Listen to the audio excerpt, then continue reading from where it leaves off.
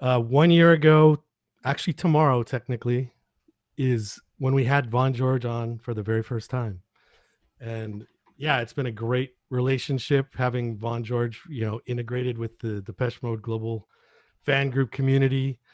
So many great events, so many great guests that he's helped contribute to bringing onto our drinking chats. Such great performances, his piano performances for Attosa's birthday and for our 1 year drinking chat anniversary. Oh yes. Oh, I made a mistake. So yes, welcome Vaughn George back to our channel. Thank you, Rob. Thanks for the warm welcome. I was just looking at the photo you've put up there.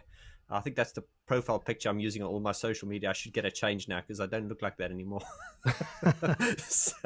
But no, thanks for the warm welcome. And it's quite funny when you reached out and you said, you want to get me on again. I was like, yeah, absolutely. And you said it's for the 1 year anniversary. And I went, what? We've only known each other for a year? You kidding me? I feel like I've known you for years.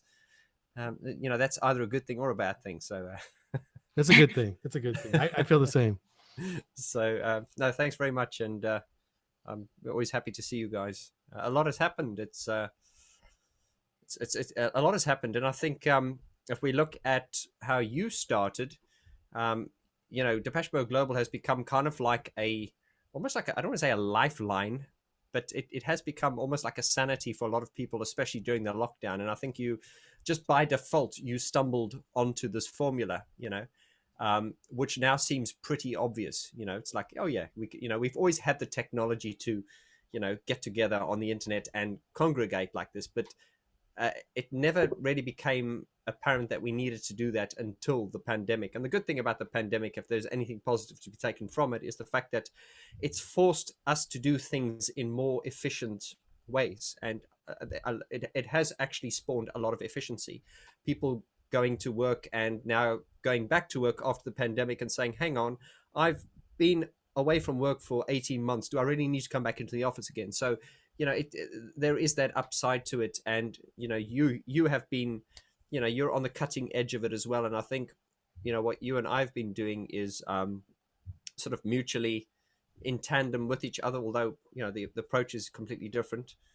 I look at what you guys are doing in Depeche Mode Global here, and I look at what we're doing on Vaughn George, and I think, the internet has got a very bad reputation. It's a very dark place, and I'm not going to get too philosophical here. I'll probably get more philosophical as I drink more, but cheers to you all. I do think that the internet is a tool that can be used for good and for bad. And it's like, if someone's a good person, if they get a lot of money, they will they'll use it for bad things. And if you're a good person, you'll use it for good things. Electricity, you can use it to cook a man's food, but you can also cook the man. You can you can drown someone with water, or you can quench their thirst. And I'm going completely off topic here now. This is live, calm down. But the point I'm trying to make is, I think what we've done in Vaughn George and in Depeche Mode Global, I really feel we have harnessed the positive side of social media. And I'm very proud of what we've achieved and what's been cultivated. I agree. I'll drink. That was quite good, wasn't it? It was. It was very good. But before we go any further, we need you, Vaughn, to choose the honorary drink and chat word. What shall we drink to? I'll drink to that. So it's got to be a word. Every time I say it, everyone drinks. I think it should be off topic. I was going to say the same. Yeah, that's probably. Well, I tell you what, it's either that, or we can choose what's the most common word in the English language. It's the. We take the word the. No, I tell you what, let's go with off topic, because I think that's going to be used just as often as that tonight. Yeah. And just to let everyone know, doesn't need to necessarily be alcohol. It could be any kind of water, tea, whatever. Just raise your glass and cheers. So that's. Well, cheers to you all. Let's have a black celebration. Cheers. Oh, hello, Lee. How you doing, Boom? All right, mate. Well, I'm definitely the off-topic chicken. Great. Thanks, Larry. So Vaughn, yeah, it's crazy to think that it's been a year. Like you said, it doesn't necessarily feel like it's been that long, but then again, it feels like we've known each other for longer than a year.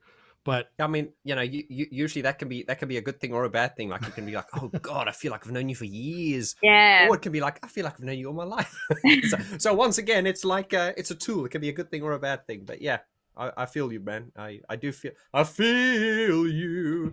That is something that I've noticed recently. Is when I'm doing my videos, there are so many layman's sayings in Depeche Mode's words. Like you say, I feel you, man. Oh, or get the balance right. There are so many, and I think we can, adding to the drink word. I think tonight we can, if anyone can get a sort of a Depeche Mode sentence in without it being forced, that'll be quite funny too. that's a good idea. And Yeah, so- it's funny because my family, that drives them crazy. But luckily, I have this Depeche Mode family here that I can do that with, and everyone gets what I'm talking about and does the same thing. So yeah.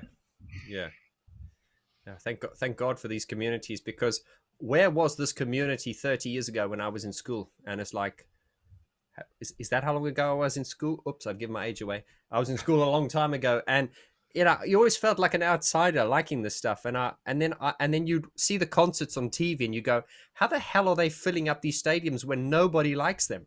Everyone I knew couldn't stand them, but they're all, it would be lovely if we had this facility 30 years ago. So to the kids out there, you guys don't know struggle, man. Ours is genuine aged urine. definitely. So tell us a bit about what you've been doing during the last year that I know you've done a lot. So yeah, of course, there's just obviously the channel, and that has taken up a lot of my time as well. But it's been a good thing. I've also it's managed me to get new students and stuff, which I see Lee Nash there is one of my students as well. He's just taken a lesson, and so I'm doing a lot of that. But I think the most exciting thing I've sort of done is something I've really wanted to do for my, because I sometimes feel, I'm not saying, I don't mean to sound like a martyr, like I'm doing this for you guys. Of course not. Of course, the channel, I talk about what I like, and and sometimes there are things that you guys like more, and there's a compromise. But I really wanted to, because I started the Vaughty brand about 7 years ago, so I really wanted to bring out new material. So I finally have gotten down to finishing my new body of work, and the album Dark Society is in production now. We've just released Sleeping Dogs. And I've been very, it's a little bit stressful when I release music now for two reasons, really. First of all, I love doing it, so I shouldn't stress about it too much. I'm just very conscious of the fact that I have a YouTube channel where I talk about other bands. So, it's ammunition for when you put something out. It better be good, or people are going to go, that kind of thing. But so far, so good. And I do pride myself that with all my content, I've never, ever been discourteous. I've never said anything that I didn't believe in. Even Depeche Mode, who I love, I've had some constructive criticism towards them. And I say constructive criticisms. And at the end of the day, I believe in always having an opinion, but you should be able to back that opinion up.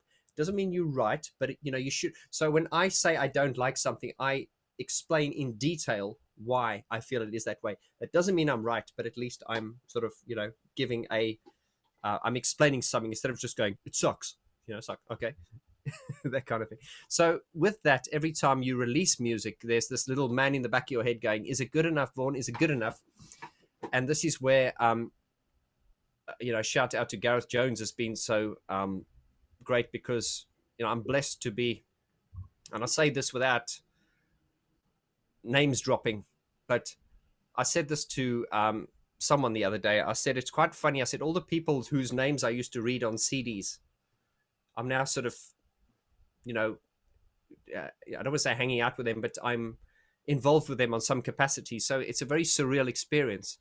But anyway, so with that situation, I'm blessed to have someone like Gareth. When I went to the studio with us, Sleeping Dogs, because he popped up the other day and went, "Hey brother, so when I'm going to hear this track before it comes out?" And I went, I'm sorry. I have to always impersonate people when I when I tell a story. By the way, That's a great It's like impersonation. even when I do the Rob Rom impersonation. Anyway, coming later. Oh no. I love that one. No, it's just like, okay, we're going off topic. Oh God, okay, there we Off go. topic. Off topic.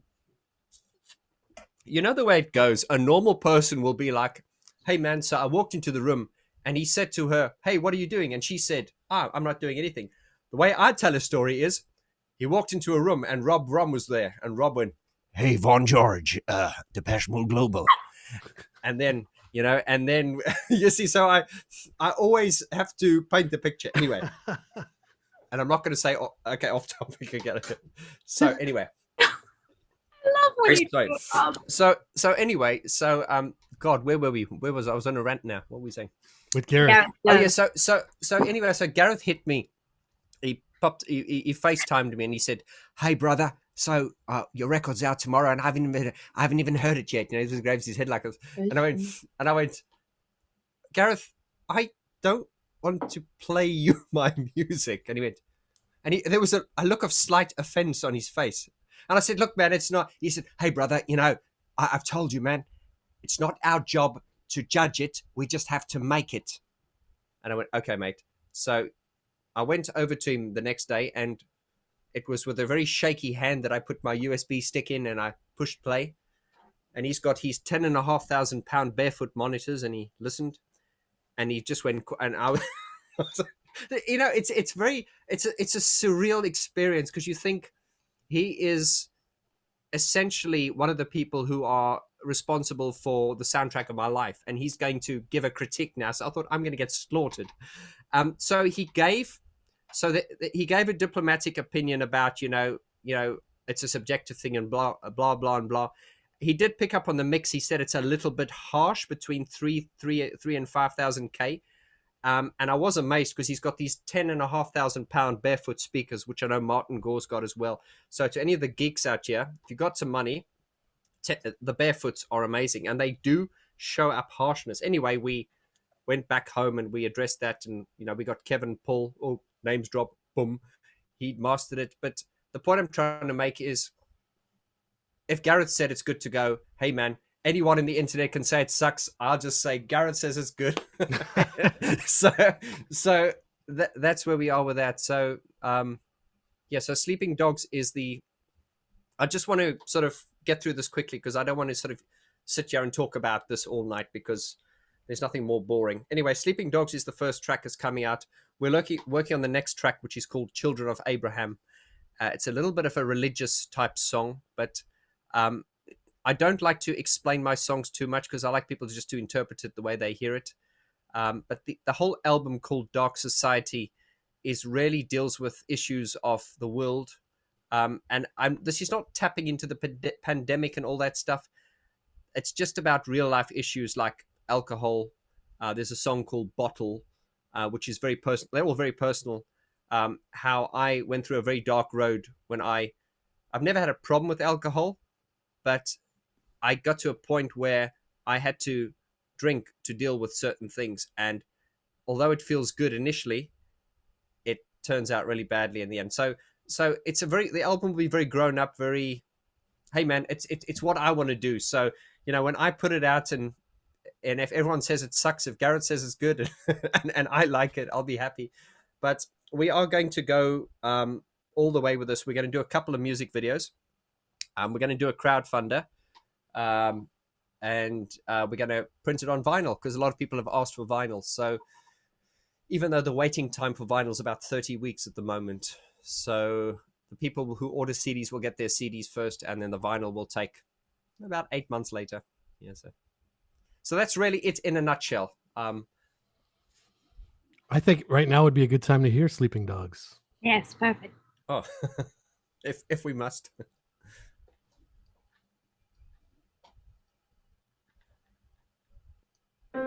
Sound okay? Yeah.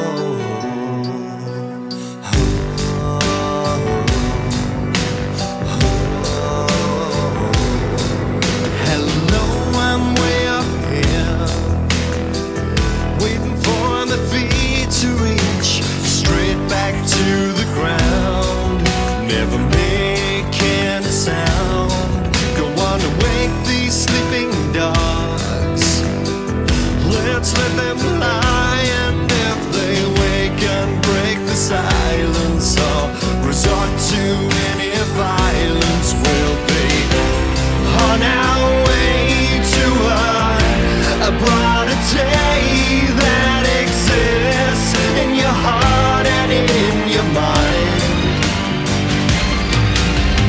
Don't you wanna be free?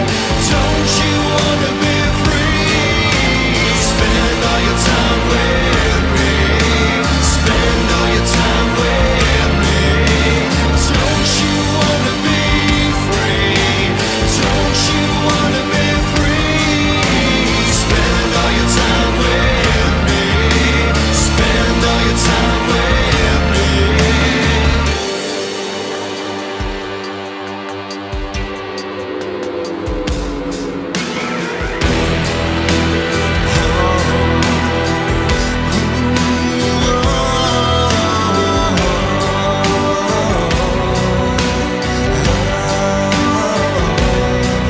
Hello, I'm way down here. Won't you lift me up and take me underneath your wing? Be my song, I'll be the wind. Watch me glide into the night. See me come alive when you touch me with your fingertips. Kiss me with your tender lips till I'm here to stay. Though I'm far away, I can't resist your flesh. It holds me at the sails. Don't you wanna be free? Don't you wanna be free? Spend all your time with me. Spend all your time with me. Don't you wanna be free? Don't you wanna be free? Spend all your time with me. Spend all your time with me.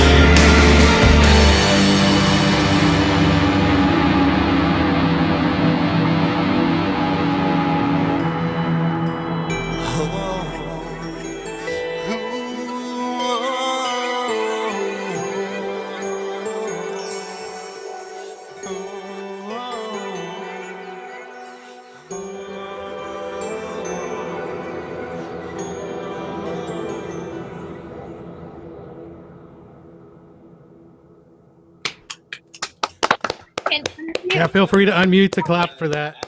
Thank you, thank you. I love that.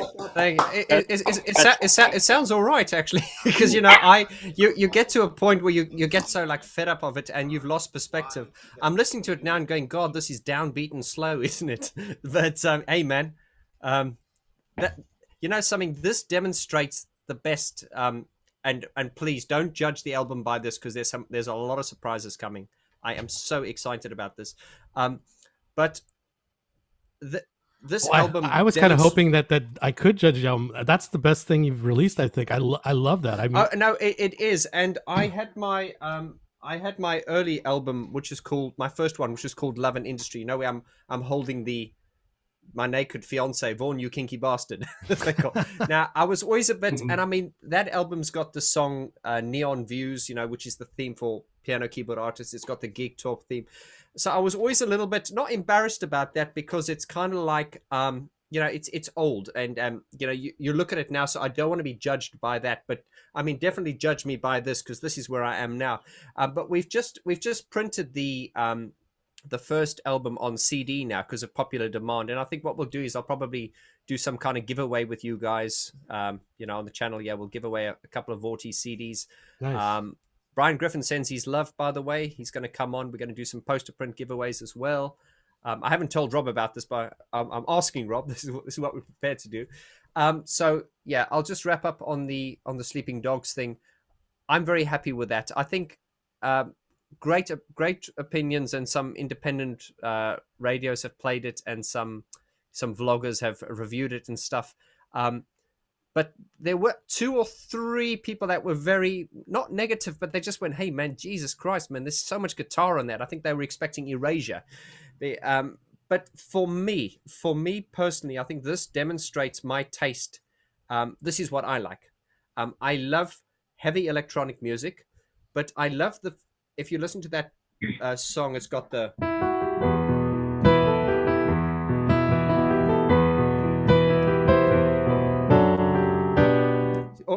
I can play Depeche Mode songs flawlessly, but I haven't practiced mine enough. It goes.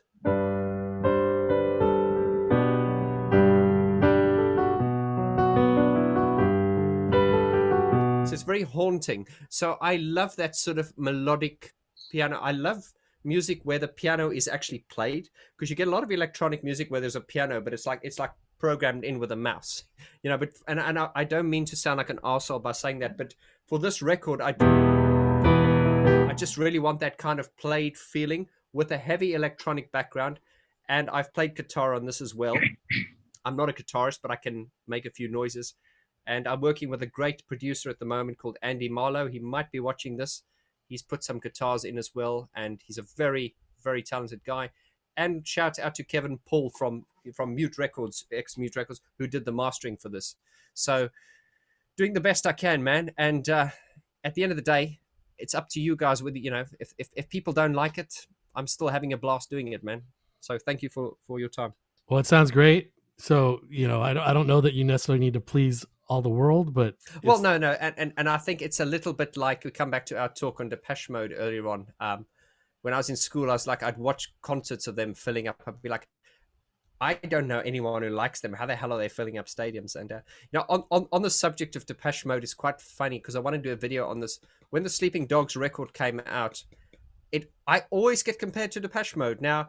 And I'm not ranting about that. That's not a bad thing. It's a hell of a compliment. But shout out to Mike LaJoy, who actually said it very cleverly. He said, Vaughn, if you're a male singer and you're using more than 2 synthesizers, you will be compared to Depeche Mode. So I thought that was funny. So it's just funny how people, you know, some people said it sounds like Linkin Park. Some people said it sounds like Erasure. Hey man, I don't care. I've enjoyed making it, and it's not for me to say what it sounds like. It's for you to enjoy and interpret, you know. So, and hopefully you'll enjoy it. It's funny because when I'm reminded of things on there, I hear a little bit of like the Chauffeur from Duran Duran or the Beatles. Like little elements remind me of different things, but nothing reminds me of a particular band or artist. It's just like almost like a flavor of this or that, but all compiled into your own unique thing, which.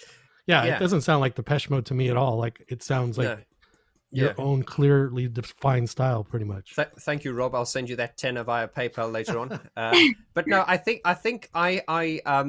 you know, I think at the end of the day, when people compare things, it's a very human thing. Look, this goes back to the sort of the reptilian brain. It's like when we meet people, the brain is a survival mechanism, so it's always trying to the brain tries. Okay, we're going very deep now, but the brain always tries to keep you safe, and in doing that, it always draws comparisons. So when you meet someone, your brain is running hundreds of thousands of programs of people you've met, and then you go, I like this guy because he reminds me of my let's say my grandfather's cousin, or you know, there'll be some kind of reference point. So it's not a bad thing. So when people listen to music, hey man, there are only 12 notes on a keyboard. You know, so as someone said to me the other day, Vaughn, if you're being compared to Depeche Mode and stuff like that, it's not a bad thing, you know. So it's and it's not a bad thing. I just and I want to do a video on this. It's just in my time in, you know, when I was mentored in recording studios and stuff, I was given very, very strict instructions by my mentors that when the bands come in, you do not under any circumstances tell them that it sounds like this and this and that, you know, because apparently artists don't like. Now, I don't care if you say to me, hey man, it sounds like Pet Shop Boys, and I've had that before. I'm like, okay man, I don't know what you're smoking, but it's not, you know. I had someone the other day that said it's got a Beatles thing to it. I'm like, whatever, I don't mind.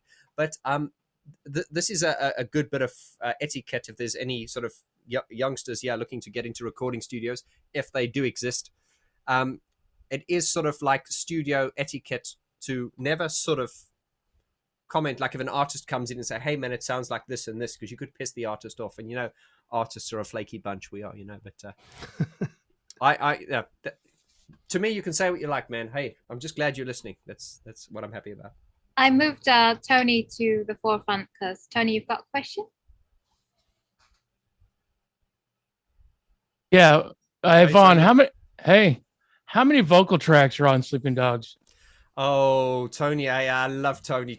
Tony's like my my number one geek. And I hear 3 or 4. Yeah, it is a secret. I'm not going to tell you. Now I will tell you. Tony's another one of these people. I just want to give him a shout out, and you can send me that tenner later, Tony.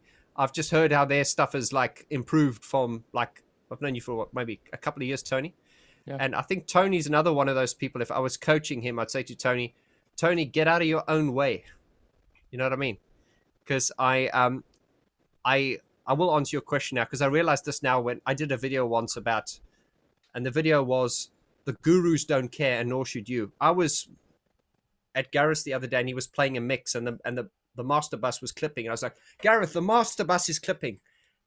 I know, brother. And how many records have you sold? You know what I mean? So this is the bottom line. So the point I'm trying to make is here's a great bit of inside information. If you guys have been watching my videos, the song Home from Depeche Mode, the vocals to that were recorded. Martin Gore recorded it just in the control room, just in a cheap microphone with the speakers playing really loud. And I was like, really, Gareth? You mean he didn't have cans on, so there was vocal spill going into the microphone? He went, yeah, Vaughn, and it's a great song, isn't it? I was like, what the fuck do I know? And then there's Dave Gahan singing Violator on a fucking SM58, which is an $80 drum mic. The SM57 is an instrument mic.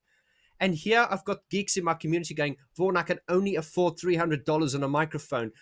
Do I need the 2,500 Neumann? I'm like, no, man. Violator's a great album. Yeah, man, but I can't.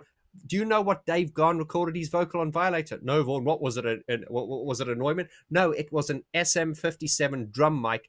He sang it in the control room with a lot of noise, and a lot of that noise, when you hear the take in isolation, there's spillage. I was like, oh my God. I'm going off topic. Oh, sorry. Okay. But cheers. Hey, man, I'm excited about what I do. I did a video recently on Talk. Love Talk. I don't talk enough about Talk. And I did a video analysis of Mark Hollis of the song It's My Life. And it was so revealing when you listen to the isolated parts to hear how much noise is in the background and how flawed they are. I don't want to say flawed. I don't mean any disrespect by this. When you listen to that It's My Life, it sounds amazing. But you take the vocal track in isolation. Before he sings, you can hear him going, it's my life, don't you forget. It never. You can hear, and I'm going, oh my God. But of course, in those days, they didn't have digital editing. So they weren't exactly going to cut all the little, because these days with digital editing, we cut out all the little and all that kind of stuff. And I thought to myself, you're taking all this imperfection, you're putting it together, and you're having an incredible record. And I've just gone, oh my God. Everything I've ever preached about has now been shown to me in the best possible way. So there we go, Tony. I think I forgot what your question was now. How many vocal parts are there on? I'll put it to you this way. I'm working with Andy Marlowe at the moment, and he's kind of like because I mix it and then I send it to him and then he just kind of does a little bit more. And I'm basically producing everything and he'll add a few things to it. He's got very good ears and everything. And I always endorse that you work with another person. Now, I send him all the vocals and I comp them, but I don't do any tuning to them at all because and here's some advice to any producers out there. If you're recording your own vocals, don't tune them because you don't know how other people hear your voice. And for a long time, I mean, I listened to a song like My Angel, which I'm going to get Rob to play just now. It's a new mix. I don't want to sound vain, but I love that song and I love the way my voice sounds in that. Now, I cannot believe I'm saying that because I didn't hate my voice, but my voice is my voice. Now, I am not a singer. I'm a musician that sings. There is a difference. So there are quite a few double ups on there. I'm answering your question now, Tony. I think in the beginning, where I do the whoa, it's just one voice. It's one voice all the way. And when we get to the bridge, there's a double up. And when we get to the chorus, when I'm singing Don't You Want to Be Free, there is a lead vocal and that's doubled up. So I'm singing those two parts in unison. And then I've got the two harmony parts in unison, left, right, panned about 45, 45. And then I've got another two panned 65, 65, even further back with a lot of delay on them. I prefer delay rather than reverb because reverb can give it a really sort of wishy-washy thing, whereas Right. a delay is more rhythmic. Took me long to answer your question, Tony, but you got there. Well, thank you. Oh, you're welcome. He's like, I'm out of here. I'm never going to ask another question again. Hey, related to the vocals, so do you record the vocals on your own by yourself in your studio at home, or do you Yeah, go somewhere to drop them down? I mean, I do sometimes. I'll go to Andy Marlowe because I'd like to bring Andy Marlowe. Would be a great guy to bring on the channel sometime. He's a very talented guy. He's got a studio in Brixton. I think he shares it with one of the members of Faithless. So there's a bit of names dropping there. And he, but he did like all the music for like the Tracy Ullman show and stuff. So he's an incredible musician. And he is just taking this project to the next level because I basically paid him to mix it, because I can mix it myself, but it's just to get that extra level. And he's just gone on a tangent with us. He's like 3 o'clock in the morning. He's sending me guitar parts and stuff. He's just like, he's consumed with this project. He really is. And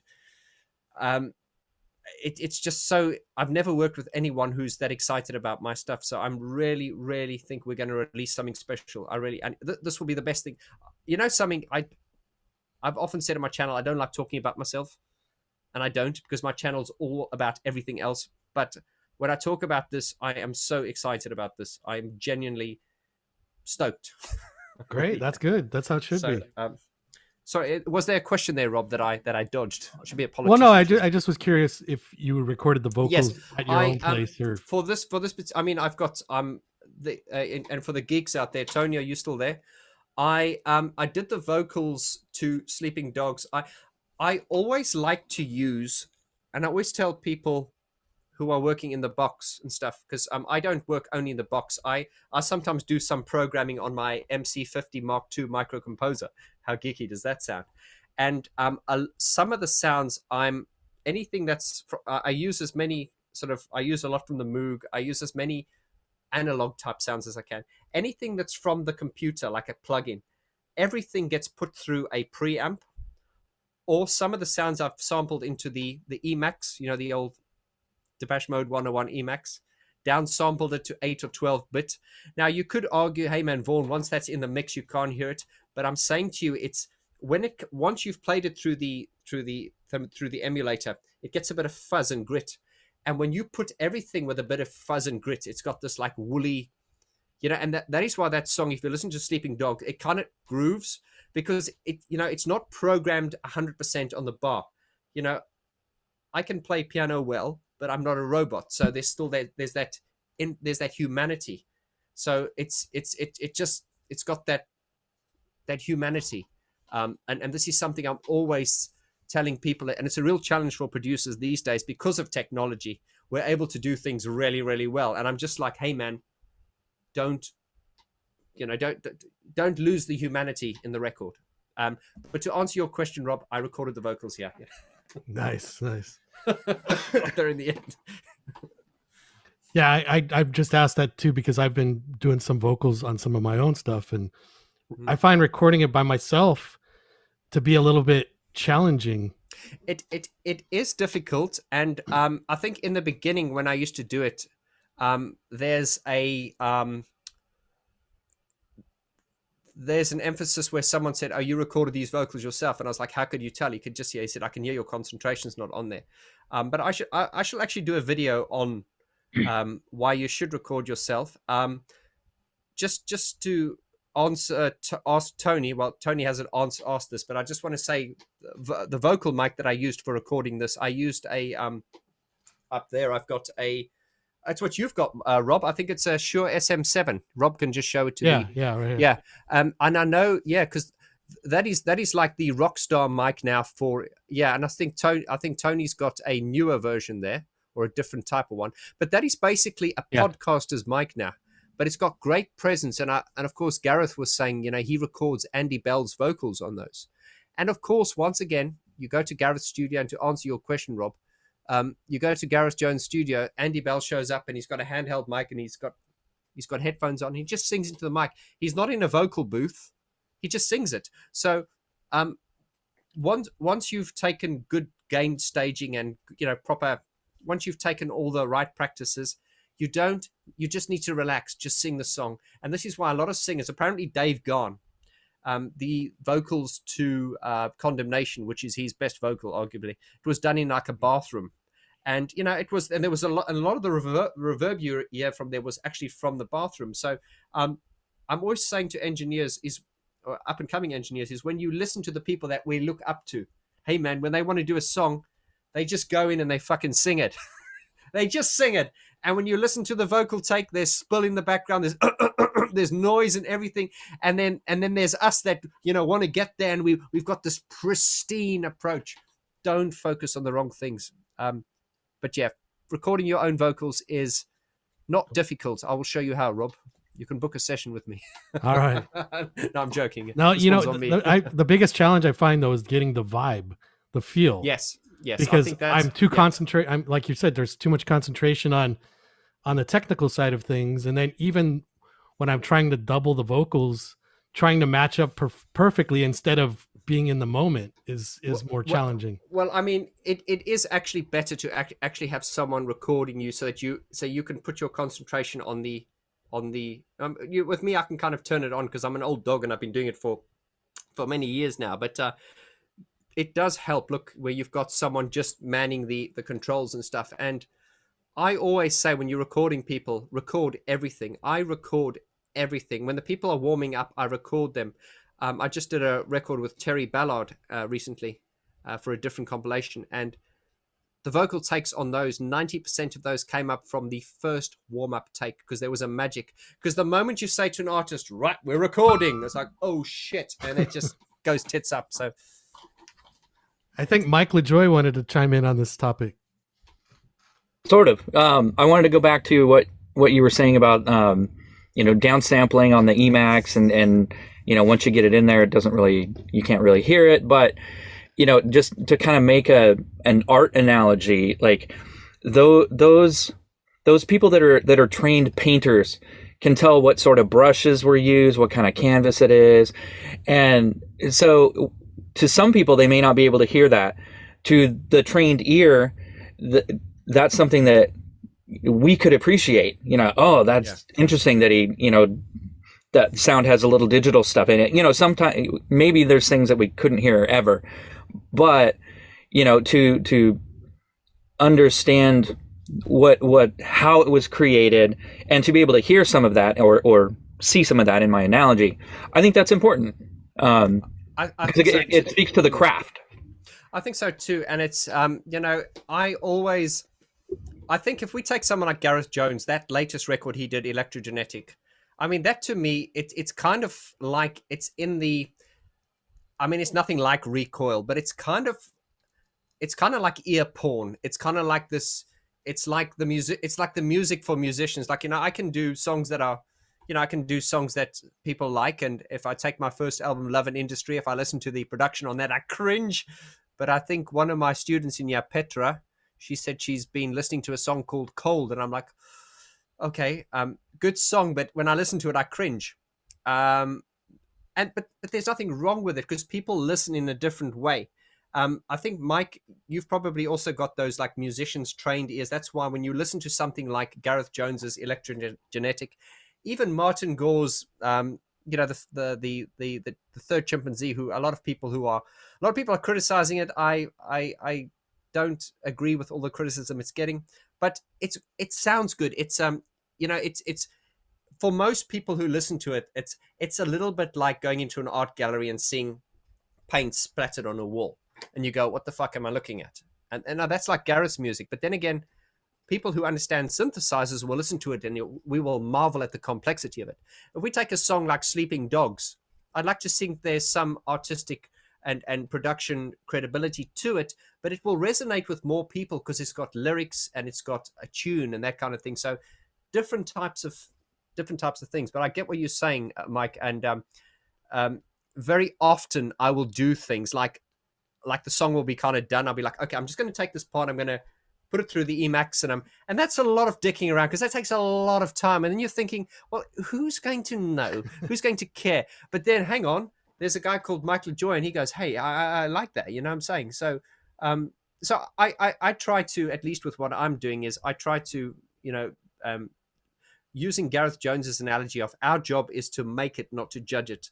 I try to, that's still difficult for me, to surrender it. But also I want to put out something that I'm proud of, that I can actually sit. This is one of the first records I've put out in a long time that I can sit here and go, yeah, you know, not in an arrogant way, but I'm proud because I feel it represents me, and that's important. Yeah, there's nothing arrogant about being proud of what you did. Thank you, but there's always a fine line between, you know, arrogance and you know. But I think hey man, you all know me, so there's no reason for me to say that. But all true. Cool. Thank you for All the right, question. couple hands up. All right, I'm moving on to Larry Moss Jr. Hi, Larry. Hey Vaughn, it's good to catch up with you today. You too, Larry. I just have a few questions. What made you want to come up with the name Sleeping Dogs? Well, once again, I you know, these are all very personal songs. So there is a meaning to it. But I'll give you the gist of it. Really, Sleeping Dogs is a saying. It's an idiom. Was it a metaphor? Let the sleeping dogs lie. It's kind of like when that obviously means if there's an issue that needs to be dealt with, we just won't talk about it and just let the dogs sleep, because we know if the dogs, who let the dogs out? Who?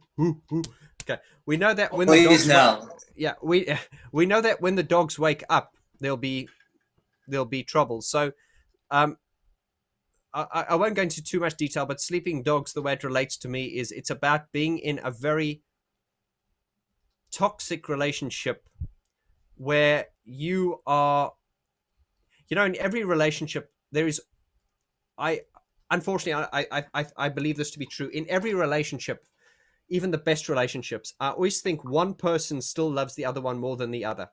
I think that's just I don't think it's all equal. It's just the way it is. So Sleeping Dogs really is, it's about being in, for me, it was a toxic relationship and not wanting to address things that needed to be addressed. Left me up to, so there are a lot of metaphorical lines there that you can read into and interpret. So I don't want to sort of spell it out to you, but telling you what the gist of the song is, I like people to analyze the lyrics, because and with this whole album, nothing's going to be in plain sight. There's going to be several meanings to it, and that's not me being pretentious, man. It's just, it's trying to pay homage to, you know, songwriting and doing the best I can do, you know what I mean? So This just came to me like, you're the kinky bastard and I'm the mischievous bastard. yeah, I'll drink to that. Yeah, I've been getting into all kinds of mischief on. Like the kind of mischief I get into in public, you should be there to see it. Well, I'm going to come to America one day, Larry. Yeah, almost called you gotta Harry. see, Larry, yeah. you gotta see what I do. You gotta see it. Like Larry, keep in mind we're recording and we're live on Facebook. Yeah, That's yeah. true. Like if this goes on YouTube, you gotta add sound effects like what Vaughn does with his videos. Thanks, Larry. If anybody else ever has any questions, feel free to raise and we'll bring you on up. So I mentioned this in the chat, but I will, for those of you not following along in the chat, we also drank when he slaps his arm, because that also represents off topic. Okay. Oh God. I have a question. Who is in charge of all of your album artwork? I really like the art of this stuff. This is a guy called Attosa. He's Hungarian, and he did one of the Recoil album covers. He actually he contacted me, and he's a very, very, you know, he's like any great artist, the best ones. They're the nicest, gentlest, most unassuming people. You know, he reached out and he went, "Hey man, I've been a fan of the channel for a while. If you ever need artwork, you know," and I get people reaching out, you know, often wanting to offer things, and you know me, I had a girlfriend once who said to me, Vaughn, you can't save the world. You know, I always wanted to. I had a naive thing when I started this channel. I said I wanted to help as many people as possible. And someone said to me, you're just going to end up fucking at the bottom of the pile. And, and I mean, I don't say that to be noble. I've genuinely, you know, when people talk to me and they send me their demos and they tell me their pain, I know it. I feel it because I feel it as well. So if I can help someone, I will do anything to help people. I just am like that. But coming back to your question now, Attosa, which was what? What was the question? I don't even know. No, it was about the artwork. I know. I just wanted to have a sip, so I slapped myself in the hand. No, so he reached out to me and he said, "Hey, man, you know, I'd, you know, if you, you know, I do artwork and I've had people who reach out to me and they send me their artwork and it's, you know, sometimes it's very good, but it's it's not about how good it is. It's does it resonate with me? Is it in line with what I'm doing?" And then he had to drop names and he went, I've done Alan Wilder's, by the way, knowing that I'm the fanboy, to which I said, you're hired. And I was, hang on, yeah, before I say that, could you send me some stuff? And he sent me some stuff and I was like, bloody hell. But he just gets, he did a lot of I got him to do the inlay artwork for Electrogenetic, for Gareth Jones and stuff. And he's just one of these people. He goes beyond the call of duty. And I'm like, okay, I must pay you. And he's like, oh, okay, whatever. You know, he doesn't, the money's not important to him because which is good for me. But I do pay him.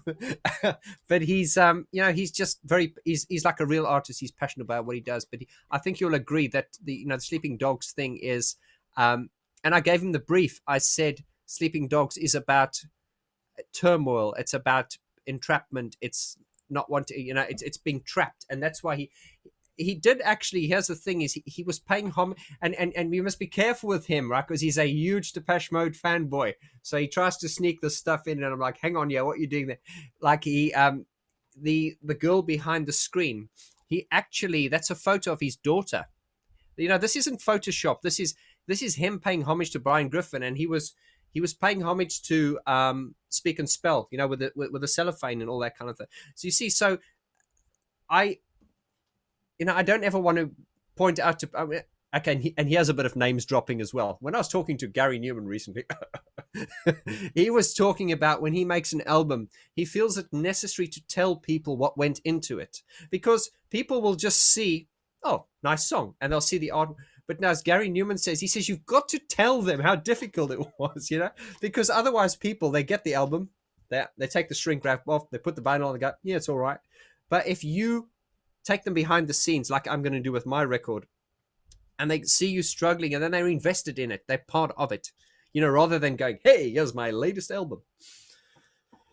So, yeah, so Akos is the guy, and, you know, it's, you know, this isn't a Photoshop thing. Of course, there is a lot of digital manipulation done, but it was actually, I'll actually put up a video on that. It's a photo of his daughter, like behind a glass screen. And if you see the behind the scenes things and you look at what he's doing and you're thinking, okay, I don't know where this is going. But when he releases it, you're like, oh my God, you know what I mean? So, you know, he's really good. Very, very good. It is really good. I actually thought it was more digitally manipulated. So that's really cool. Yeah, I mean, obviously there's a large element of it, but I think people just expect that these days. It's kind of like, and coming back to what Mike said earlier on, it's like, you know, with my record, there's a lot of, you know, there's a lot, because, you know, I play, so there's a lot of playing done, and a lot of the stuff is done manually, and of course there's quantization and stuff like that, but it's not done with a mouse, tick, tick, tick, tick, tick. You know, I just want that. I want those imperfections to be, this is why I don't comp my vocals, because I send them to Andy and he goes, okay, like even in Sleeping Dogs there's a few words there where I'm like, oh, it's a bit off pitch, and he went, Vaughn, it's the vibe, it's the feel, you're always talking about that. So that is so important. Sorry, did I steamroller over you, Attosa? No, I was taking it all in. There were 18 topics in there, Vaughn. I was going to say, I give good value. Oh, does that mean 18 off-topic drinks? 18 drinks for everybody. You know, he still makes fun of me for that one time I flirted. Actually, I flirted with you multiple times. He still makes fun of me. You know, Vaughn, you mentioned about artists being very giving. I remember hearing about One artist was so giving he even gave the ear off of his head. Was that Starry Starry Night? Vincent van Gogh. Yes. Vincent van Gogh. Yeah. I'm not that giving. Don't you worry. I need my ears. So the next track, you want to play that now? Well, yeah. If they want to hear it, I just want to quickly say that this track you're going to hear now is, it's not part of my new album. This track is called My Angel. Now, a lot of you would have heard it, but I've mixed it again for a different compilation. So this has never been heard yet. You guys are the first to hear it here tonight. I've done a different mix of it because this is going on a compilation CD, which I've done with Cherry Ballard. So it's called The Ghost of You. It's part of the Ghost of You collection. So it's a completely different mix, and I'm very happy with it. So, but hey, man, you be the judge. So we're going to play it with the iTunes visualizer. So just so you know, this is not like his official video or anything. Yes, This thank is you. just- Start the tape. Okay, start the tape.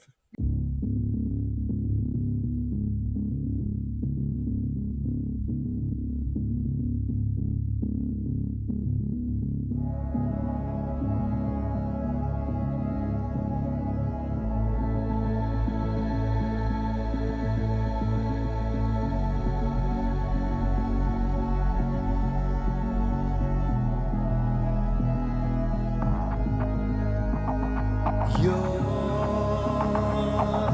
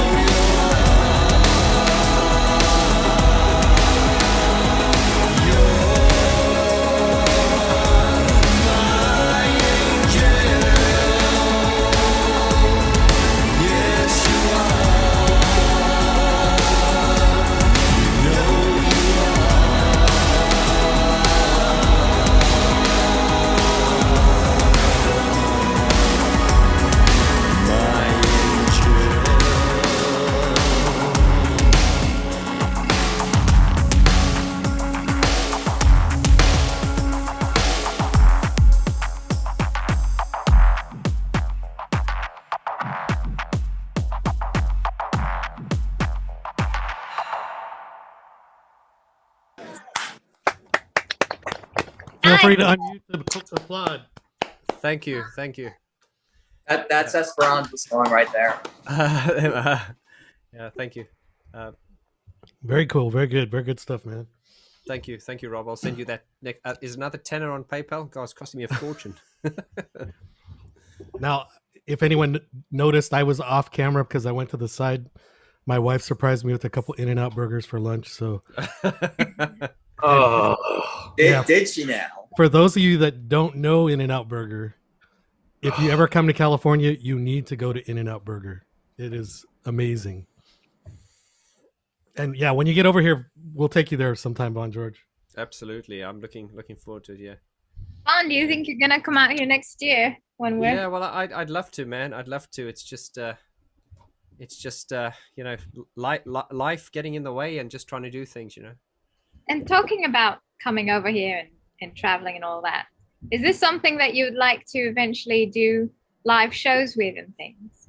Well, the thing is that there's often been talk about doing, you know, putting Vaughty on the, you know, doing Vaughty live. You know, I've had booking agents like asking me if we would do, you know, does it, you know, perform live and stuff like that.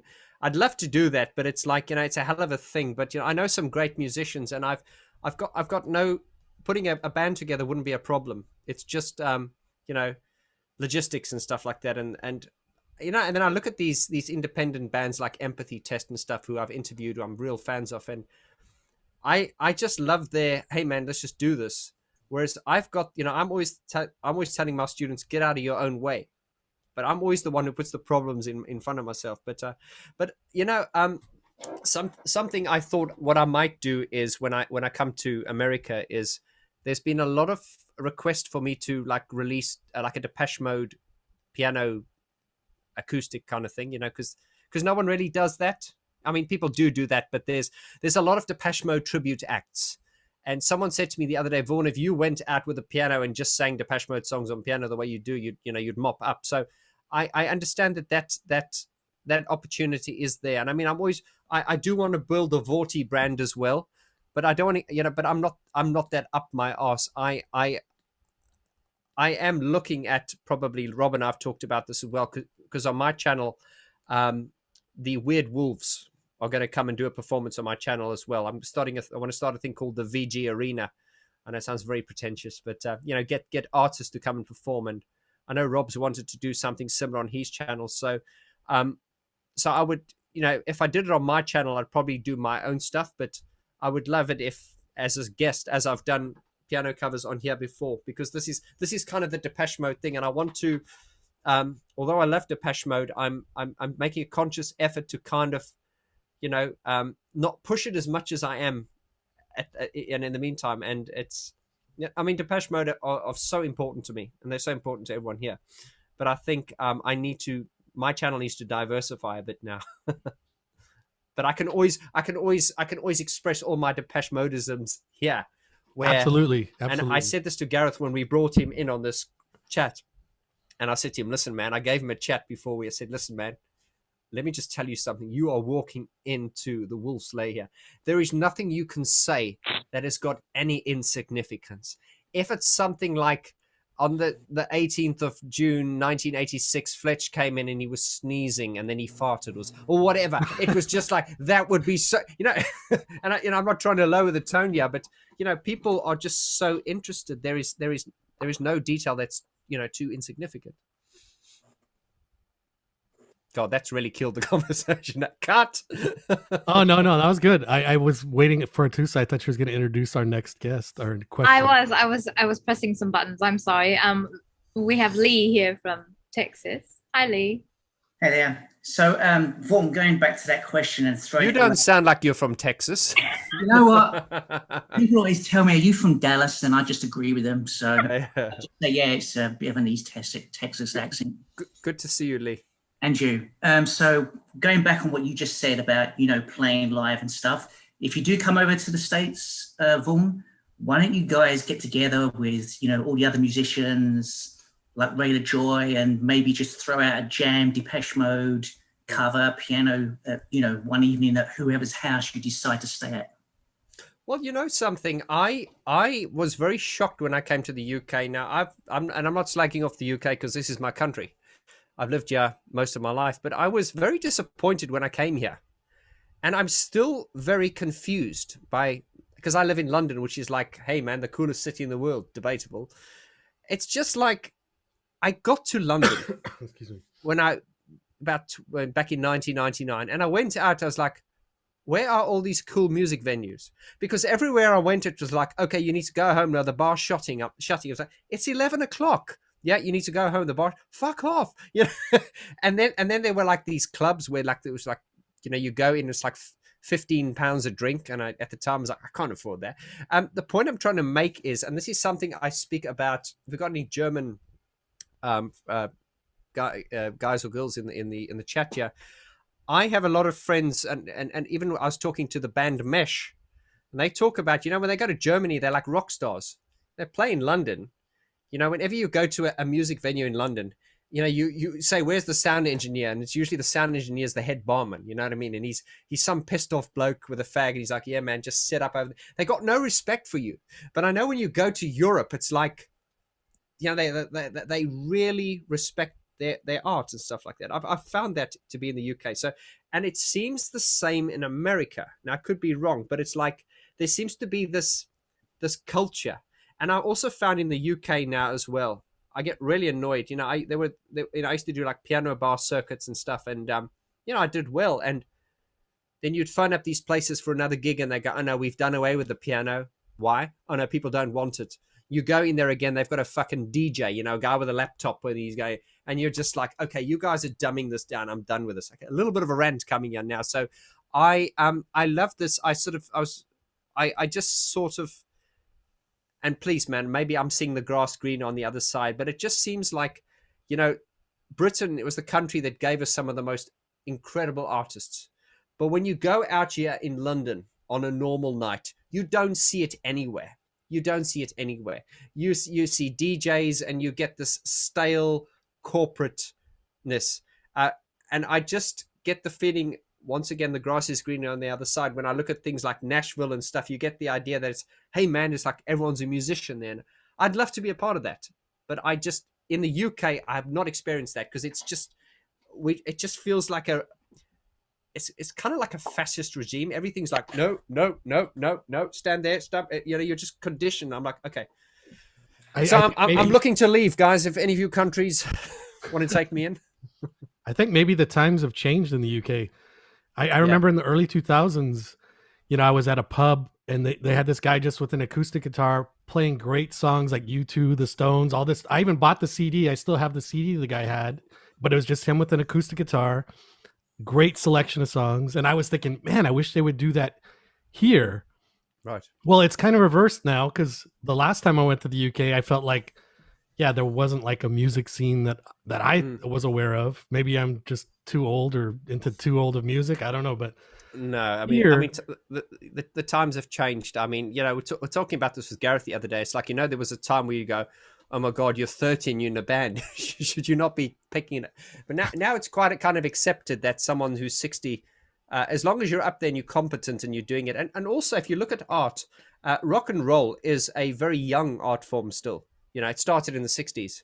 And a lot of those people who started in the 60s, like Paul McCartney, they're still going. So it's accepted now that a musician can be older.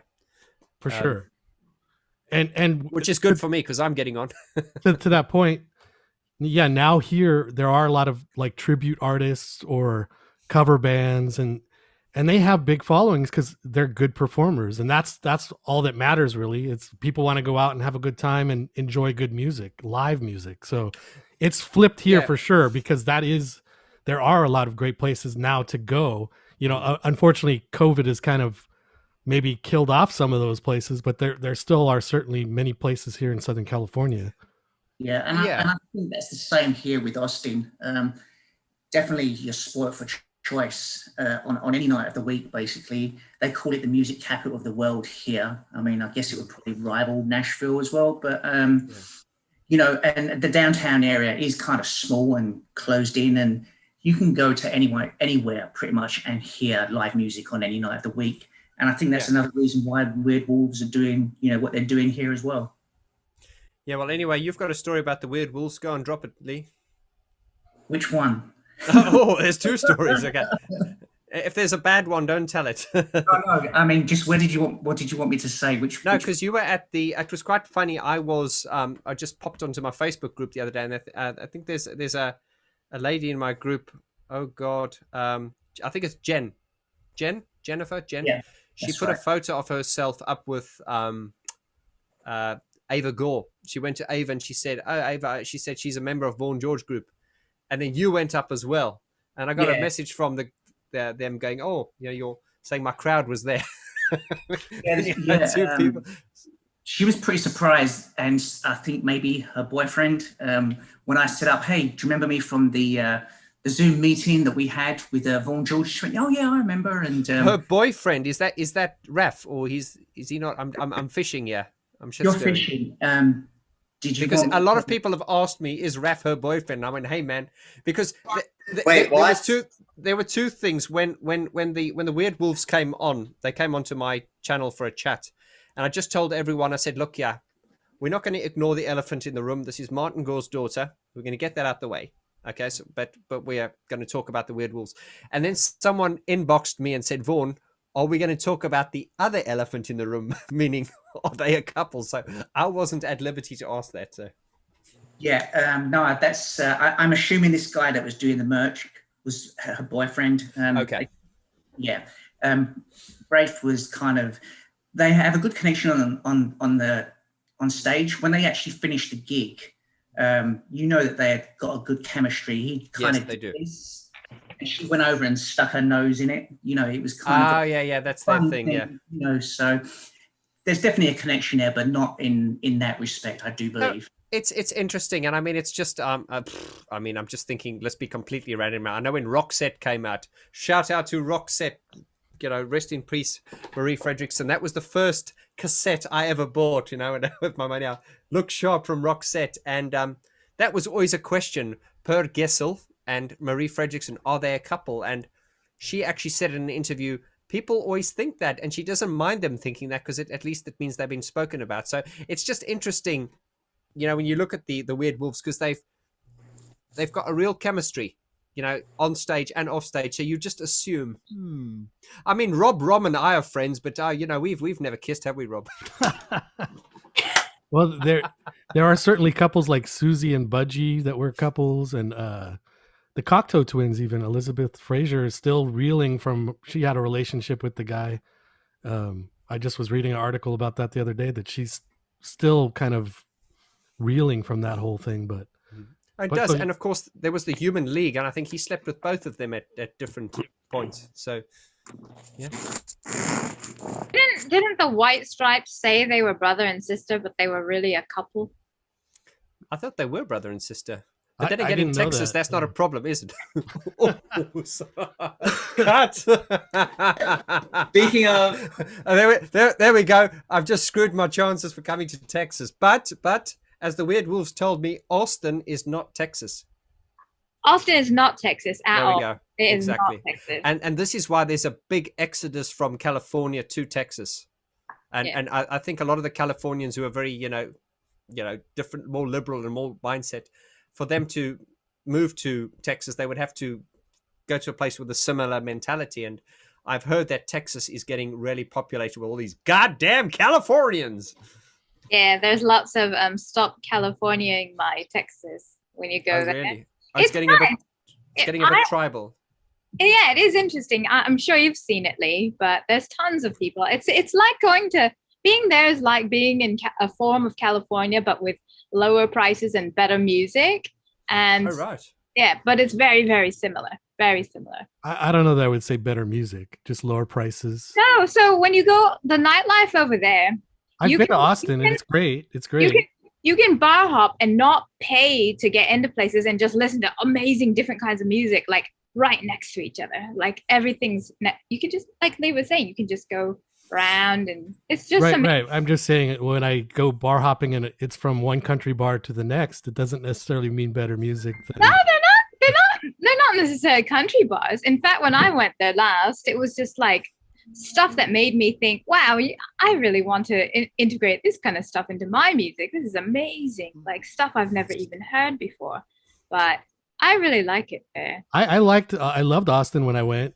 I'm just very pro California, where, you know, I get defensive when everyone's like wanting to leave the state, because I love California. And it's funny, my wife just recently showed me, I'm not on TikTok, but she is, and I guess there's this guy who just completely defends California for all the people that, you know, are leaving, and he talks about, well, you're leaving because, you know, just say why you're leaving. You can't afford to live in California. It's not because it's better to live there or here or whatever. Well, it's that's because true, California Rob. is very expensive.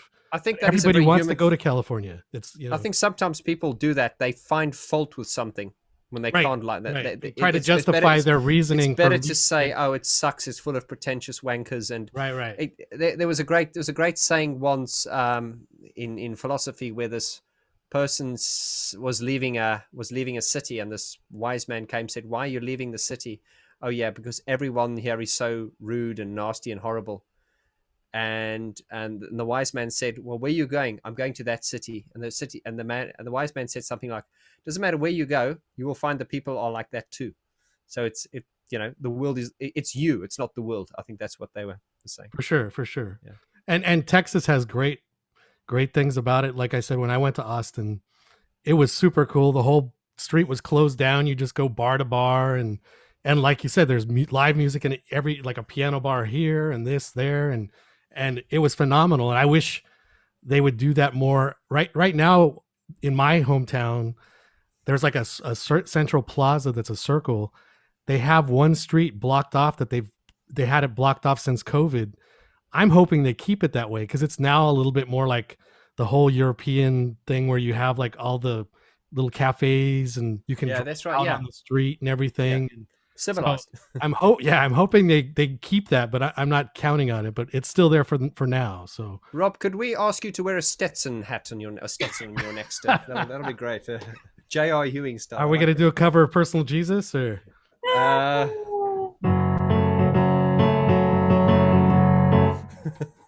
Your own.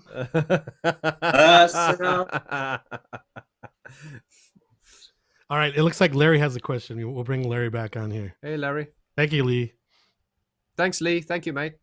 So this question I had to be cautious with because I kept losing it. What made you come up with the character, the off-topic chicken? Also, speaking of Ava, I told them what I did on your Patreon thing. I showed them the footage, and now it's believable. I think you said "you are beautiful" or something like that to her. Yeah. How did the off-topic chicken? I don't know. I was just talking one day, and I that's where I'm a little bit like you, Larry. I can relate. You know, I just get this madness, and I think to be an artist, you've got to have you've got to be open to a little bit of that madness. You know, within reason. And I don't know. It just came along. I've got no idea how it started, but I'm stuck with it now. Little did anybody know I was the off-topic chicken all along. Hey, Larry, you just gave me an idea. I don't know if you've ever seen these. They have these like auto-tune videos that go viral. Oh, yeah. And you need to start working on your computer, figuring out how to do these auto-tune type of videos. So you can do videos of yourself, like with you saying you are beautiful. That would go viral big time. Yeah, I don't know if Attosa was there when I showed everyone the footage, but in case you weren't, I flirted with Martin Gore's daughter. Don't doubt that.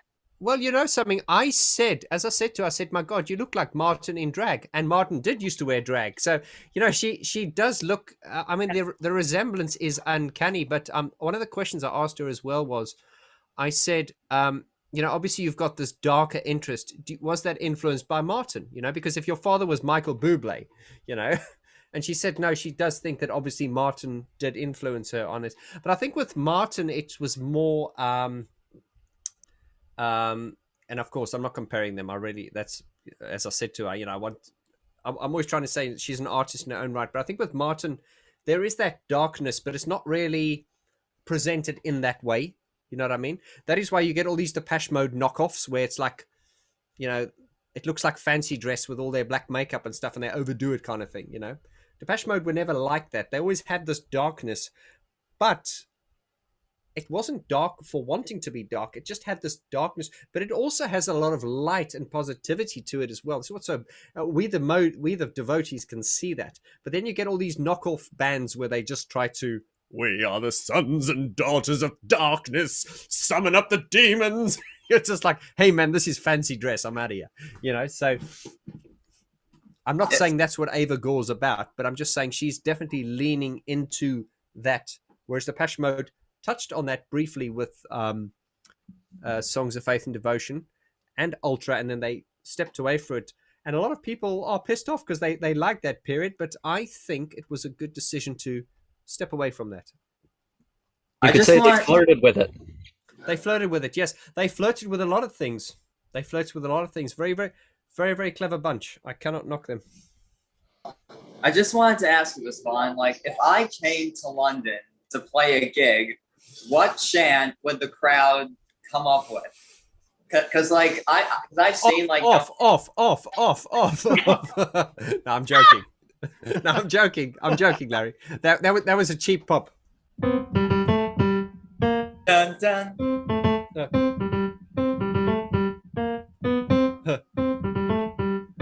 Okay, there we go. That'll be the tune from now on. Yeah, here we go. Yeah, I don't know, Larry. It's hard to find gigs here because there's not many music venues here.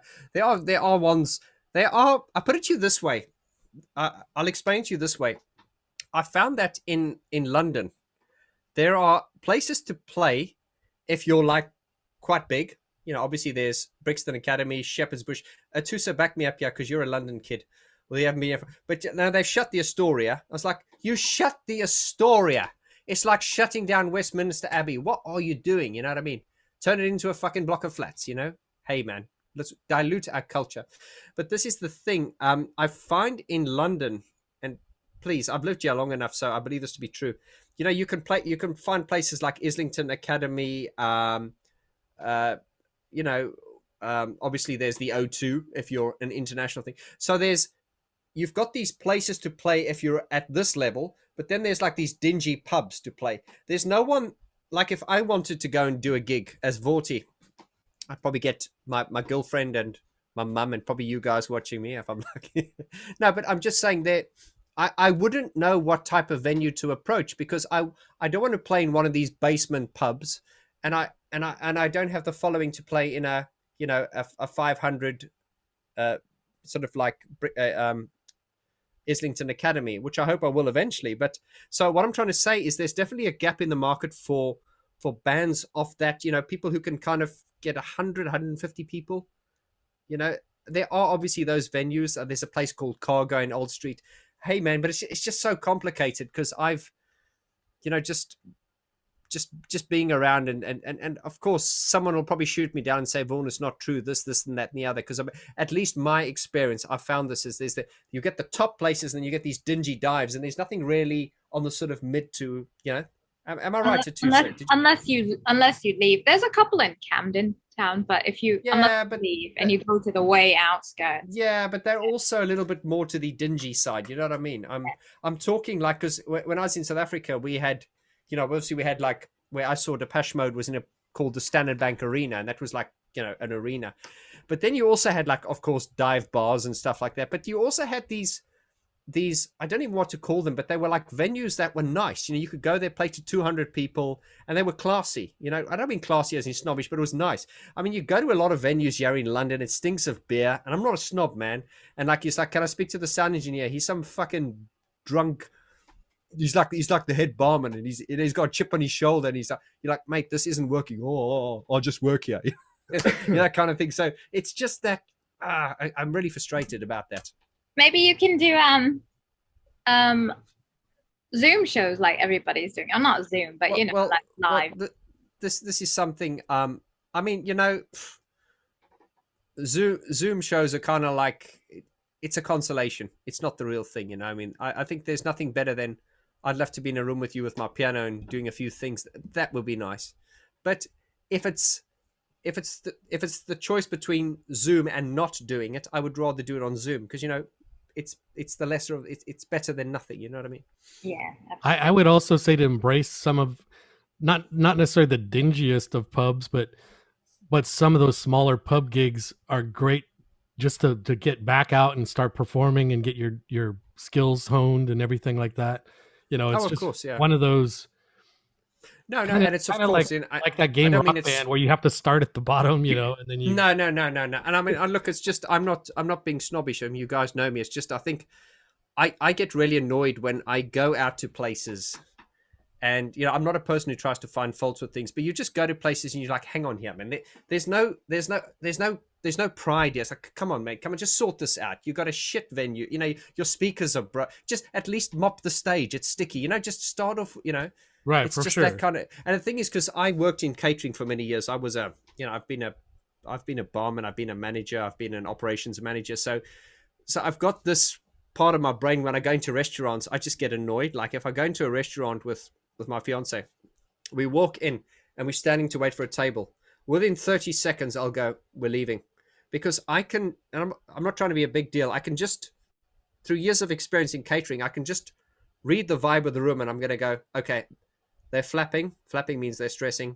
We're going to get bad service, and they're understaffed. And because it's these corporate places, you know, they don't want to pay their staff, so they'll get 3 people to do the job of 6 people, so they can save on the. And so I just go, hang on. So I'm out of here. So I'm a bit of a killjoy when I go out, not for wanting to be an arsehole, but I can just sort of diagnose. I can see the problems before they start, and I'm like, okay, I'm out of here. Yeah, and to another point about the small scale thing. Like David J from Love and Rockets. Yeah. He does this thing where he basically he'll book like tours just playing in people's living rooms. And he gets good money for it. And it's only like 30 or 40 people and sometimes 20. I've been to one of those performances where it was like 20 people but it was amazing and he had a good time. He got paid and we had a great time. And so it's also one of those things where the scale of the size of the place doesn't necessarily have to be like, even like what you were talking about. If you come over here, I'm sure we could book you a couple venues probably, but also you could have you play in my game room and you would have a great audience of people. I'm sure that you would have a great time. Like I think this is great. And, you know, we've talked about this before. It's kind of like, you know, if I was to do like the whole Vaughty thing, the way I want to do it, you know, I have an idea of what it's going to be. And it's, you know, it's big because I think big, but you know, we think big, but we can't necessarily afford to do it that way at this stage. But if I was to do it and go like,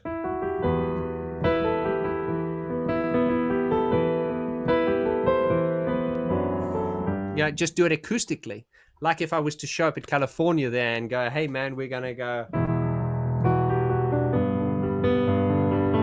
and just do like an intimate, like the guy you were talking about there. Get 30 people, and you know, because it's not about the big venue. It's to me, it's about doing it properly. You know, so if you're going to do it small is good, but if you're going to do it big. You don't ever want someone to go, okay, this is not quite hitting the mark. You know what I mean? So it's probably better to, you know, you don't want to come across middle of the road when you could go all the way on the big side or all the way on the lower side, like the acoustic side. I think this is the problem, and I think this is a constant struggle I face with artists that I'm coaching and people I'm mentoring is, you know, people have this idea of where they are. And I always find there seems to be a human thing. There's a saying that goes, the problem in the world is that the people who are intelligent question themselves, and the people who are stupid are cocksure. You know, get these people, they think they know, yeah. And I see this all the time with people who are really clever at what they do, but because they're clever, they have a self-awareness and they question themselves, and because they question themselves so much, they don't do it. Then there's the dickhead down the road there. He goes, hey man, and he goes in and he does it. It's always the same story. You get that beautiful girl and she's got a dickhead boyfriend, and then you get the nice guy because he doesn't want to approach the girl because he thinks what's going to happen, you know, what's going to happen. She might say no. And then later on, he's talking, many years later, she says to him, if you'd asked me, I always looked up to you. And that's a true story. That's in my thing, you know? So, I know all about this overthinking things, and, you know, you've got to just jump, man. You got to just jump. For sure. Anybody know when Brian's coming on here? Oh, okay. Well, thanks for the question. And I just want to say a special shout out there to Peter Schidler Figelberg. Peter, You have a question, Peter? Yes. No, I just wanted to say hi to him. He's been following me from the beginning, and he's such a good supporter. So I just want to say thank you to me, man, for always being there for me. It's good to see you. You're on mute right now, Peter. You can unmute. No, it's okay. I saw the smile on his face, and that's all I need to see. Here's a question. You guys were talking about Brian Griffin. So here's a bit of behind-the-scenes news, which you guys will laugh. I put up a photo recently. Brian has been moving into a new premises, and he's setting up a studio now again. Now, Brian's not had a studio in about 30 years. And I always said to him, you know, man, because obviously he gets a lot of work. But I said to him, what, you know, like I've got my studio, and if I didn't have my studio, your studio's got to be set up all the time. So when you get an idea, you can just go into it. So anyway, I've helped him over the last 3 days. We've been carrying boxes upstairs and tables and stuff like that. So we're I wanted to film it, but I just thought that's probably just a bit much. So did you scare him out of the same place that you lived in, or? Well, no, he's still in the same premises. He's still in the same premises. Where we live, it's very big. He's just moved into a bigger premises. Oh, cool. Cool. So he's not far away from me, but he's just moved up. He's moved up a couple of 3 floors. So we've had to carry a lot of stuff because a lot of stuff didn't fit into lifts. But the great thing is he's turning it into a studio with everything set up. And once he's set up, we're going to do a special video where we're going to just say, hey man, this is Brian's new studio. And then I also probably like to just do some giveaways on some prints or stuff, I would just like to give back and be awesome. So just it's good to, but it's quite, people are quite funny because you this is sort of like a challenge with a channel. I was watching a video I put out about 2 years ago, and there's me sitting in this room with obviously we get better. But I was sitting at the time, this is one of my earlier videos, there was this echo in the room. I was thinking, oh my God, that's so bad. And I was sitting there going, I do this a lot. I see when I watch my videos, I do this a lot. And I said, hey man, I would just love to interview Gareth Jones. That'll be a dream come true. And now I remember when I announced I was going to interview him, everyone was like, oh my God. And then when I interviewed him, that first video got like 5,000 views within a couple of days. It's like, fucking hell. They like, and I love this community because they're like gunning for you. Yeah, man, Vaughn, you're getting there. You've interviewed Gareth Jones, and the video got 5,000 views in 2 days. Funny thing is now he's been a regular appearance on my channel. Been doing a regular appearance, and like the last video went up about a week ago. It's had about 450 views. So I said, Gareth, I think people are getting bored of you now. But no, it's not there. But I just think there is this thing with us as humans. Something's new and exciting, and you go, oh, he's with Gareth Jones again. And I'm thinking, hey man, it's Gareth. You guys want me to? Yeah, but it's like the 6th time. Okay, who do you guys want? I'd love it to be like, okay, guys, here's Alan Wilder. What? 20,000 views in the first day. 5 months later, it's Alan Wilder again. So there is this thing. I've noticed this with a channel, and I've got the stats to prove that it's not a bad thing. I think people just become, and I've often said this. I get so many emails every day from people like they think, hey Vaughn, here's a good idea. I'm sure you've never heard this before. Interview Gareth Jones. Interview Alan Wilder. And I'm thinking, that's a very good idea. I've never thought, but I never have a go at people because, hey man, I see their sincerity. But the reality is, let's be positive. When, Rob, you and I interview Alan Wilder, you probably have to be with a gag tied up if he kidnapped. When that happens, it'll be like, I don't know where to go from here. That's kind of like, thank you very much, good night. Just like when you've done the grand finale, and I think then Martin. Anyone I bring on afterwards, it's like, hey man, Vaughn, unless you can bring on Freddie Mercury, we've had Alan Wilder. Who else? Where can I go from there? And Martin Gore. Yeah, Martin Gore, Vince Clarke, Dave Gahan. Now I know there's that, and I don't think we'll ever get Fletch because of all your Fletch chronicles. I know, but I think you know, I think now with the, you know, with, and also with the connection with Gareth now at the moment, you know, I haven't asked the question, and just because you can, you don't necessarily. But I know Daniel is kind of like, there's no sort of small talk with him. He's a very nice guy. You know, you meet him in a pub, he'll have a chat with you. He's conversational, but there'd be a very.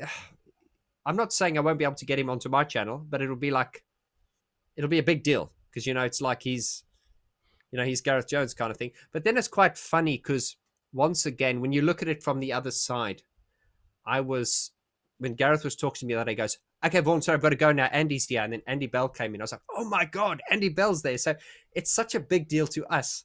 But when you're in the circle, it's not a big deal. You know what I mean? So for sure. And it's a human thing. Also, like you said, the newness factor is there, but there also might be the issue with the fact that, you know, things have opened up a lot around the world. So people are getting back to going out and doing things, and, you know, time becomes more of an issue as to when people can watch things. And it's not necessarily that they don't want to watch it. Maybe they just haven't had the time to watch, or what, you know, that kind of thing. It's something, if anyone in the community, obviously, you probably Espen Croft, any of you guys know Espen Croft, the fellow geek, and him and I were talking recently, and we were talking about how I hate to bang on about views and all this kind of stuff, and because it's so corporate and everything, but you know something, as a YouTuber, you have no choice but to go down those avenues because we put so much time into these videos that, you know, life costs. And if you don't get something back, I would love to have the resources of Martin Gore. You know, I could just go, hey man, I would just do this all the fucking time because I love doing this. But because it takes a lot of time, you need to, you know, it needs to pay for itself. For sure. And it's clear that you work very hard doing what you're doing. So you put in a lot of time and effort. You know, it's beyond a full-time job, really. It is. And, you know, I got a great compliment from Brian Griffin the other day. I'm just going to say this because he said it. He said, Vaughn, you're the hardest working person I know. You know, and this is coming from Brian. You know, he's one of the hardest working people I know. So, yeah, it's a compliment. It's a bit kind of defeating sometimes because I sometimes have these rants, and when I rant, I'm not angry. It's more like it's British humor. You know, we like to rant, so it's funny. You see these reaction videos where people go, hey, I'm going to be listening to Enjoy the Silence for the first time. They go, oh my God, I love that. And I'm just like, hey man, listen, if you're going to do a reaction video, just be sincere with it. Don't fucking act, because it's just people. I'm calling out the bullshit. But then again, my bitchy side is going, this video was filmed on his iPhone. He's not giving any knowledge. He's behaving like a dick, and it's got 1 million views. You know what I mean? And I'm going, yeah, I've got my multiple camera angles, and and it's quite disheartening. You know what I mean? It's not a rant, by the way, but it's just I think as a business and stuff, you're always trying to look at streamlining things and doing things better. So you go, hang on, okay, maybe my content's not good enough. And so you put out a message, hey guys, is everything okay? And no, Vaughn, we love the channel. You're like, okay, because I'm not a person who I don't seek approval. I've always been like, hey man, if you don't like me, I always had this very arrogant philosophy in life. And this is one of the most arrogant things I've ever said, but I'm going to say it. I'm a hell of a nice guy. I'm a good guy. And if you don't like me, fuck you. You've got a problem.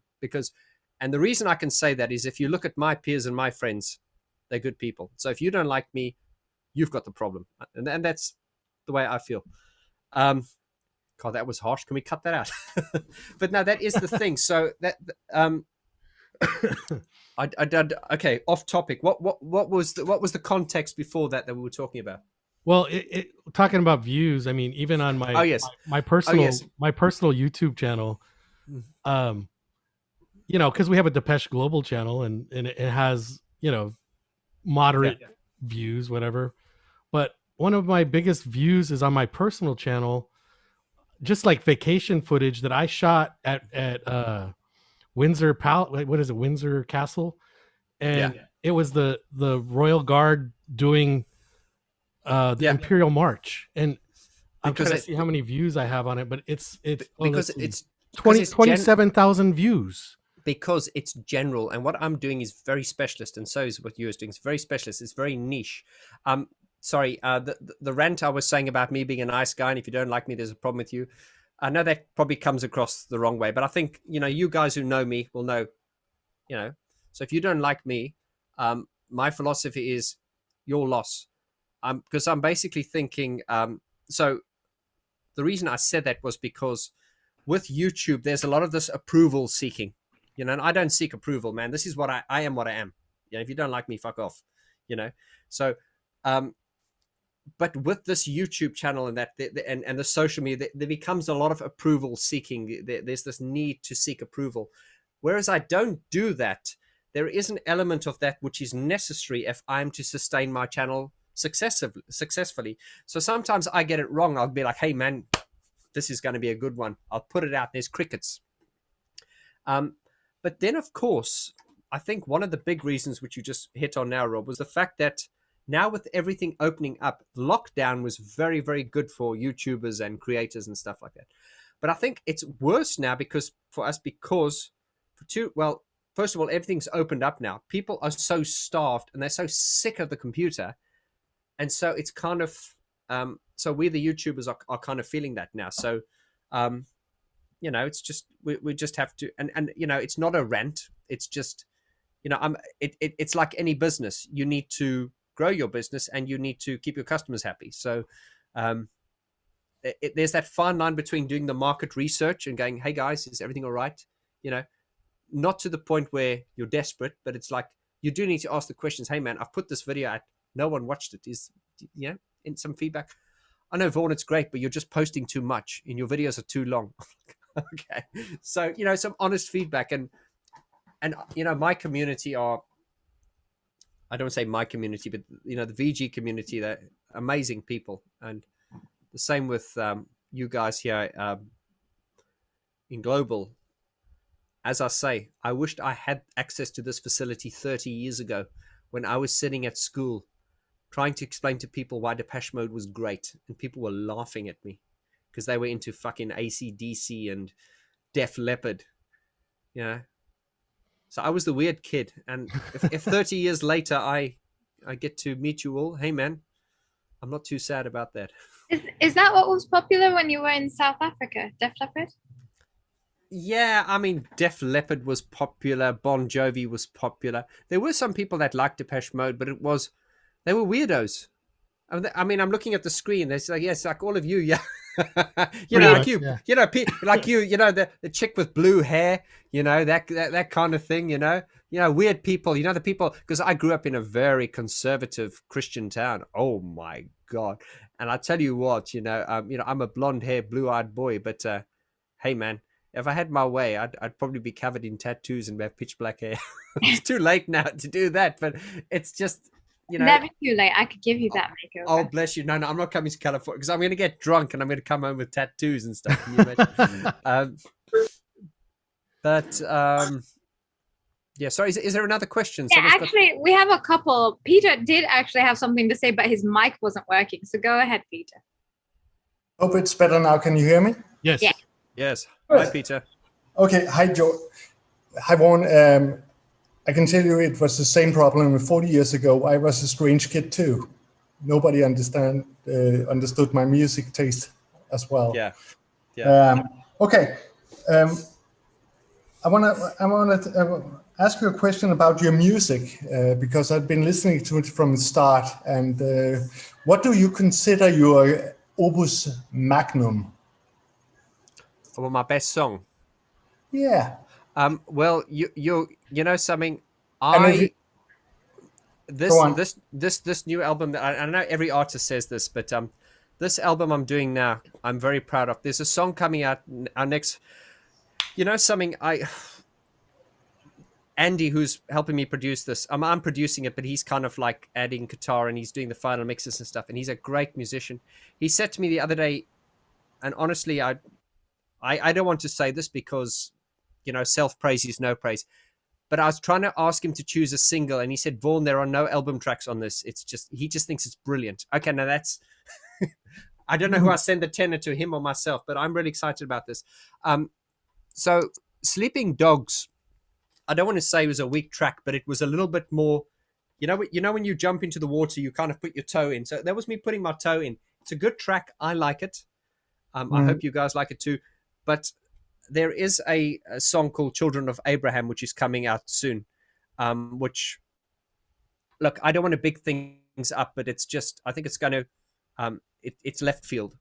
And there's also a couple of tracks on this album. There's one called 1984, and it's based on George Orwell's prediction of the world. And it starts off with a narration by George Orwell, and we're trying to get that, the legal implications of getting that released and everything. And I don't want to give too much away, but I think that is probably one of my opuses. There is another song I've done called Scarred Inside, and it's all about a soldier that's come back from war. He's been in Afghanistan. It could be a male soldier, could be a woman soldier. I write abstractly. And the lyric is the soldier's come home from war, and he's come back to this Western world where everything's nice and everyone's shallow and no one's got real depth. But he's just come away from a place where he's had to go to a little girl and he's had to say to her, "Sorry, I had to kill your father. It's nothing personal." Now that's fucking dark. Fuck. Yeah. And I actually got a lump in my throat when I said that, because this is where I go with my stuff. And my mom said to me the other day, she said, "Why are you so depressing?" Because my mum loves Ronan Keating, right? And whenever she sees Ronan Keating, she goes, "Oh, I saw Ronan today. Oh, he reminds me of you. He looks so much like you." I do not look like Ronan Keating. She said, "Oh, have you heard Ronan Keating? Have you heard Ollie Moses' new song? It's so nice." And then sometimes I'll play my mom's music, and she'd be like, "You can't even dance to it." I'm like, "Exactly, Mom. That's the reason." So that's where I am, and I listen to, because Kyrit, my fiance, she goes, "Fuck, your music's so depressing." I think, and let's bring this back, and this all comes into the same thing. I have noticed with the people that like the music that we like in this community, they are usually the people you walk down the street and you look at them, you go, "Hey, you're a bit weird." Then you talk to them and you go, "Fucking hell, there is a depth here that people are not seeing." And that is, it's apparent in the music they listen to. And going off topic, let's have a sip again to that. But yeah, we heard a new rendition of "My Angel" today. That was a third rendition, or was it the single version? Or yes, this because "My Angel" came out about a year ago. So what I've done is I've just taken it's the exact same session and I've just mixed it again. Okay. But it's a very difficult song to mix, because I've done it all myself. So there's no Andy involved in this, so it's mine. But because the way it builds and it builds, and there's so much bass and everything. But I'm very happy with the way the vocals sound on this mix. I really, because I push because usually with my music I pull my vocals back, because I'm not a singer. I'm a musician that sings. But with this, I'm getting cocky now. I thought, yeah, man, put it up there. So, bring it on. Thank you. Compared to the Static Dissection remix, how do you think the new mix compares to that? Oh yes, because I did that Static Dissection remix, and that was me kind of paying a nod to Alan Wilder. I've got a remix online that's done very, very well. Every time I do an album review series, I like to compose a new piece of music using some of the original sounds. And then I did this one called a remix violation. Sorry, excuse cheesy. But that has done really, really well. And a lot of people have asked me, "Vaughn, please, can you release this?" And I wish I could, man, because I'd probably make a lot of money, but I can't really, because of there being copyrighted. However, I have toyed with the idea, and I'll put this out to the VG group. I might be releasing a limited edition CD with the remix I did for Music for the Masses and this one, because I can buy a license for that, and I can do I can purchase what they call a limited manufacture license, and I can print CDs from that. You see, I'm a bit old school, man. Like with my music now, yes, it's going to go on iTunes and stuff, but I'm trying to sell it, and it's difficult for me, man, because I'm an artist, Hmm? and whenever you go, it's available on Bandcamp, and then there's an element where people going, "Oh, you want us to pay for it?" And I'm like, "You don't have to, but you're helping me if you do." And that's what we used to do. We used to buy music, and I've got such a I've fallen in love with CDs recently. I bought a CD player, and I'm trying to teach people I put a CD player, I had the CD player, I put a CD on, and I listened to it. And it was just nice to flick through I'm old. So I was flipping through the lyrics, and I was like, and you know what? It sounded better. I don't know if it was psychological. It's just that connecting with a physical medium. So this is what I'm trying to do for myself is just, I want to sell the product to someone. I don't, hey man, I'd love to sell out and print 1 million copies, but I'd like to do a limited run of 250 vinyls to people who really want it. And, and that'll make me happy. And I'm in. Have I answered your question? All 15 of them, yeah. You ask one question, I give 15 answers. That's good value, isn't it? It is. Thank you. Thanks, Peter. Thanks again for your support, brother. I really appreciate you. You're welcome. Thank you, man. Thank you. I'm with you on that, Vaughn George. I love the physical medium, and that's why it was awesome that you put together the thing for Gareth. I'm looking forward to that coming out. Thank you. And I think Peter's also bought one. Peter, you bought one of Gareth Jones's vinyls. Yeah.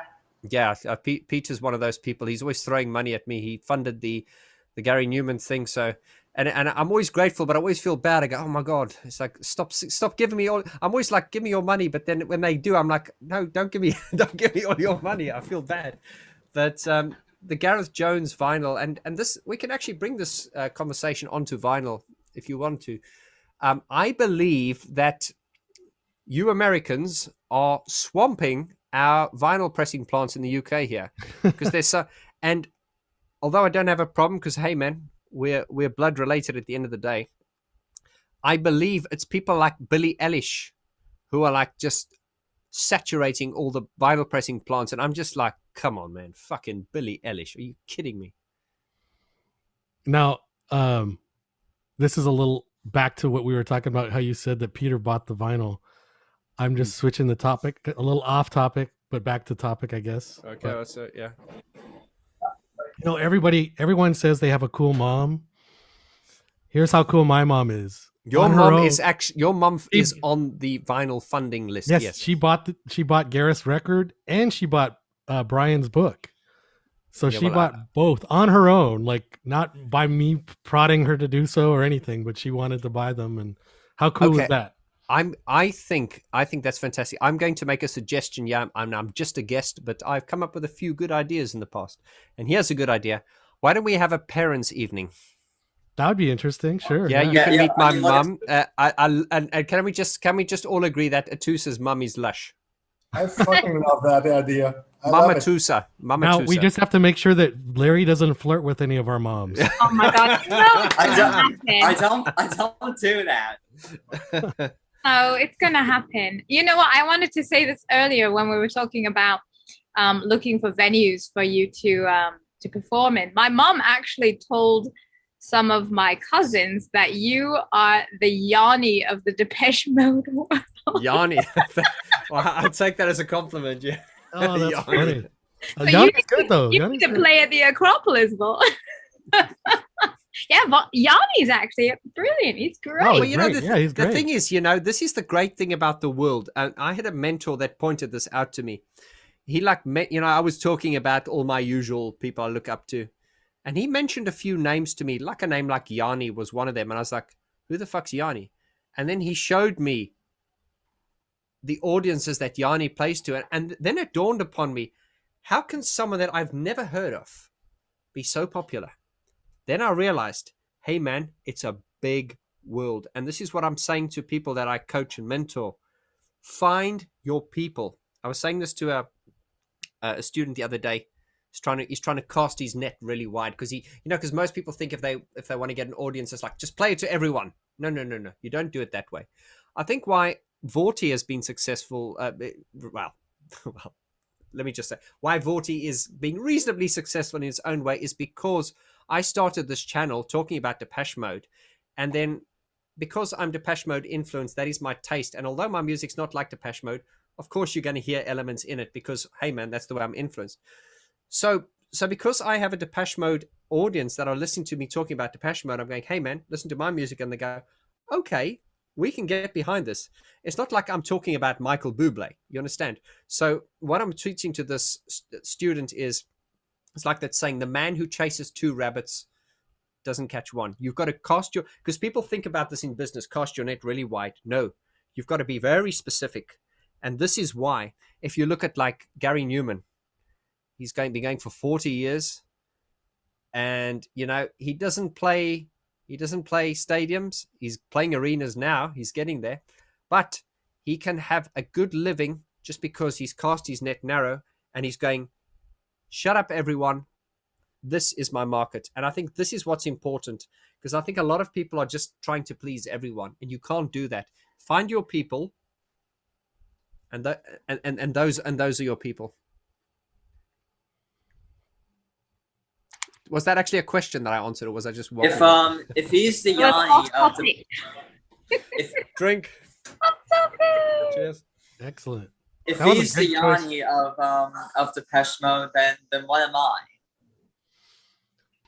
You're the off-topic chicken.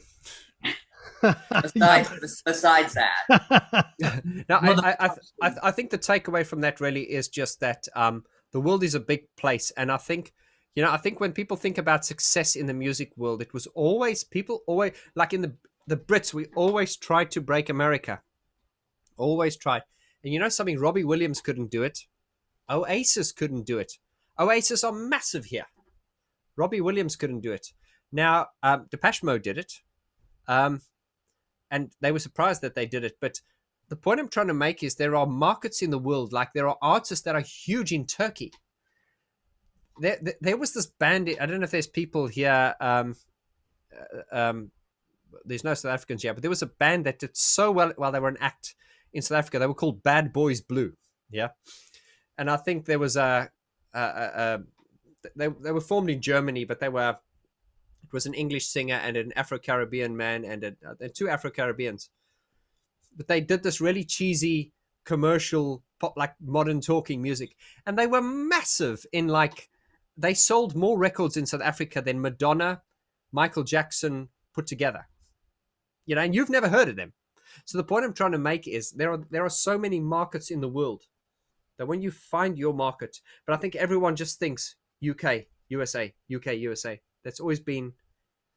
Oh, if you could be successful in just one market, you can make a living out of it. You know, you can. It's crazy to think that David Hasselhoff is so huge in Germany. Yeah, but he is great though. Let's face it. I heard he did a cover of like a bunch of alternative songs on his last album, but I haven't actually heard it. But he did a cover of The Passenger. What's that? He did a cover of Iggy Pop's The Passenger. What else did he do on that? Because I know he did some stuff like, I don't know if it was like Jesus and Mary Chain, Echo and the Bunnymen. Right. That's the only one I've heard so far. But okay, I think he did a Bunnymen song, which that's when I was like, whoa, what? Or Jesus and Mary Chain, something like that. And yeah, it's crazy. You know, I heard that not Michael Jackson. What are we saying, Michael Jackson?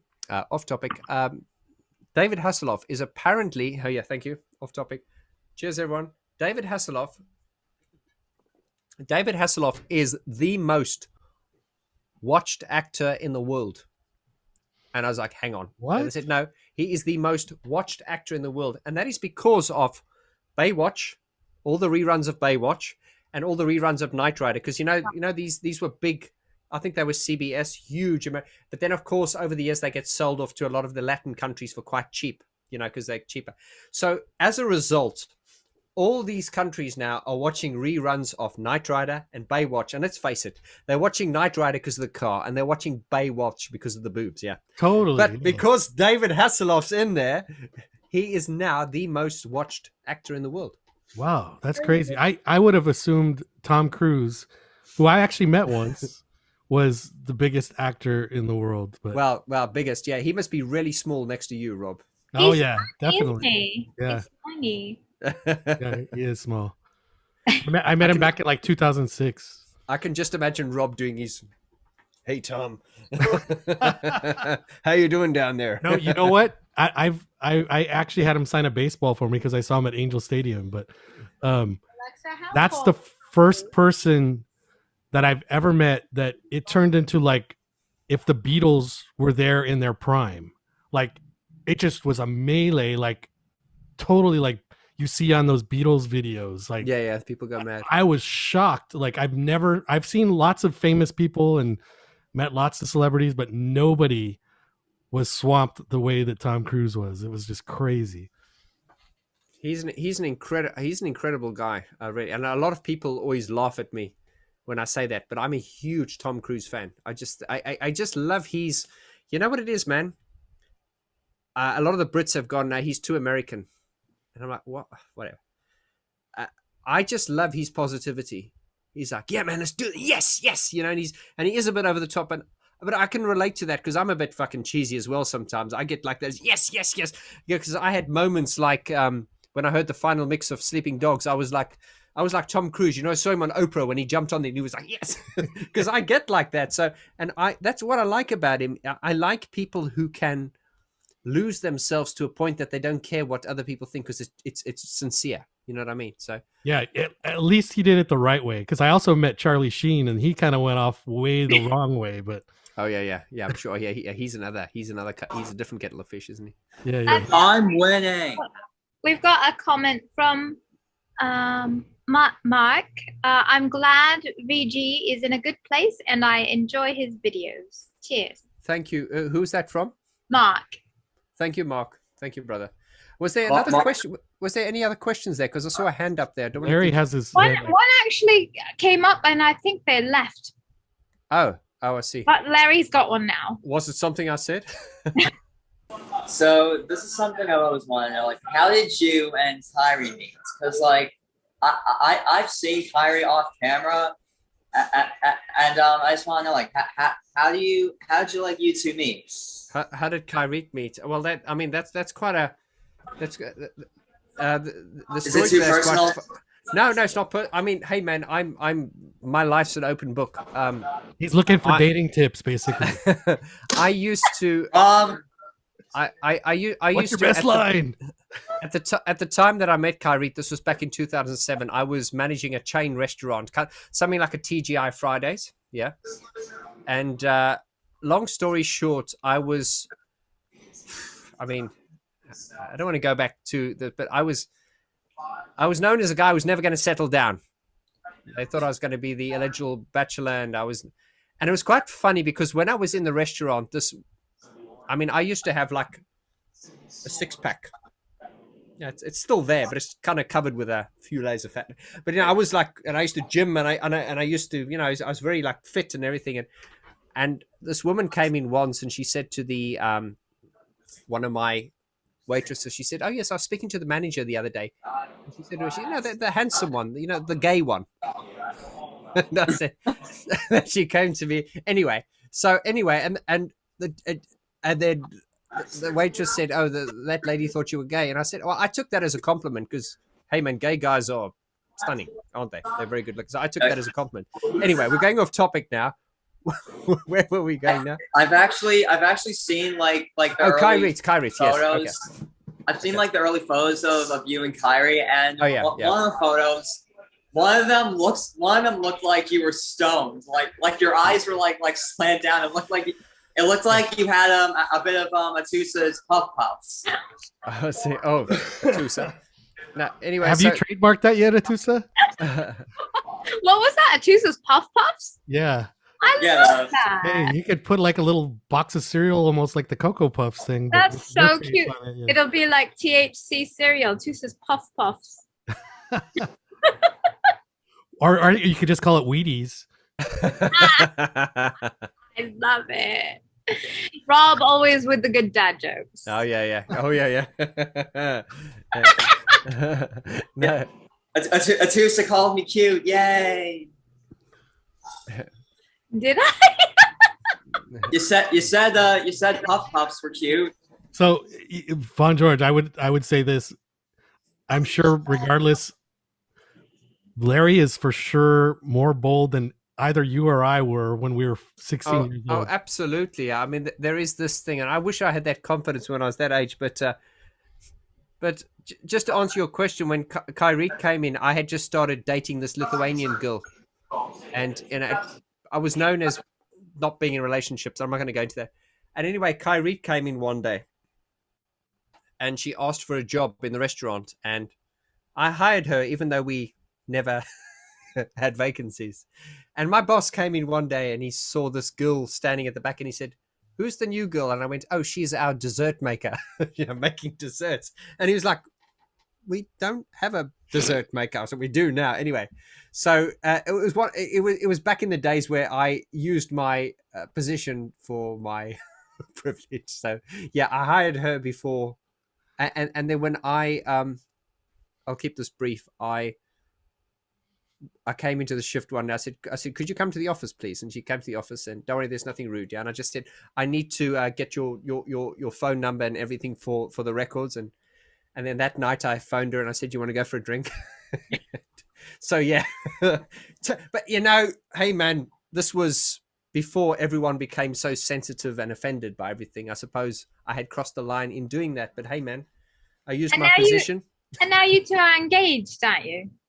Yeah, eventually. I mean, we've been together for, I don't know, God knows, 13 years. So it had to happen. Yes. Wow. She could have said no. She could have said no. Oh, yes, she could. Oh, she so could have said no. Yeah. Is Lily your cat or her cat? Oh, Lily Blofeld. Yeah, no, she's our cat. Yeah, I bought Lily for Christmas for her. It was a Christmas present in 2010. So she's 11 years old now. Oh, she's 11? Shit. Hey, so I heard Richard in there. Richard, are you able to come on camera?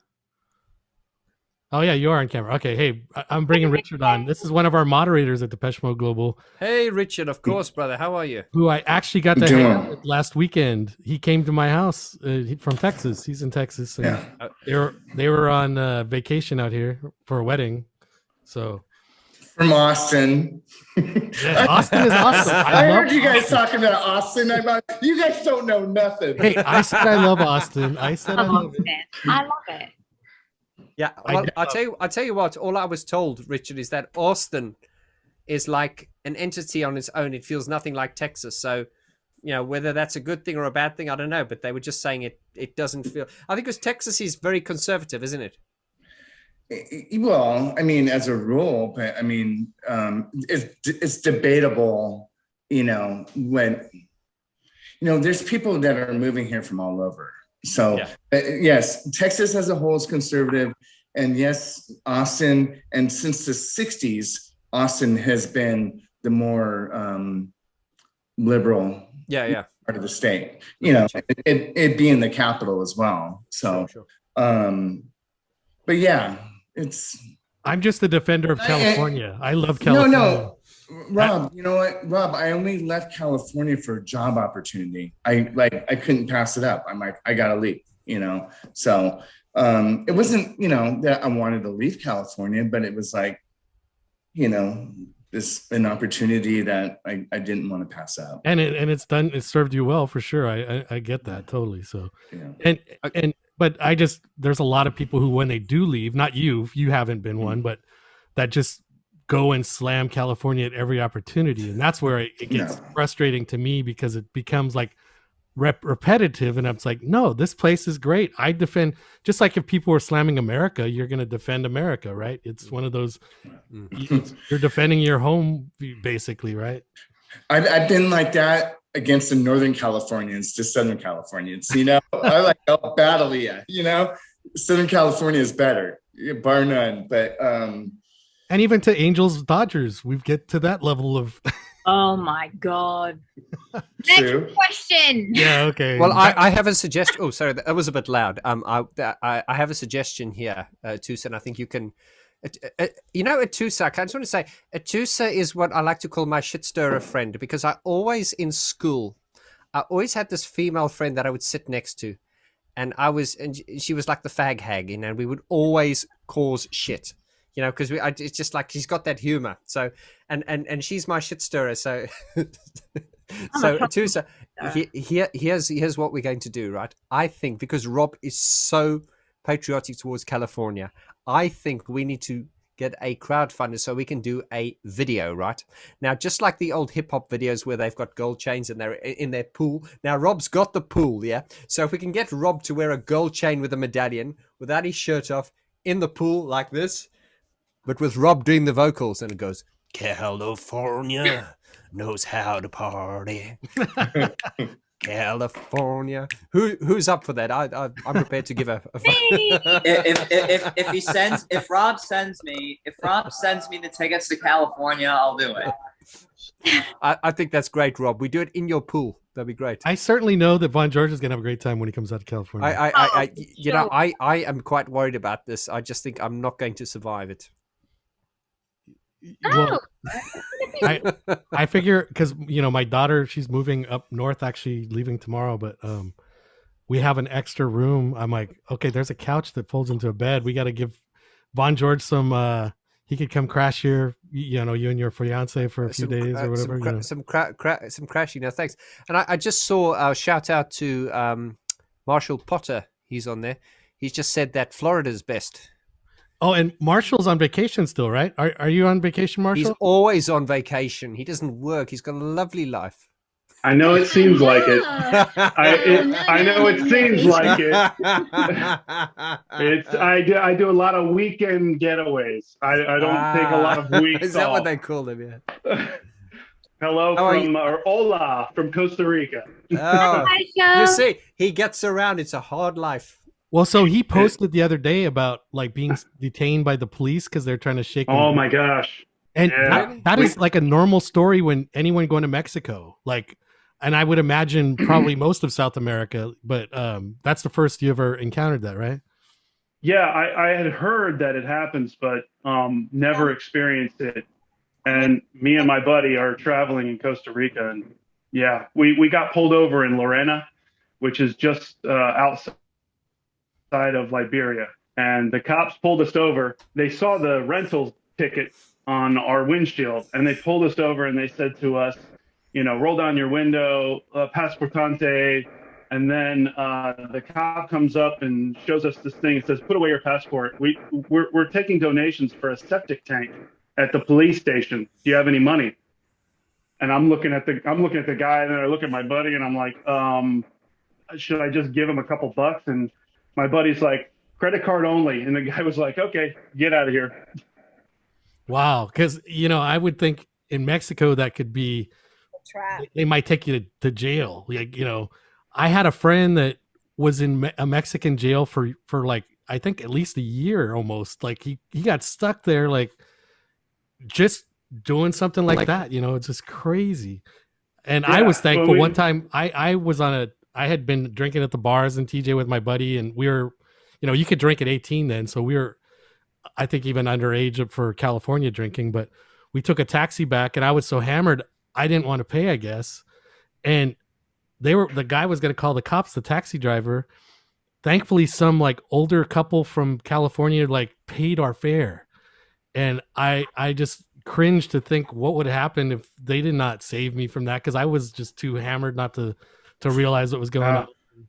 I'm too soft to go to prison or get detained over here. Oh yeah, you definitely don't want it. So no, I mean, I was thinking me alive. At least like $5 or $10 or something to give them, like if that ever happened again. Just yeah, I mean, I had money. I was about to give it to him. I was like, I don't have time for this. I ain't gonna get detained. But my buddy was like, oh, credit card only, and he was like, okay, see you later.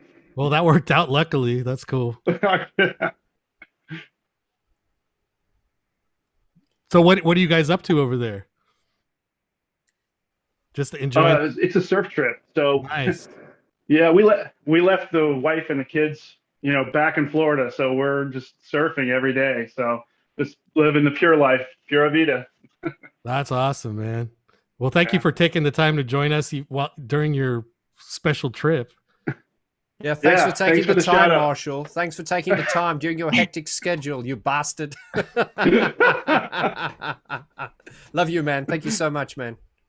Thanks, brother. Thanks. Lee's hand up, and so is Peter's. Is that right? Am I? Yes, we got Peter, then Lee next. Oh, Peter. Okay. Yeah. Hello again. Vaughn, your album Dark Society is releasing when? Oh God. I was. Come on, man. We'll put him on the spot. Someone said to me the other day, Vaughn, you've got the nervous Martin Gore laugh. So I laugh a lot. Apparently, I laugh a lot when I'm nervous. It's funny, Peter. We were talking about that today because we need to set. What we're going to do is we've got the next single coming out now, because Sleeping Dogs, I think, got people's attention, but now I want to really hit them with the next one. And then what I'm going to do is I'm going to go, okay, guys, if you like this, I'm going to start the crowdfunder for the album. So it'll probably take about, so if the next single comes out in 3 weeks' time, it'll probably take 2 months after that for it to come, for us to get it done. Now, one of the biggest challenges I've had, and I mean, this is self-indulgent. I wanted this to be on vinyl. Some people said, oh, they want vinyl. Other people said they're not bothered. I think we're going to go ahead with vinyl. So, we're going to do it on CD digitally. So for those of you who want vinyl, you'll have to wait till like next year, May. That's fine, because you'll still be able to get the digital download in the meantime. But yeah, we're looking at releasing in the next 2.5 months, because, we need to keep it fresh as well, because, we're so excited about this, and there's a certain gestation period with creativity. If you take it too long, it can fizzle out. So all the tracks are down and remixed and remastered now? No. I mean, a lot of the tracks I've written everything, I've programmed, everything's done. They just need me to put vocals on them. But now that I've got Andy Marlowe on board, and Peter, you're one of my patrons, so I've got some videos behind the scenes coming up on there. He has just taken this to a next level, because although he's not changing what I've done, I have always, and here's full disclosure here, Dave Bascombe was the guy who introduced Depeche Mode to the concept of feedback. Feedback meaning, guitar sound. Now, I've always loved guitar. I love synthesizers, okay? But I'm not a purist. So you cannot not put, and this is why Flood told Martin, hey man, cut the crap, put the guitars in your music. A guitar is one of the most expressive instruments known to man. And what we're experimenting with this album, especially with a lot of the other stuff, is I love the idea of guitar sound being used, but not as a guitar, if you know what I mean. So instead of like ding, ding, ding, ding, ding, ding, ding. It's like Martin Gore. Martin Gore is using the guitar in another. Yeah. I suppose that's the best reference. So we're using it, and Andy Marlowe, who's come on board, he's doing some crazy shit, like sort of Radiohead type stuff that I'm just like he sends it to me at 3 a.m. I'm like, dude, what are you? I don't know what he's smoking, but there's that saying, write drunk and edit sober. Then he wakes up in the morning, goes, oh, sorry, I've sent you that. I'm like, dude, I don't know what the fuck that was. So I'm letting him put that element onto it. So okay, you answered my next question. Were you going to play the guitar? But yeah, no. I am playing guitar, like on Sleeping Dogs. That's me. Yeah. And I mean, it's out. Look, I will put it down, and then if Andy goes, no, man, that's right, because very often, the demo can sound amazing, because very often you do a demo, and remember, when the demo is made, that's when the inspiration strikes, because you're excited and you're like, hey man, let me just put this voice down, and you sing it and you get out there, and then you've got this demo, and then you go, hang on, yeah, we got something good, and you go into the studio and you make it better and better and better, and then it gets better and better. Yeah. When it gets wetter and wetter. Cut. Yeah. And then you take out the demo, and then you bring out the demo and you go, hang on, man. This demo is obviously not as technically perfect, but we've missed something. So I'm very keen with this record for it to be quite raw, So, it's a finished product, but I don't want it to be overproduced. And that's where Andy's great, because he's like, hey man, that bum note, you sang it badly, but it's fucking, there's emotion in that. That take over there, you sang it well, but it's a bit bland. So this is where we're going with it. It's all about the emotion. Yeah. Can I ask a question more? Yeah, please. Okay. You said that before that you were not sure that you could fill a venue of 500 people. But you're very well connected. Am I? I would say so. Yeah. Have you ever thought about working in conjunctions with one of the bands you've been talking to Mesh? Yeah, I mean, I put it to you this way, Peter, and I think if I sat down with a real sort of business guru, you get these people, look, because I'm an artist. At the end of the day, I'm managing my channel well, but I'm still an artist. But I think there are some people, like a businessman, he might sit down with me and he go, hang on, man, you're missing a trick here. So I do realize that there are a lot of opportunities that I'm not sort of capitalizing on or seeing. But I think once I get, go ahead. I would agree. Yeah. But it's difficult because I'm in it. But I think, eventually as the network grows, I'll probably have to get someone on board. But, I'm doing everything myself at the moment. Yeah. And that's just because I don't have the resources to do it any other way. But I think there's opportunities for further integration of Depeche Global and Vaughn George, with you handling things on the European side. Like I honestly think we could start doing pressings and things on the US side, and there's other opportunities I want to discuss too that I think everyone would really enjoy, actually, that could lead to some pretty interesting things. So we do. And I mean, Rob and I used to have like regular update chats, and I apologize because I've just not been available all the time, but we should get back into that, Rob, because I think there's a lot that can be done here. And I think Gareth Jones's eyes was opened. If I come back to the story for those who haven't heard it, I reached out to him about 18 months ago when the channel was new for an interview, and he came back and he said, look, man, Vaughn, all the best to the channel. I've said everything I'm going to say about Depeche Mode. And then, of course, a year later, Simon Forsyth came to me. He said, hey, Vaughn, Gareth's got a record coming out. You might want to try that interview again. And this is where I saw the opportunity. I went to Gareth. I said, look, man, you've got a record coming out. Come and talk to me on my channel, and I will guarantee you an audience. Now, I don't mean that in an egotistical way. All I'm saying to you is that my audience are the people that are, they are your audience. And I think he has now seen the value in that, because of, when we brought him onto Depeche Mode Global, I think within 3 days, we'd funded his vinyl. So I think his whole, I'm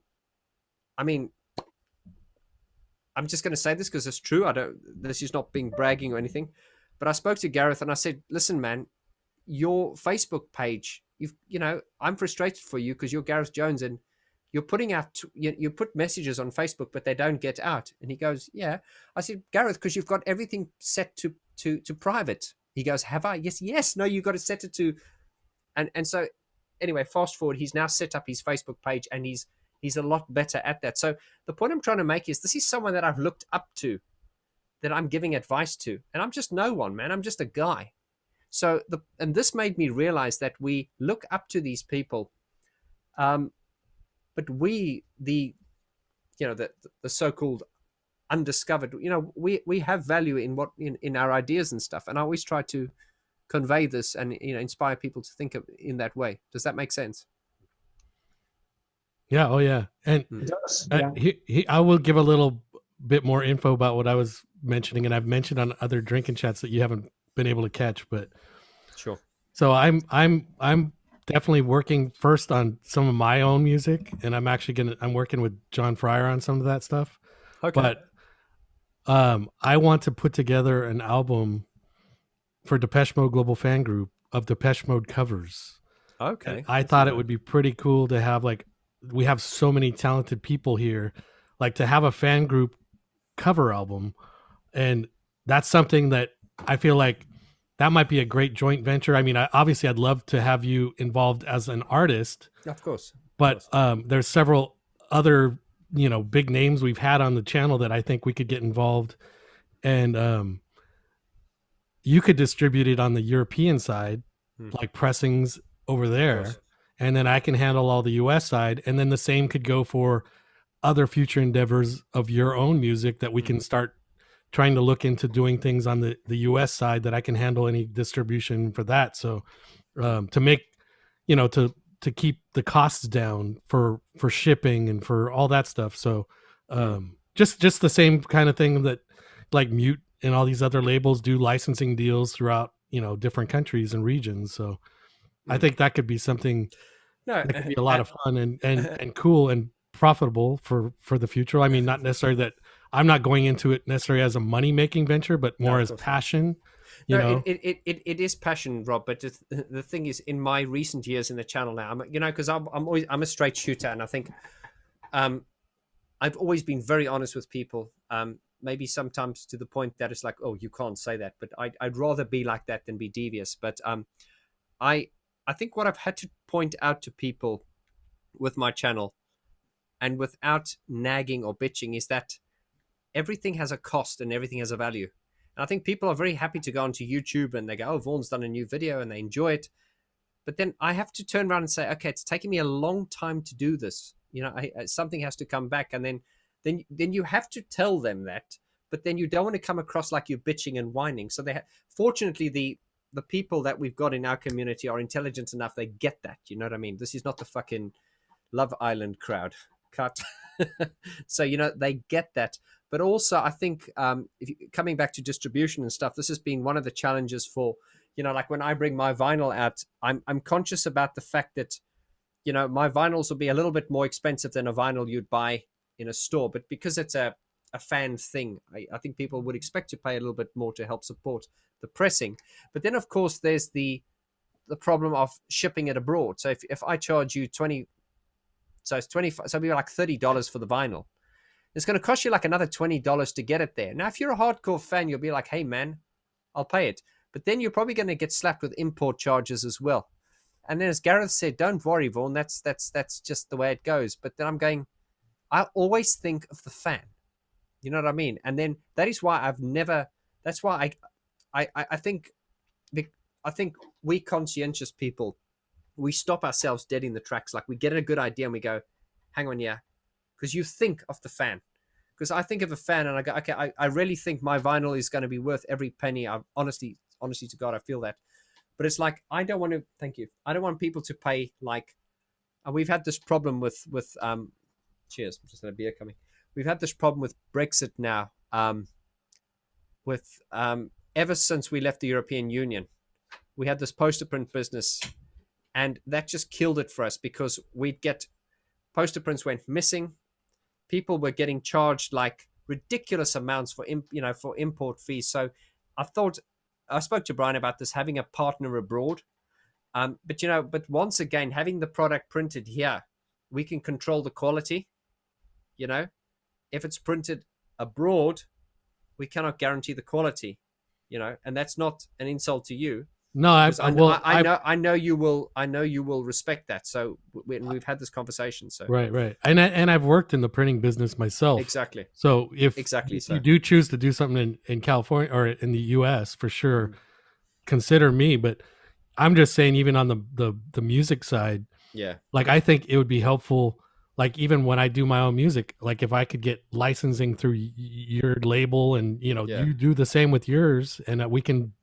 I set up a label here and we do everything we want to do, and we have it available in Europe and in the US, and it at a affordable rate for anybody who wants to support our cause, I think this is important as well because, I've always, and, a lot of you will not know me the way some of my friends do. And, if you ever get to talk to some of my friends when I was a restaurant manager, I'm just going to say this because it's true.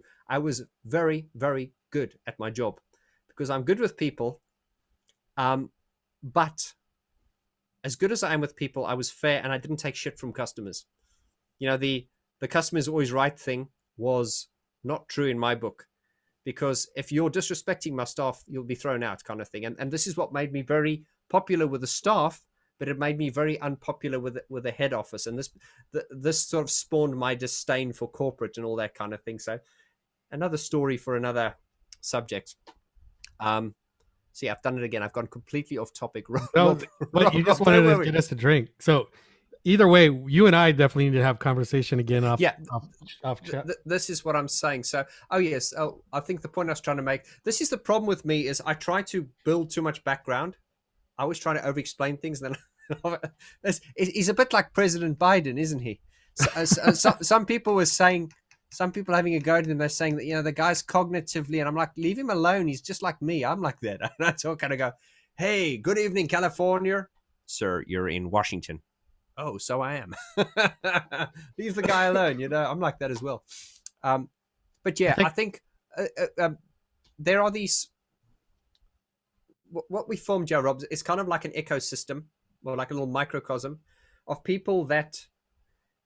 It's almost like going back to the way things used to be, although it being a digital thing. And this is how, before corporate came in, you had little towns, and the town had the bakery, it had the dairy, it had the shoe shop. And that's what we're doing here. We've all got, so someone comes up with a product and people go, I like that, or I don't like that, or, and they get, and the great thing about this is where my channel has saved me a lot of money is it's like, before I'd go, hey man, here's my album. And people go, yeah, who the fuck are you? That's, whereas now you can go, here's a song. Do you like it? Yeah. And you get the feedback. And I think that is so important in business is if you can, just get that feedback before you make a financial commitment. For sure. We're going to go switch it up a little now because I think Lee had a question. Yeah, we're getting too corporate now. Stop it, Rob. So, Rob, actually, I'm going to throw this out to you and put you on the spot. So if and when you can get Vaughn over, would you open your house for other people to visit? Absolutely. I would love to. I mean, yeah. California knows how to party. Lee, I'm not sure if you happen to be aware of this, but we had our first live drinking chat in Depeche Global a few weeks back where we had John Fryer, legendary producer, musician, engineer. He was out here, and I opened my house to many people, and several I met for the first time that day actually, but I absolutely would do the same for Vaughn George if he comes out. When or not if, when. It's basically when. Right. So Vaughn, you have to go now. You understand? You've been the problem is, Rob, I sleep in the nude and I sleepwalk. Well, that's why we have door locks. Just make sure I'm not on vacation during that, okay? Hey, Rob, just a reminder. I don't know how long Sandra's gonna stay on here, but if like when the recording stops, can you spotlight like me and her for a few minutes? Okay, I can. You mean during the recording or not during? No, when the recording stops, like I don't know how long she's gonna stay on here for. Would you like a breakout room, Larry?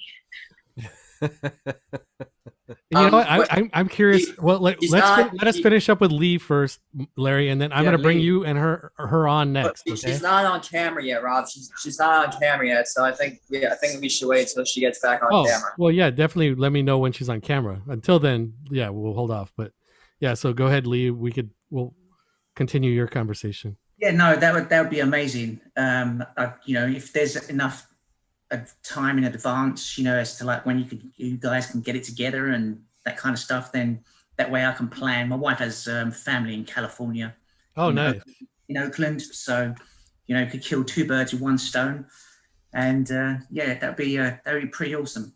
I think Rob's going to get all territorial. He's going to, we're going to have no Texans here. Oh no.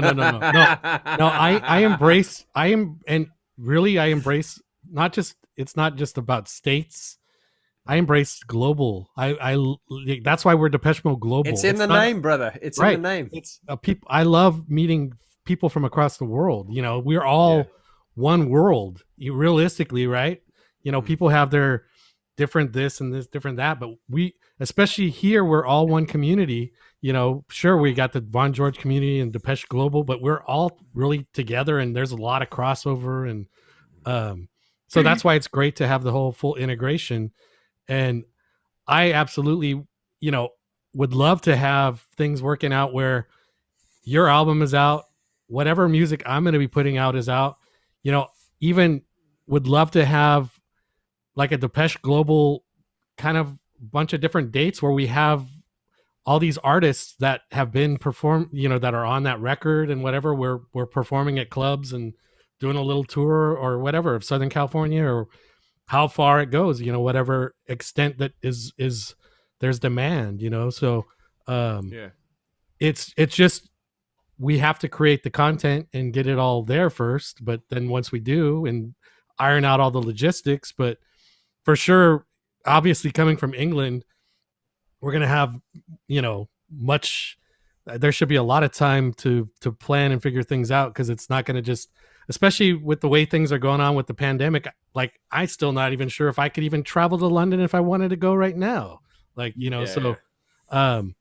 and I want to go to London as well. I want us to both like visit each other, and I want to go meet Brian and Gareth and like hang out with all you guys and that'd be great. Yeah, no, it will be good. I mean, the great thing about London is it's so America just seems so vast and intimidating to me, and it's just like the whole scale of it. You can come to London, you can come here, and we could see pretty much everything in a day. You know what I mean? We could go see Gareth. We could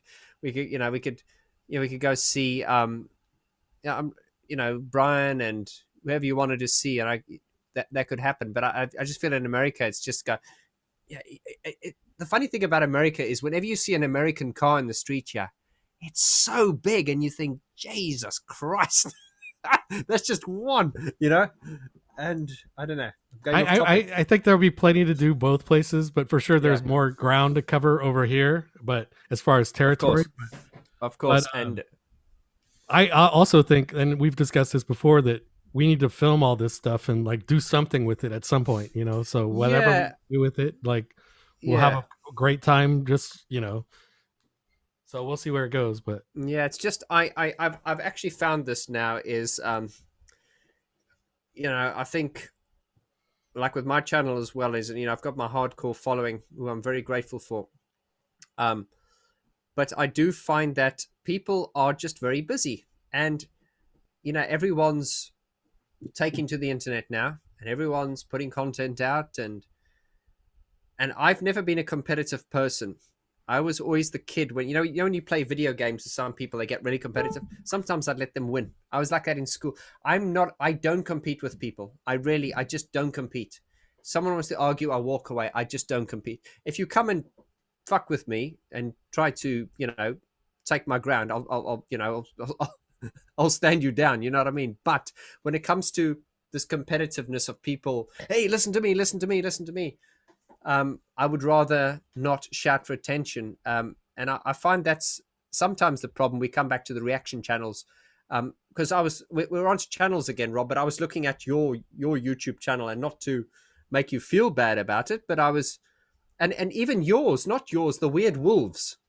They got like 1,500 subscribers, and I'm like, really? Oh yeah, mine are even less than that. Yeah. Yeah, but I'm just like, and I look at the amount of content that he's put out, and I look at the amount of effort and love that goes into it. Hey man, I'm going to get a boob implant, because you get this eye candy stuff with the boobs, and and that's what people, and coming back to my art teacher, she said, Vaughn, lower your standards if you want to be in with the man in the street. You hear me say that a lot. I don't know why we're on this subject again, because I'm always banging on about this. It's not a rant. It's just that it's just the frustration of, when you're doing something good, and the people in your community are good, and you're going, hey man, yes, this is for you, and you're going, surely there must be more of them. I'm always trying to find, come on, it's a little bit like The Walking Dead. Rick Grimes, he's out there with all these zombies, and he tries to find the good people. You know what I mean? There got to be some good people out there. You know what I mean? Definitely. And I mean, to the point about the video, I mean, my thought is that becomes a physical release, not necessarily something we put on one of the channels even, and that I feel like there's enough like Depeche Mode fans that are interested in collecting things. Like, I mean, even from the obscure, like posters on the wall and all these different things. Yeah. If we have enough interesting content, I mean, it's on us to make it interesting, but I feel that there's an audience for it. It's just a matter of doing it and making it happen, so. I mean, Look, I mean, it could be just far fetched I- in my mind, but I don't know. I'm just No, I look at this as well, and once again, it's not a competition and it's not a numbers game. But at the end of the day, it is, because I get sponsorship offers from people saying, "Oh, can you sponsor these male handbags?" And I'm like, "No, you haven't watched my channel. It's got nothing to do with male handbags." But then there are the people that I would approach, and they go, "How many subscribers have you got?" And they go, "Oh, you're just a drop in the ocean." And I'm like, "Hang on, man. My content is good, but because I don't have the numbers, I can't get the sponsorships from them. So that is frustrating." So this is where the challenge is, and it's like you talk about something you put out. So you put out this content, and you go, "Okay, this content has taken me 3 days to produce. It's cost me a lot of money, and I've got to put it out for free on YouTube." Yeah, Vaughn, but the ad revenue is going to pay. Yeah, but I've told people that the ad revenue is enough to pay for my internet connection every month. Oh, well, Vaughn, you're supposed to only do it for fun. But I'm like, hang on, man. If you like your Netflix subscription, you'll pay for it. That's why I put the Patreon thing up. Vaughn, can I ask you a question about that? Yes, you can, Peter. Go on. Okay, thank you. Do you market yourself? I don't. Once again, I think there are people out there who are very clever, who are going to look at what I'm doing and they're going to go, "Mate, you are missing a trick here." Because something, Peter, whenever I do something, and this is, look, I'm not a stupid guy. I know. But I'm more of an art. Yeah, but I'm more of quite an aware. artist. Yeah. So the problem I've got is when I do something, my sole intention is, here's a video about Depeche Mode, and it's about, hey man, I'm just going to say this because it's true. I think my channel's done more for Depeche Mode fans than any other YouTube channel that I know of. And I'm just going to say that Facebook groups different. Rob's has, but it's not a competition yet. I just think the amount of detail and the people I've interviewed, the people, and I'm not saying this. I guess I'm not holding back anymore. I'm saying it because it's true, because this is what people have said. But I've been looking for this shit since 1981. Yeah. Well, the frustration within that is when I look at the amount of Depeche Mode fans in the world. I think if you look at Depeche Mode's Facebook group, they got 7 million fans. Then I'm looking and I'm going, hang on here. If what I'm doing is so popular with Depeche Mode fans, where are all these people? Then I look at what Rob Rom's doing. Now, his community's got about 14,000 subscribers. Yeah. There are other, I'm not, and look, I've got to be careful what I say here now, because I'm not, I have to be, look, I always speak my mind, but I have to be respectful of other people. It's not a competition, but there are other Facebook groups out there, Rob, who are not offering what you're doing, but they're 5 times the size of you. And I don't understand it. We also deny a lot of people that. Okay. Well, that's probably the reason. It's not if you're a real Depeche Mode fan, and we'll accept you, but yeah, people don't answer the questions. There's a lot of spam bots and things, and where other groups might just accept anything that requests, and we take the time and the care to look to see, and even if you don't answer the questions, but if you really want to be a member, answer the questions. But if you don't, we still try to look at your profile to see if you're a really Depeche Mode fan or not. It's not like we're trying to be elitist or anything. It's no, of course, we just don't want all this junk, and we want to keep a high level of integrity for the group. Whereas, some other groups that have, like you're saying, 5 times our membership, they might not let you post instantly. We let you post instantly. They might require admin approval for any post that is out there, right? So we're not that way, and I'm okay with it's quality, not quantity, and a lot of people understand and respect that. So no, I think our values are the same, Rob. This is why we resonate with each other. And of course, I've got my wingman. Well, you're my wingman, Lloyd, who's just he's brutal, man. He is so proud of that group. He runs it with an iron fist. That's just awesome, Lloyd, you don't need to be like the Steve Strange from the Blitz Club. I mean, he didn't let anyone in. I tell you what, when you get into the VG group, you're pretty special, because Lloyd doesn't let anyone in there. You know what I mean?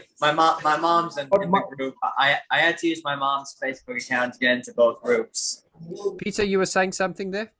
Yeah, Peter? I'm not sure I got the answer to my question, though. Sure, go on. Do you have someone to market the thing you're doing here? Are you offering, Peter? maybe I am offering you help.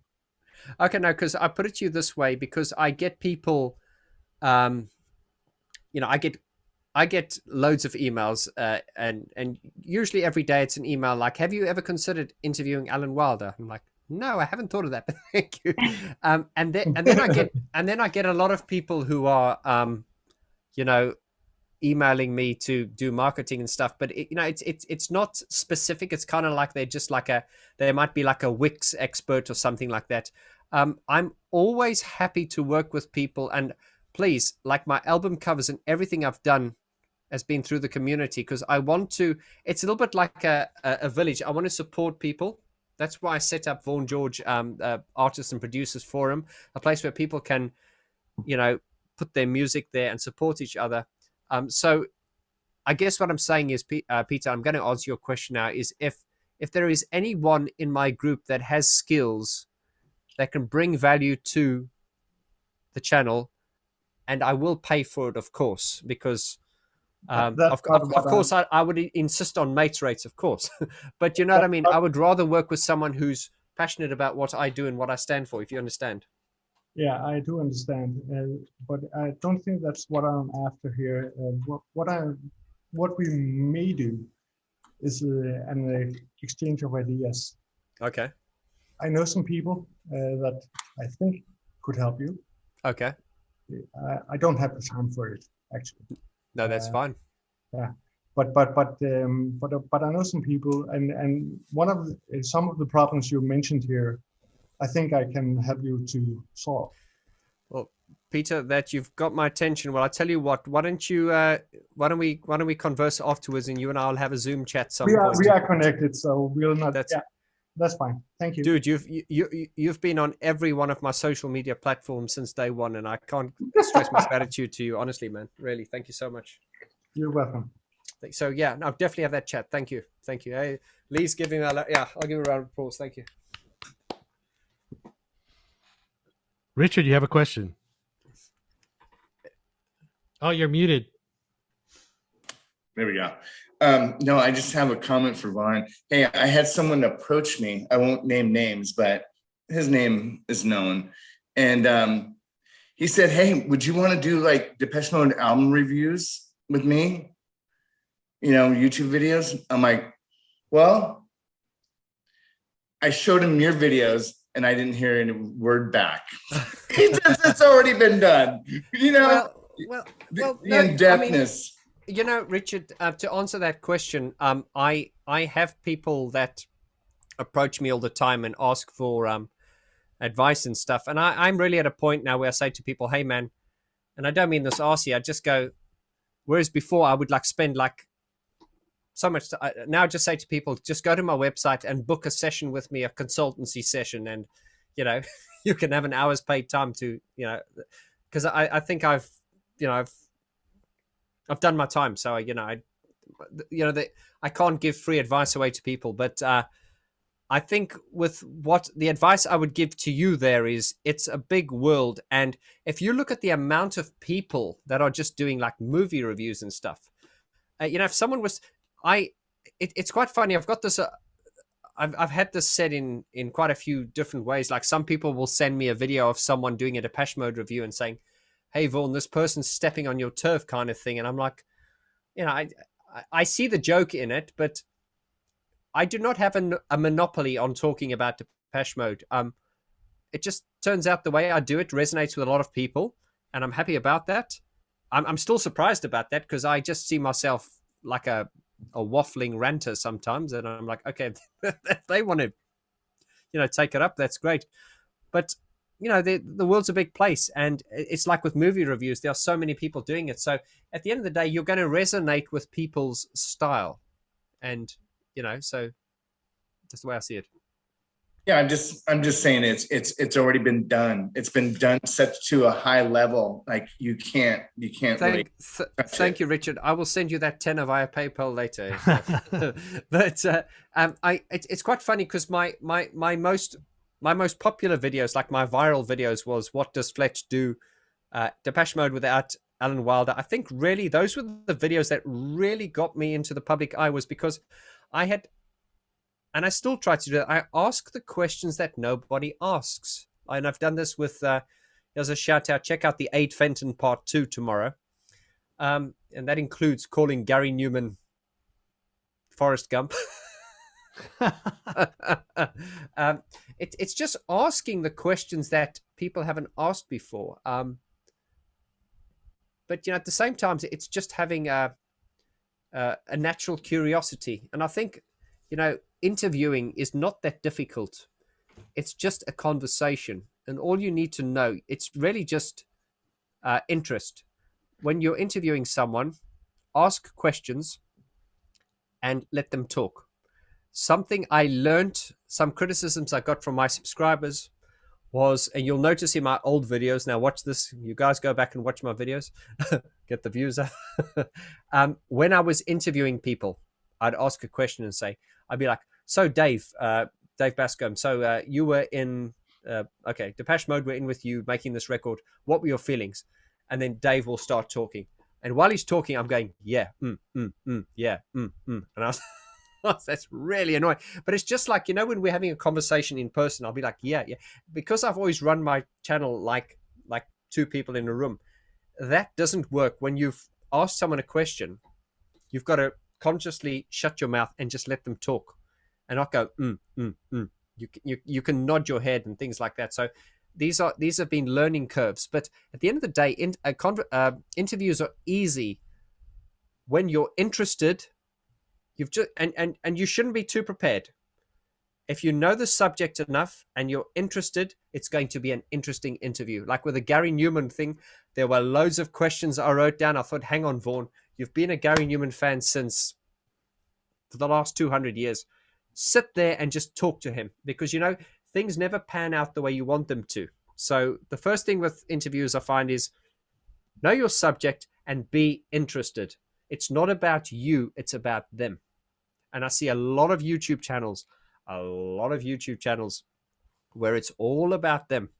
And I know it's not about me, because I've often been picked out when people saying, hey man, you're nice looking, but your shirts are terrible, or hey man, that's a terrible hat.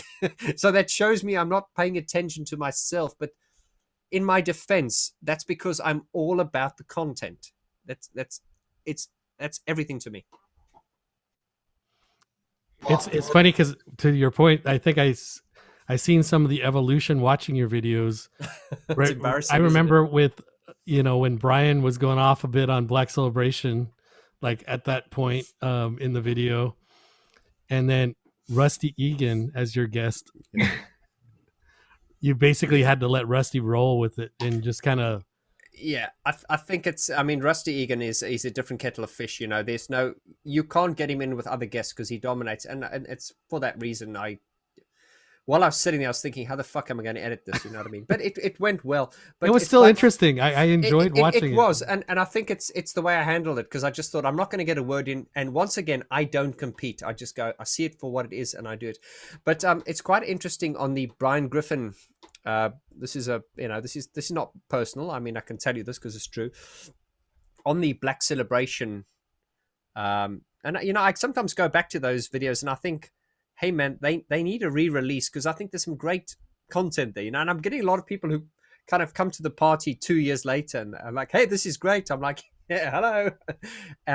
But with Black Celebration, when Brian Griffin, because what I did was I did the album review series, and then I would do a separate interview with Brian where we talked about the album in question. And the Black Celebration episode, if you guys go back and watch that now with the knowledge I'm giving you now, you will notice it had a very somber tone to it, which was right. kind of sits probably well with the Black Celebration thing.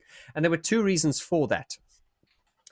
Black Celebration, I think, is still a very sore point with Brian, because it was the point where the band kind of things kind of got quite corporate. The band were kind of like, Daniel was nervous because he was like, okay, we've just had huge success with Some Great Reward. Now Martin's gone and written this concept album. Oh shit, I don't know about that. But to his defense, he allowed them to go ahead with that, because had they been signed to a big label like Sony or EMI, they would have been dropped. We would not have Depeche Mode today if it wasn't for Daniel Miller. And that's what I always say to people. So anyway, so you've got Black Celebration, but now you've got this angle coming and go, hang on, we've got a serious act here now. It's, it's about to break America. It's breaking through to the Soviet Union, all these territories. This is serious. Is Brian the right guy to do this? And there was, whereas in the previous albums, it was all quite, hey man, yeah, you can fly up a mountain, take a photo. What the fuck? Now it was getting all very, very serious. They were getting too many people involved. And I think Brian, I love Brian so much. He's a very, very kind person, but I don't think he's able to assert himself. And I think it was probably Martin Atkins who was asserting himself. Yes. And now this is the problem. If you go back and watch that video, you will notice there's a very, very somber tone. And there's two reasons for that. The first reason is it's Black Celebration, which is a sore point with Brian. And the second reason is because, very personal reason, Brian Griffin's daughter passed away last year.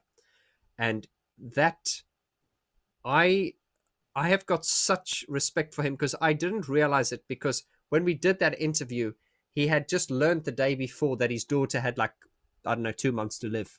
Oh. And I mean, and if anyone here is a parent, I think, and if it was my father, I don't think he'd be able to cope. But the fact that he just went on with that interview, so I know, because we spoke about this afterwards, that I think a lot of that sadness that he learned about, man, he should have just said to me, Vaughn, I'm not up for it today. But being the consummate professional that he is, he knew that we'd booked that, day, and he went ahead with it. So there was that. And because when there's that saying that goes, never make a decision when you're happy, and never say anything nasty when you're unhappy. When you're out and you go, you're having a good time and you're like, hey man, yeah, I'll do that for you. Yeah. And because you're having it. And then the next day they say, oh, you said you'd do that. But no. So don't make a decision when you're happy. And the converse to that is, don't say things when you're unhappy. And so what I'm trying to say is, if you had seen the original edit of this video, which I don't have anymore because I binned it. If I was a shitty journalist, I would, release the footage and, cause crap with it, but I don't do that. But Brian did lean into the Martin Atkins, and if you listen to that, he did have his say on Martin Atkins. But when I was editing it, I had to make the decision as to, because I'm very against this cancel culture and editing and stuff like that. I think people should be allowed to fail. They should be allowed to say things, because very often I get people that will say things that I'm like, oh my God, I can't believe you said that. But that was not what their intention was. But you need to give people the permission to fail. Okay. So with that, I'm thinking, this is his interview. I've got to let him have his say. However, there were certain things when he started talking about Martin Atkins, which I just felt that, okay, I don't think you've made your point, but there are certain details here which I'm going to edit out. And I know it was the first video that Brian actually got a few criticisms where people were going, oh, it's sour grapes Griffin kind of thing. And of course, I didn't respond to those. But he did say things like, look, it's his side of the story. And I'm sure if we interviewed Martin Atkins, he'd have his side of the story. Of course, you've got to allow people to have their say. So I allowed him to get the gist across, but I did remove some of the things which I felt would not benefit him in the long run, if that means. So it's retained his dignity, but he got the message. So I didn't censor him. He got his message across. No, I feel like it's our duty to protect people that are our guests. Like, yes. If there's anything I felt like I needed to edit out of this, and if I talk to you after and you say you want to edit, I would do that. It's too late, Rob. You're already broadcasting right to. No, we're broadcasting live, but still, I know. Before I post it on YouTube, same thing. Like, we've had discussions with Christian James Hand where there's things that it's not that he said anything wrong, but things where, he's talked about like work environments that, maybe, like if he's still working at the place, you wouldn't necessarily want to say that, like have it broadcast all over YouTube or something, not that it was that bad or anything, but just to be safe, I would rather, because there is such a weird backlash on things, like, well, this is the thing. I'd rather be protective of my guests and Exactly. then to have any kind of they're going out of the way doing stuff for us, for our community. Like Yeah. I don't want any harm coming out of anything Exactly. from that at all. So and to that point, maybe a video suggestion could be a revisit of Brian talking to him about Black Celebration now that he's had time and away from that, and maybe this becomes the more permanent archive instead of like in that dark moment. You know, maybe your permanent archive later becomes the Black Celebration interview with Brian now. Like, you know, and to that point, Martin Atkins and Brian both offered so much to Depeche Mode. Like, Martin did a lot of great iconic like icons, but of course Brian did all this iconic photography, which, you know, especially with the first, you know, 4 albums, those were the features of the album, right? Like his photography. Black Celebration, they tried to kind of contain it more and add like Martin's icons, and knowing from a corporate environment how people try with these power plays and things, I'm sure maybe I don't know, but if this Rob, it was the mid 80s. It was the me generation. It was you're right. Right. You're right. So so it was You're right. probably You're right, Richard. very much a power play on one side of it, right? And Brian's such a nice guy that he just kind of wasn't, because I'm like Brian. I'm not the guy who's the power play guy. I'm the guy who I'll let my work show stand for its quality, you know, and I'm not the guy who's trying to like take someone else's job or do this or that, you know. I think it did hurt him a bit, and I can see the lovely Marisol. Hello, Marisol. Her hands up, so we'll take her question. I always love seeing you. I wanted just to comment something. Yes, please. I remember I found your channel even before I met the guys here at Depeche Global Group, thanks to the things you were, doing with Brian, and it caught my attention. I said, oh, what a very interesting channel. This is when you were beginning, even when you didn't meet the guys. And then, I translated that into Spanish. But let me tell you that there are many channels that are talking about Depeche Mode, even in Spanish as well. And the ones that are in Spanish, there are good ones and bad ones. The trouble with the bad ones, it's the language, because many of them, they have good content, but they have some issues with the language about pronunciation issues that I have, noticed. And have also caught my attention. But some people are quite, sensitive about, especially the pronunciation stuff. They say, well, but we are not native, and they are afraid of making mistakes, so they don't want to making modifications because they say it's okay. But the content is good. In other channels that I've seen. But especially from yours, I have to point out also, I love the segments you divided with the chicken stuff that made me laugh a lot. I never seen that in my whole life. So it was something that I never seen it, and it was quite particular. I really enjoyed your channel since the very beginning, since I just came across, and then it's really interesting. Marisol, I love you. I really do. Thank you so much.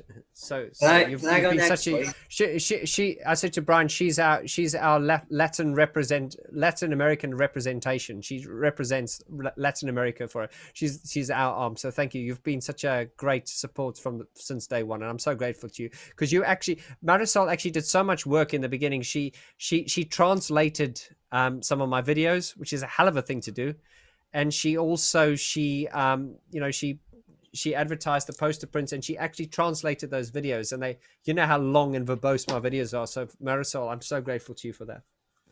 Thank you. Yeah, my pleasure. As I said before, I would really consider that it was pretty interesting, and devotees here in Latin America needed to know about your channel. So, and not just because of Depeche Mode, but you also were having some interviews with other bands. So I think it's really important that people can get attention to the things you are saying on your channel. Thank you, and it was very important to me because you're kind of like the music reviewer. So when I never heard anything from you, I thought I had to send you a private message about sleeping dogs, and I was quite nervous about your reaction because you are like what your opinion is important to me. So thank you very much for that. No problem. Yes, and I hope you enjoy my suggestions about that German band I suggested. Yes, That it sounded like your voice. Division. Yeah. No, it's great. I've. It's a name that's come. You know, everything that they've compared me to is nothing bad. No one said to me I sound like I don't know. No one said I sounded like I don't know. I don't want to slag anyone off, but you know, the people I've been compared to are great bands, so it's a compliment. Yeah, that's why I told you. Yeah. Really, No, thank you. it's a great German band. You didn't sound like the Backstreet Boys. Yeah. No, well, I was told I was told like I looked like a member of the Backstreet Boys. This is many years ago. Yeah. Yeah. So this is why I didn't. This is why I didn't suit. But just coming on to the this is a bit of interesting fanboy fangirl stuff here. When I was with Gareth, because he's kind of taken me under his wings. It was so nice to sit with someone of that level. And I thought, hang on, yeah, I'm going to put this record out, but before I put this out, I'm going to have this man tell me what he thinks. And with that, with the knowledge he's got, he's so humble with it. He's going, look, this is all subjective, and he had a few comments on it, we addressed those. But the interesting thing was, he was opening up things like Lana Del Rey. And there's a UK band actually called Salt with an album called 9. So Gareth's taste in music is so strange. Lana Del Rey is great. No, Lana Del Rey is great. But then when he showed me the stuff that he was into, it was like off the wall. So it made me think, and I'm not saying this, so disclaimer, do not take this out of context. I don't think he would necessarily be a fan of Depeche Mode. I think he produced them. I still don't know what his true feelings on it are. I will not ask him. That's none of my business. Remember, it's very difficult when you get the gig and you do it, because no one really knows what they think. You know, it was a job. So if Gareth turns around and goes, oh, I did Depeche Mode and I didn't really like it, but I made, money. He can't say that, even if it's the truth. Now, disclaimer, that's not what he's saying. I'm just saying, if I look at the kind of music he listens to, and he's got broad knowledge, he's really out there. And I don't necessarily think he would. I'll put it to you this way: he's produced Depeche Mode, but if he'd never produced Depeche Mode, I don't necessarily think he'd be a fan. I just get the feeling. Now, that's my opinion, and he hasn't said anything to make me think that. But I'm just basing that on the kind of music that he always references all the time. It's very strange, good, out there kind of stuff. I feel like that he, especially from hearing how his initial thoughts on them and everything, I feel like it was a band he wouldn't have necessarily been interested in initially. Exactly. But I feel like he took them to a direction which made it where he was interested in it. Like, yes. So he put his heart and soul into it, and then it became what he would have actually liked because of what he added to the value. Yes. So I don't want to be misinterpreted by what I'm saying. So that's exactly what I mean, because he's obviously had an input on it. But the interesting thing about this is, so I'm sitting there with him and I'm like, can we listen to Back Celebration? He's like, can we not?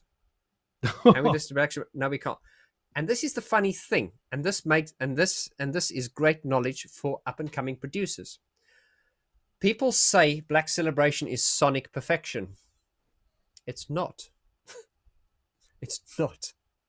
It's a great album.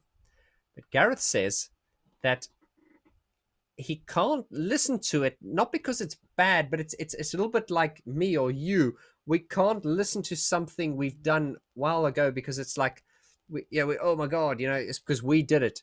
The point I'm making is, I think one of Gareth's comments on the Berlin trilogy, and this is good information here, is I think his favorite of those three that he can listen to is Construction Time Again, because it's less dense. I think he feels that Black Celebration is very, very dense, and one of the feelings is that it didn't have much bass in it. Now, if you listen to this is interesting. Look, I've got ears. I have ears, but of course, we all have ears. I can hear the difference between a good production and a bad production, but within that, there is subjective taste. So I'm not trying to say that, but I've done this long enough, so you get to hear things.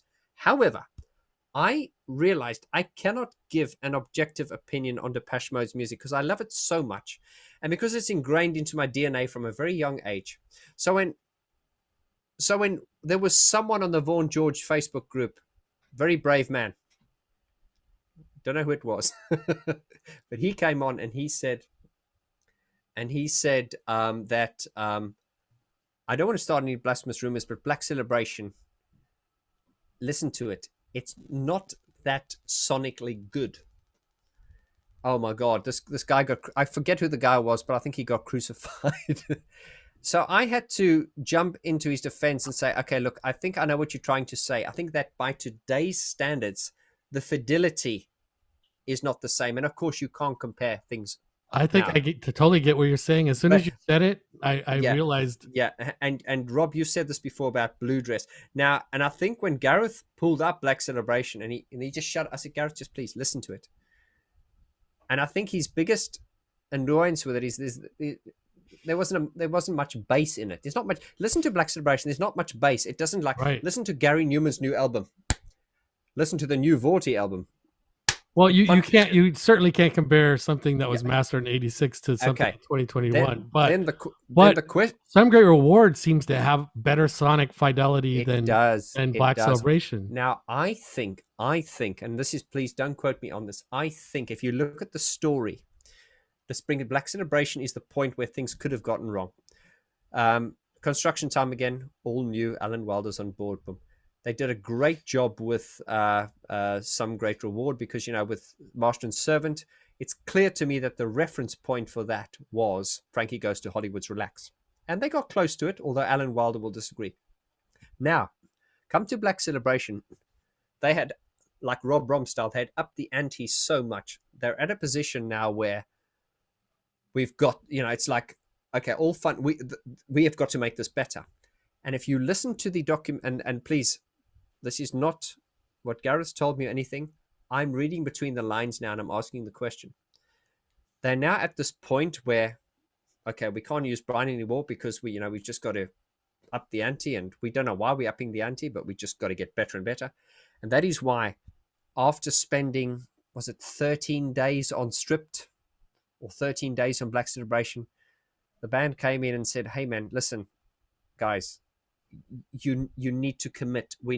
And I think that Daniel and Gareth fell down the trap that I'm always on about with producers, is they spent too much time on it because they were trying too hard. And I think in hindsight, because of the claustrophobic nature, they possibly did not get it to sound as good as they could. Now this is very blasphemous what I'm saying, but I think there is that, because if I'm reading between the lines now, because there was so much pressure for them to get this great album, and it is a great album. But if the work practice was better, it may have sounded different sonically. Hey man, it could have sounded worse. I'm not saying it sounds bad, but if you listen to the concerns that some people have said, it's like listen to Some Great Reward and then listen to Black Celebration. It does not have the clarity.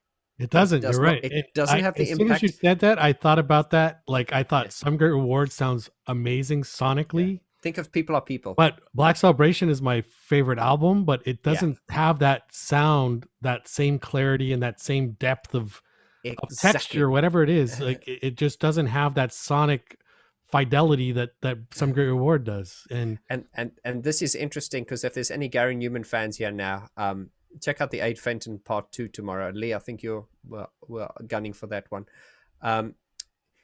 Gary Newman mixed a lot of his early albums like Pure and stuff, and it's at the time his hearing was going. Now, at the time when I heard these albums, I was like, yeah, it's Gary Newman. They sound great. I listen to them now and I'm like, oh my God, how did that pass? Because I'm listening to it differently. But it is for this reason that Gary is having those albums re-recorded and remixed, because he admits that he should have not mixed them because his hearing was going. And when you've got certain frequencies that have been destroyed, if you can't hear those frequencies, you're actually, if you guys, and please, I have a responsibility to think about what I say now, because what I say can get back to Gary Newman. And what I'm saying here now is not disrespectful. I'm a huge fan, and it's what he said. He admits that the clarity was not in those records. Pull up his song "Pure" it's the first, which is the first track from his Pure album, and listen to it. My friend Sean Kennedy pointed this out to me, because I was just like, hey, it's great. But when I listened to it, I went, no, it's not. It is great, but the mix is so bad. The voice sounds like there's a blanket over it. So the point I'm trying to make here is that, producers spend so much time on trying to get a great mix. We, the listening public, we just go with the vibe. We connect with that. But I had to listen to Black Celebration again with the knowledge that I have now and go, hang on here. I love Black Celebration. It's probably my third favorite Depeche Mode album, but it is not by any means a sonic masterpiece. And I'm a fan. Certainly not to the level of Some Great Reward in that. So I think the pressure they were under, they had to get to a point like, okay, it has to go now. And I think that is why Gareth's not very keen on that record. Doesn't hate it, but I think he's just he's listening to it and thinking how he could probably have done it better. And I could be wrong, but this is what I'm thinking. I brought up one of your wingmen here, Simon, who commented in the chat about there he is. Oh my loads God. and loads of atmosphere, he's bags and bags of atmosphere. So I'm guessing you're talking about Black Celebration, because Gareth had mentioned they threw a lot of reverb on everything for the atmosphere, right, back then. Also, what's interesting as well is this was very, very interesting. Referencing is very important when making a record, as we all know. But Gareth was explaining to me, look, these days, and I'm glad to see Simon's joined in here, is these days when you're making a record, you've got these things you can drop into your system where you've got, let's say you're making a record and your reference is World in My Eyes. You want to kind of go for that vibe. You want to get that kind of depth. You drop in that reference, and in a modern way of working, you can switch instantly.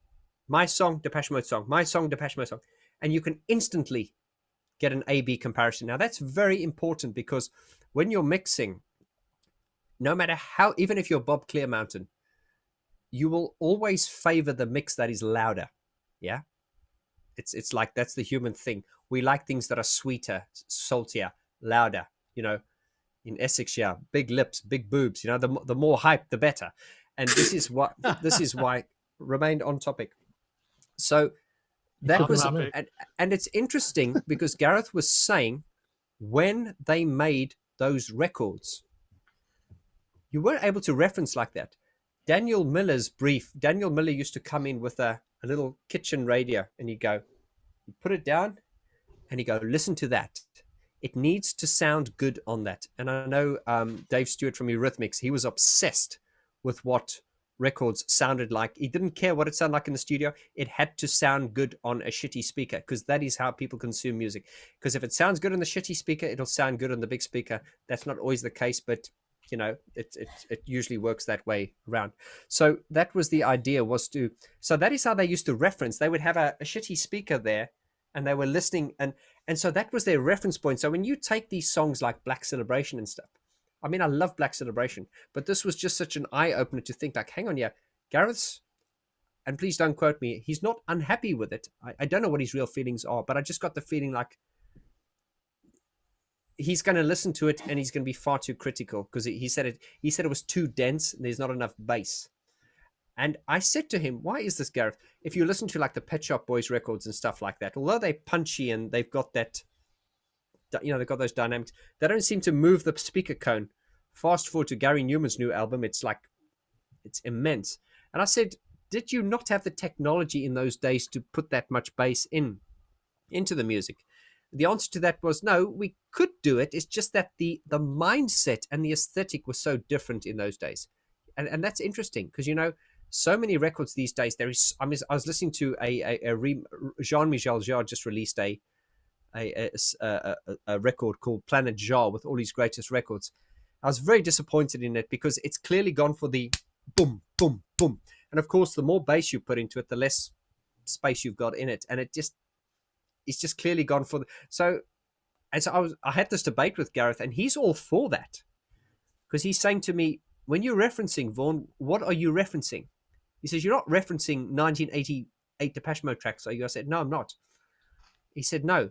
He said, you don't do that, because he said you reference modern tracks, because that is how you get the depth and stuff, and think obvious things like that, you know. So once again, it depends what you're going for, but I think I realized there Gareth's approach to music production is very modern.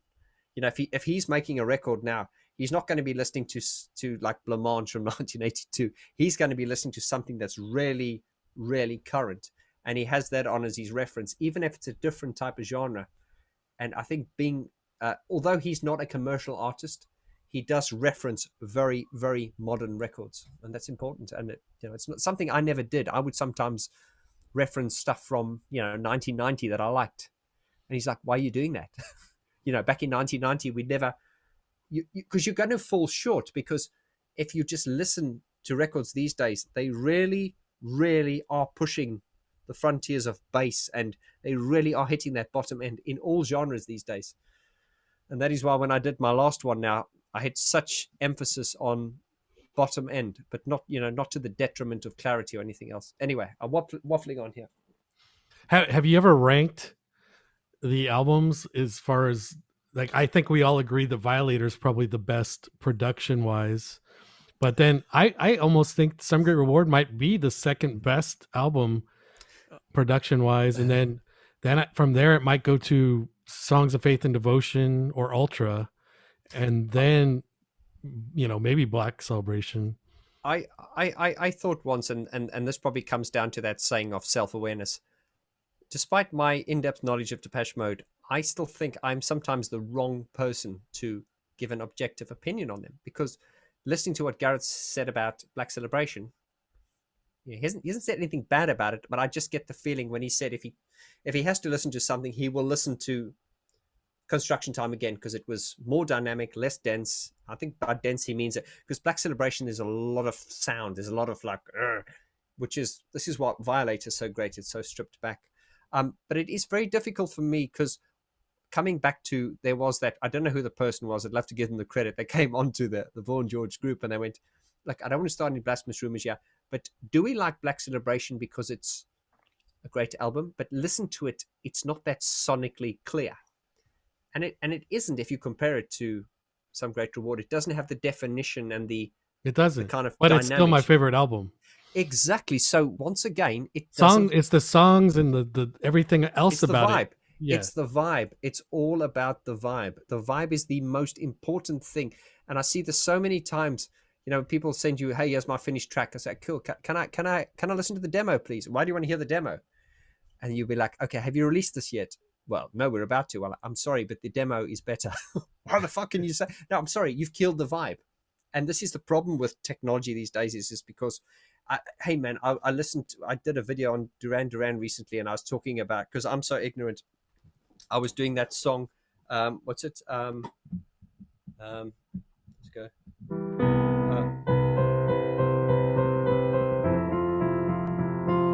Here she comes, the one from Femme Fatale. And I'm so ignorant. People were going, "No, Vaughn." I was saying it sounds like a Beatles song, and they were going, "Yeah, Vaughn, it was done by Velvet Underground." I realized how bloody ignorant I was. And then I went and watched the original song by the woman who sings it, forgive my ignorance.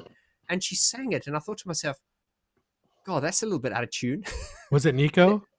That's right. But then I realized, once again, it wasn't out of tune. It's just we are so used to over-polished, overproduced stuff. Well, it's funny too. I mean, I was having breakfast at a local place here the other day, and they played a couple of Bob Dylan tracks, and my wife was commenting about, how do people like this guy? And his music, his songs, he's like one of the songwriters of a generation, basically. Like, he's well known for having such great songs, but he's not a great vocalist or performer. No, I mean, maybe he's a great performer. I've never seen him live, but vocally, I mean, I remember seeing George Carlin in concert, the comedian, and he was talking about can you imagine if you had dinner with Bob Dylan and he's like, "Please pat the butter," kind of thing, like where you can't even understand half the things he says, but he has words that make that are very important and everything. But you see the versions of his songs that are way better, like when U2 or Jimi Hendrix covered Bob Dylan songs, then no, it's it's exactly that. I was speaking about it earlier on. I've gotten to an age now where I'm, the great thing, I think David Bowie said it best. He said, the great thing about getting older is, he said, you become the person you were always meant to be. And I love that. And with that, that's why you get the grumpy old man, because he just says what he wants. And, like me being comfortable now, I'm going, hey, man, this is my voice. This is the way I sound. It's going to resonate with some people. Some people are going to hate it. I don't care. Because the people I look up to, like Gary Newman, most people say, what the fuck is this? This guy can't sing. It resonates with me. So if it resonates with a few people, so I'm coming back to this thing again, is like, I'm not a singer. I'm a musician who sings. But then I thought to myself, and that's my saying, I think everyone that all the records that I like Bernard Sumner, he's a musician that sings. Even Elton John, I'm not an Elton John fan, but you could argue that he's not a singer. He's a musician that's singing. Dave Gahan, once again, he's a musician that's singing. Now, that's no disrespect, but they are far more interesting than let's say a singer. A singer, and I always pick on the poor guys like Michael Bublé. He's got this amazing voice, but there's just no angst. It's like when he gets up there and sings, it just comes out, it soars, and it's like, okay, and that is why prog rock is something that doesn't resonate with me either. These musicians, they just like, they're flawless. But when you get like New Order get up there and they're like, dun, dun, dun, dun, dun, dun. And I'm going to use one of Simon Forsyth's sayings here. He likes to use, they're greater than the sum of their parts. Yeah, you got this drummer who's not the best drummer, not the best singer, but put them together and there's that magic. And this is why, this is a great example. Sting and the Police. Loved the Police. Can't stand solo Sting. Think of the Police. It had such, and then if Sting got all self-indulgent, he's like, okay, I'm gonna do this solo project, and he's like, who's the best bassist in the world? Call him up. And he's got an American accent now, by the way, and he's like, who's the best saxophone? And then he'd fly over all the best musicians and they get together. Yeah, and it sounds good, but it's just so flawless. You know what I mean? And this is where the magic is where you've got these people who are not the best at what they do, but put them together and there's a fucking magic. And that is why when you take Peter Hook out of New Order, it sucks to some people.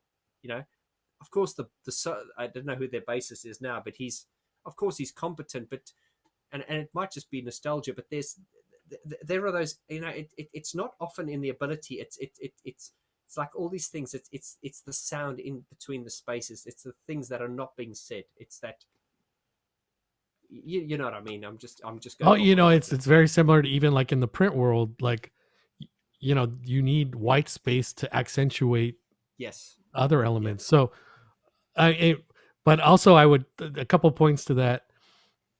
I would definitely never lump in Bernard Sumner with Elton John and Dave Gahan as far as no.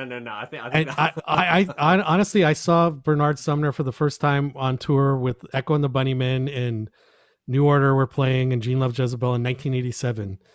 And when I first saw Bernard Sumner, I was like, if this guy can sing, I can sing. Like, I was inspired thinking this guy's not a very much of a vocalist, right? But I love the music, and that's what mattered. But also to that point, there's enough people that will like try to bring people down and everything. So I would never, ever even mention that again. Like, don't ever say you're a musician that sings. Just don't say that, because there's already people that try to pull you down. Like, so don't. Yeah, this is true. Yeah. Well, I suppose with me, it's kind of like I'm always throwing. No one can throw rocks at me if I'm throwing stones at myself. But listen, I'm going to pause there for a moment. I'm just going to go grab a beer. Yeah. Give someone else a chance to talk. Yeah, sure. Simon, it's good to see you, brother. Get Simon to say something. He's always all right. We're going to bring Simon on for a moment. I love Simon. And Simon, if you could talk, I don't know if you're able to talk right now, but I'd love to hear what you mentioned, and I mentioned it to Christian. I emailed him the other day that you had not heard Nine Inch Nails and you bought Pretty Hate Machine and the Downward Spiral, and he loved that because I told him, this is a perfect example of why he should be allowed to do this stuff from the labels, because there's a huge backlash with the whole copyright restrictions and all these laws, but realistically, why shouldn't people not be exposing these tracks that are over 20 years old to people that might not have heard them and might appreciate them and want to buy the music? So what did you end up, have you listened to those albums much, and what did you think? Not a great deal. I had a cursory listen, but I've been doing a lot of driving this week. So I didn't think it was good driving music considering the roads that I was driving Definitely on. not the Downward Spiral. Yeah, I there may have been a few road deaths. I think it's that sort of when it affects you. But no, and I mean, on first listen, yeah, it's kind of one of those. Oh man, I should have listened to this a long time ago. I honestly don't know why. They're just sort of one of those bands that I obviously knew about, but I never got round to buying the album and never got to see them or anything like that. But yeah, I mean, I kind of like that sometimes when you kind of discover something that passed you by, and then you feel like you've had a second bite of the cherry. It's quite nice. Oh, definitely. It's funny. Last year during the pandemic, I mean, obviously a major Depeche Mode fan, and there was actually a song that I had never heard from Depeche Mode that was released as a B-side, and I had just kind of ignored or never heard it. I don't know what the deal was, but it was the B-side to Suffer Well. Right. Days. Yeah. And I was just floored because I bought that Mode box set, and I'm like, what the fuck is Better Days? I've never heard of this song. And I put it on. I'm like, wow, this is a freaking cool song. And it's weird to be able to have a new song to me, like during the pandemic from Depeche Mode. And yeah, it's kind of, it's like suddenly drops like a gift from heaven. Yeah, isn't it? Exactly. Yeah. Yeah. So, and Mode B-sides are they're quite often better than some of the album tracks. I think. Oh, I mean, I would for sure say that B-side is better than the A-side, but yeah. And I mean, I like Suffer Well, actually. It's one of the better tracks on that album. But Sounds of the Universe, the B-sides on that were like, why were they not on the album? They're better all those than bonus the tracks on the album.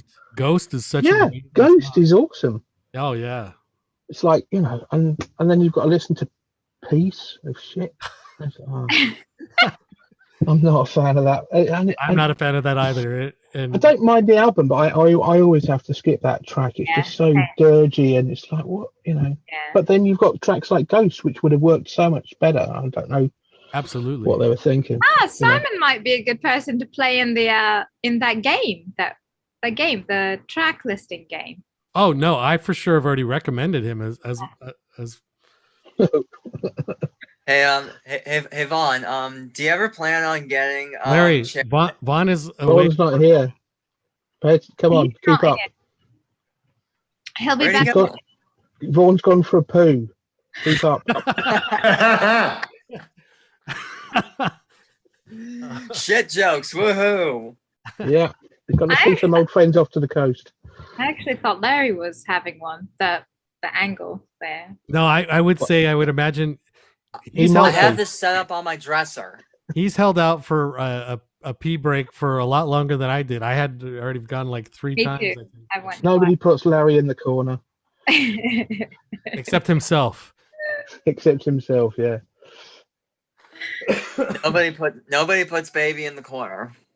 So to the point about Nine Inch Nails too, thankfully I got into them very early on. Like I first saw them in May of 1990. So, but they were a band that even for their first album, I ended up catching them 6 times.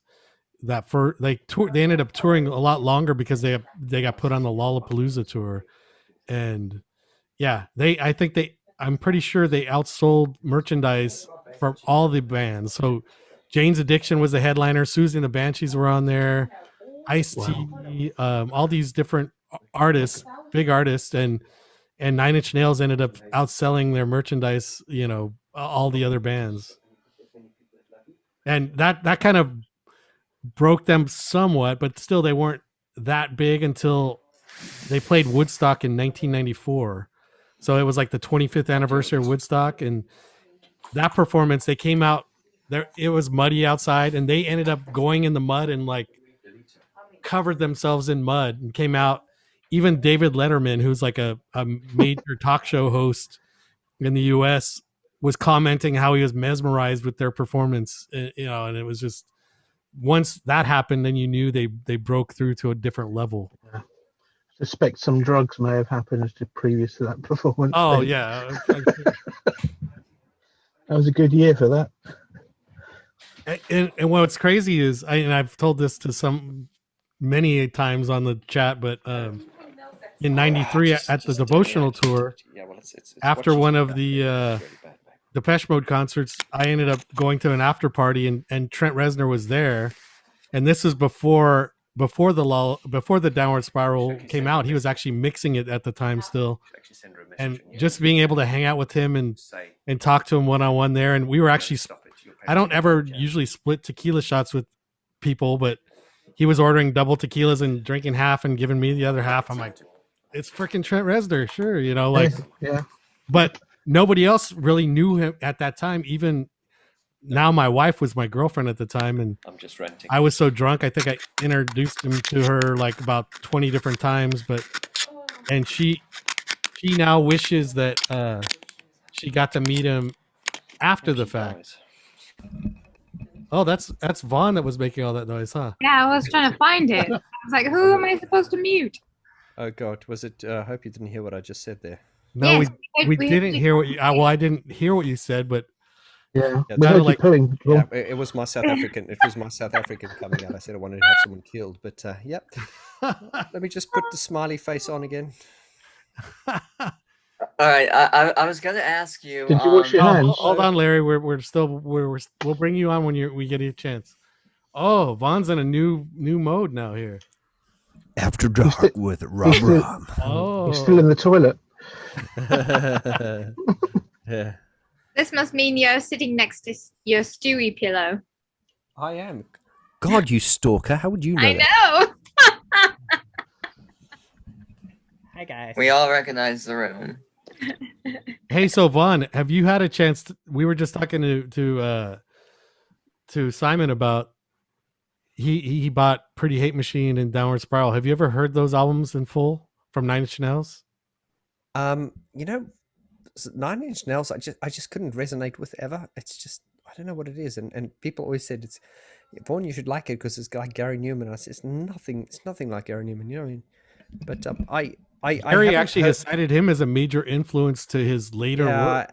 But Trent has cited Gary Newman as an influence as well. So for sure, yeah. I mean, it you know, it's like that. Another band people keep sending me stuff to is like Camouflage and stuff like that, and you know, it's all good, you know. It's like, but it's just it's a combination between bandwidth. I just don't have the time to listen to everything. But you know, when you listen to the stuff, I can't sort of like pick it out for being bad or anything like it. There's just not. But then again, a lot. I mean, don't get me started on the latest Depeche Mode album. But I mean, there's a lot of music out there. I mean, even like one of my favorite albums, like Songs of Faith and Devotion. I didn't instantly like any of those songs, but wow, God, they grew on me. You know, so I think a lot of those songs, like you were saying now, I think they need to grow on you. I just haven't given them the time yet. You know what I mean? I think that's the case. You know, it's funny because there's actually me as my defensive person. The LA Times had a review of Songs of Faith and Devotion when it first came out.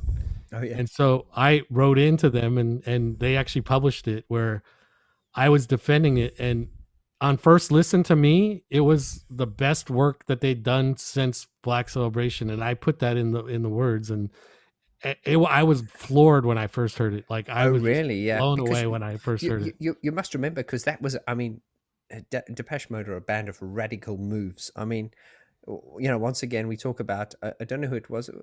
some iconic artists, they said when they heard Violator, they just wanted to give up because they thought, how the hell do I get to that? So it would That make was sense. Andy McCluskey, wasn't it? Was it Andy McCluskey? Yeah, Andy yeah, McCluskey yeah, said yeah. that. Yeah.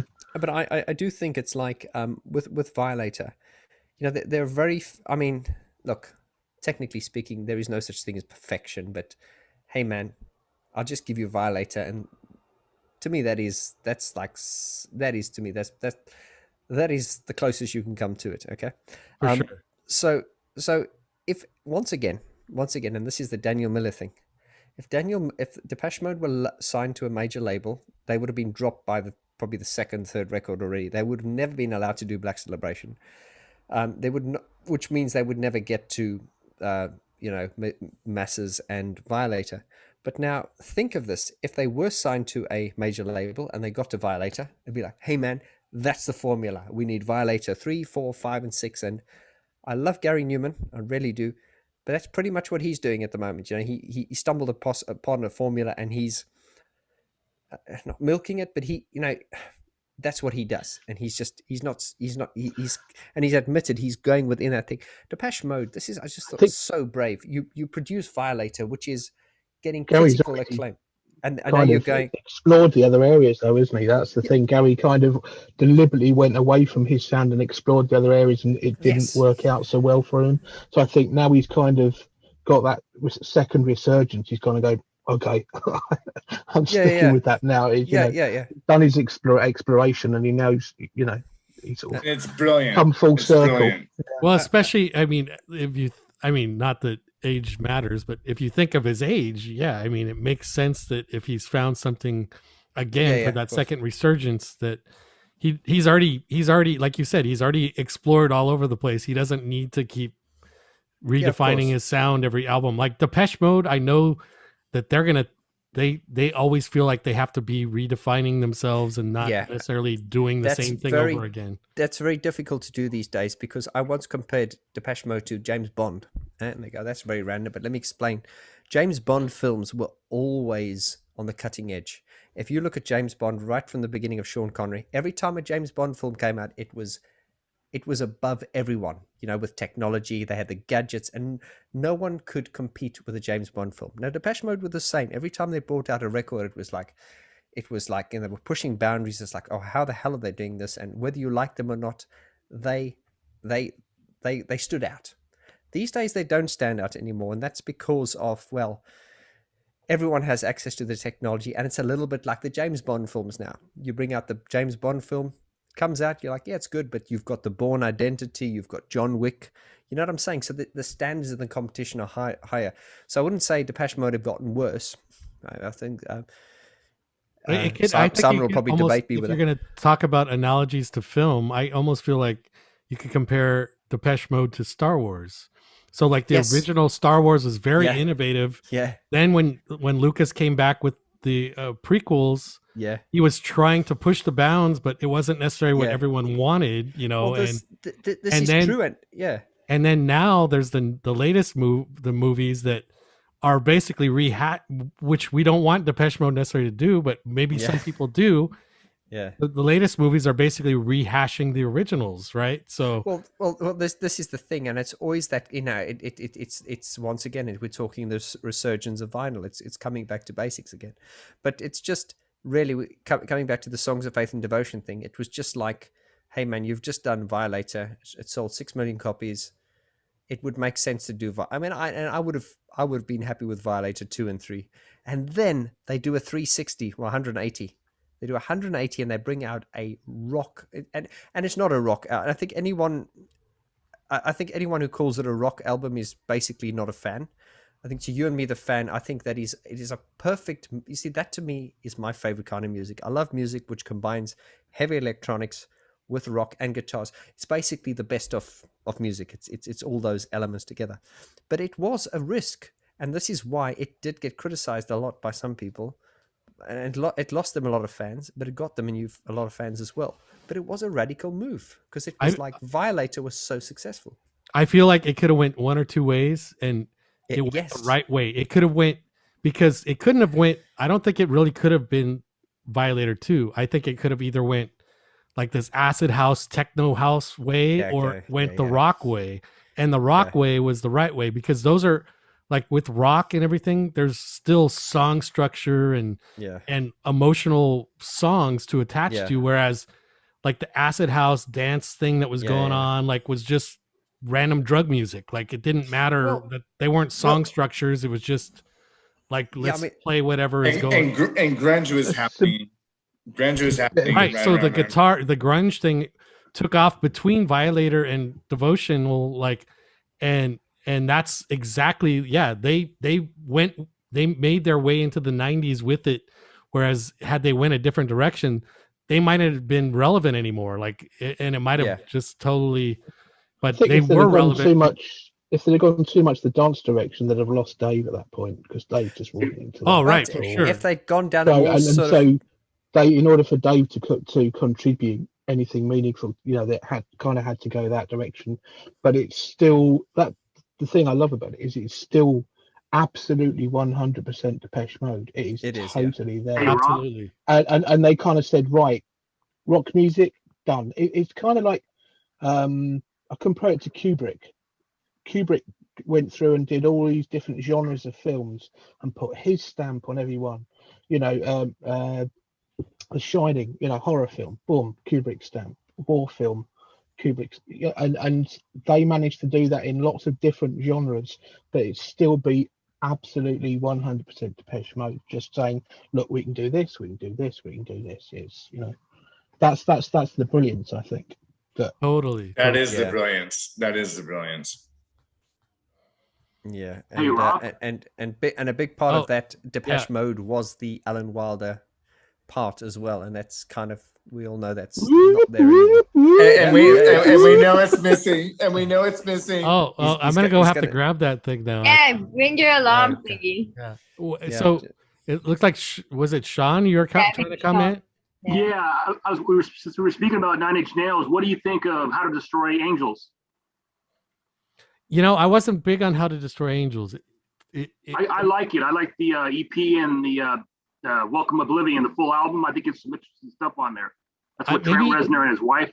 Maybe I haven't given it a fair enough chance, but I don't know. I've seen it live, and I also feel almost kind of like it's like with John and Yoko as opposed to John Lennon's own work. Like it's not even close to the same. Like I feel like it's cool that he's doing that with his wife, but I don't necessarily want to hear it. Like Well, he kind of, especially on the vocals, he kind of takes a back seat. He just right.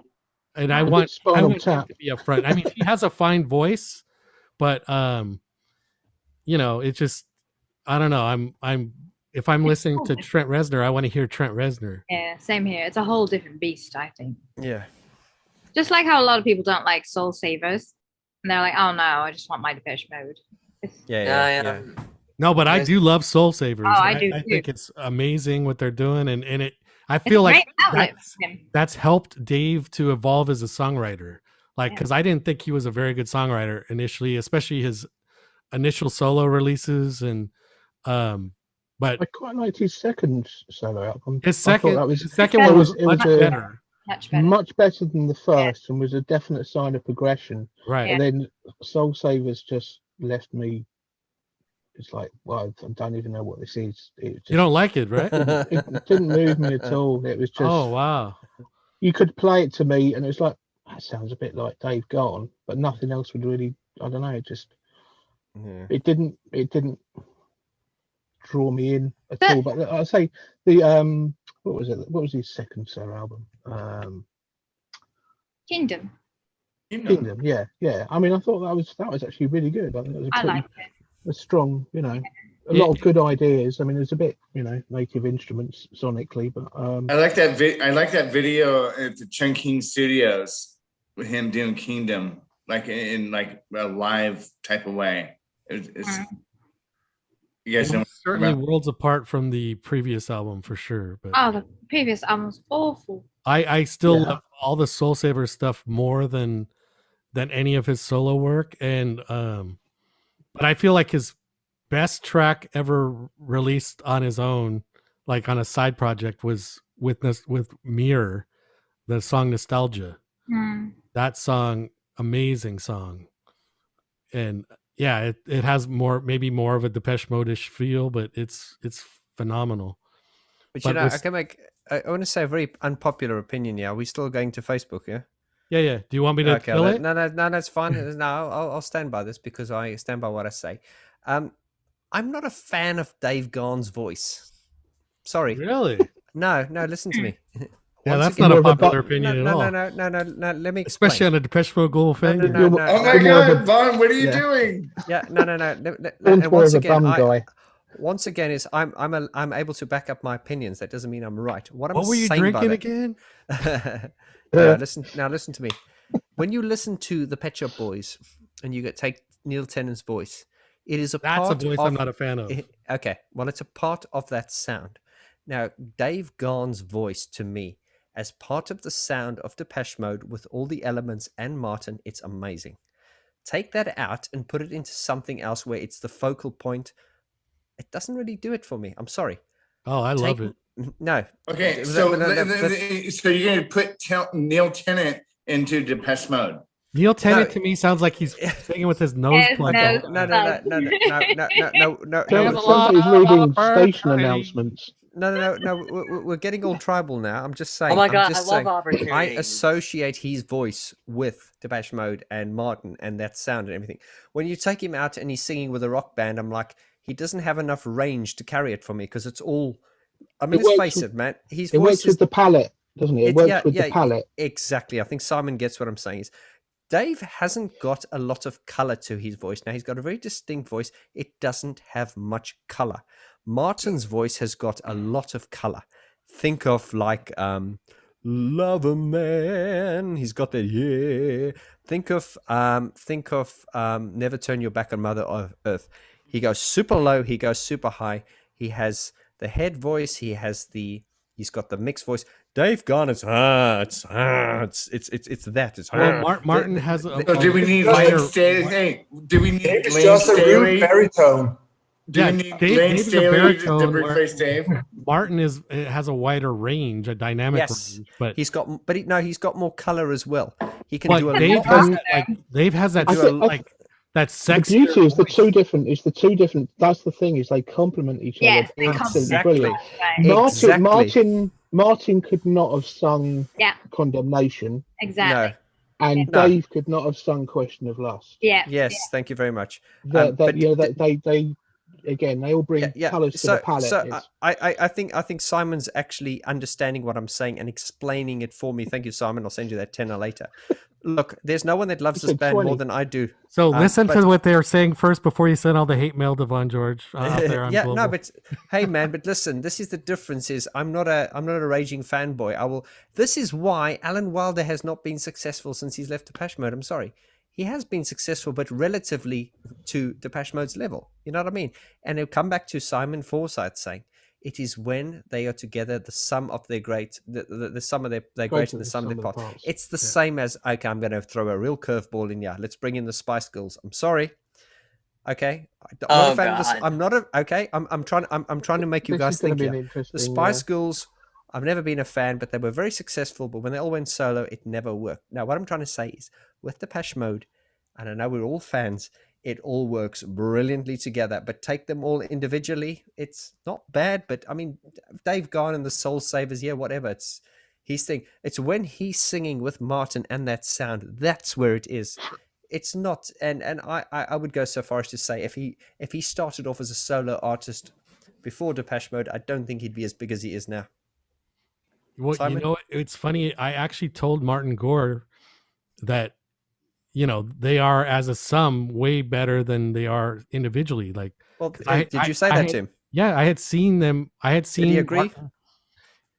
He got what I was saying, because I even said, I said it's like, because at this time, Dave was doing his solo tour and Martin had just did a solo tour. This was in like 2004, and it was at the Bday concert. It's not as good. I told him that Martin has the songs, but Dave has the live vibe performance. The performance, yes. And I said, it's like Jagger and Richards nobody cares Yes. about them solo, but as the Yes. Stones, or like Lennon and McCartney. I mean, sure, there's interest in them because they were the Beatles, but it's the Beatles ultimately that everyone cared about, not Lennon and McCartney's solo. Like Exactly. And you disagreed with me there, Rob, but you've kind of like saved me there, because you've actually, I think no, but I still think that Dave on his own has a great voice, and it's very like it's like a sexy baritone voice. Oh that yeah. really, Look. like, No. Please, I'm not saying it's a bad voice. I'm just saying it's quite limited. What I mean is because no, his range is not as dynamic it's as always Martin's. it's always like, you know, He with tries Martin too he can hard sometimes. I yeah think he can to be a Martin better can singer and doesn't. I think that's when it kind of goes wrong. He's kind of when he overdoes the shit, and Well, that's yeah.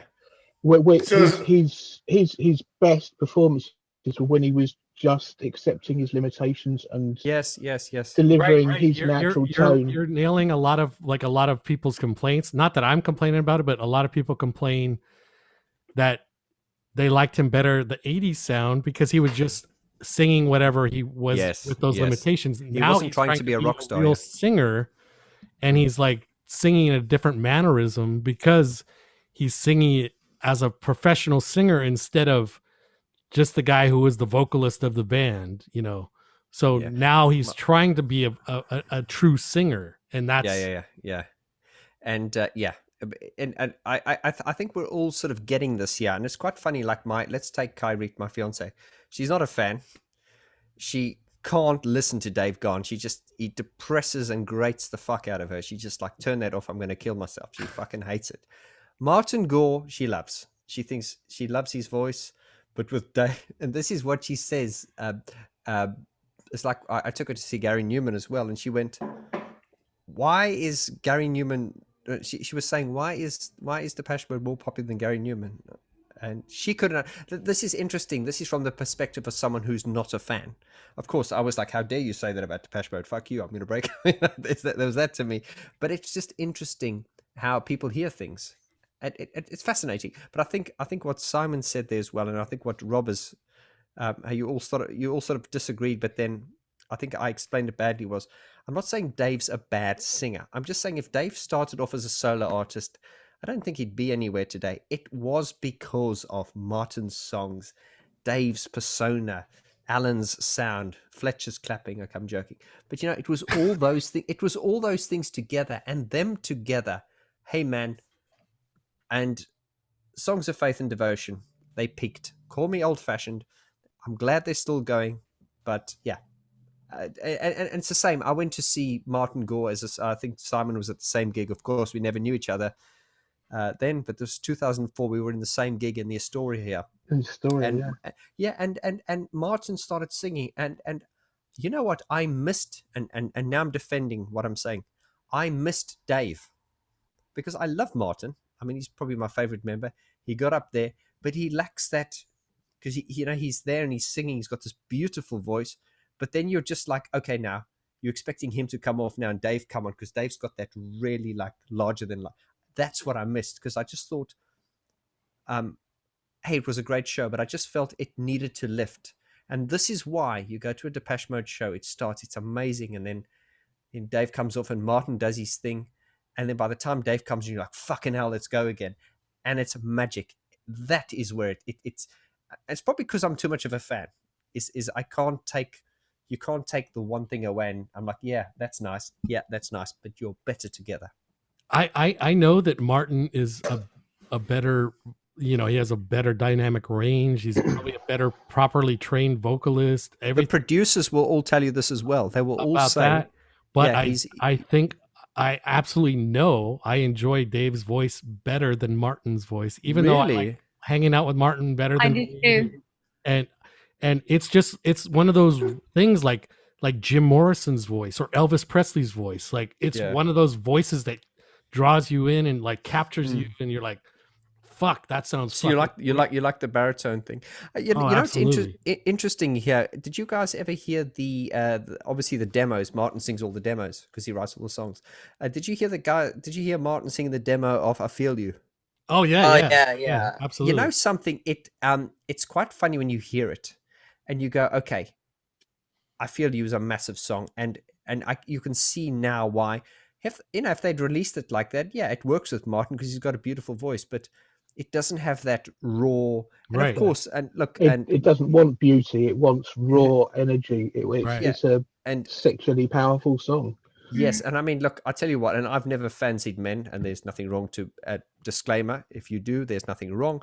But I'm just saying, Dave Gaughan's he's kind of like a guy that would probably make me cross the line. You know what I mean? That is what I'm trying to say, and I've always been known as a, you know. We'll make sure to highlight this as the clip of.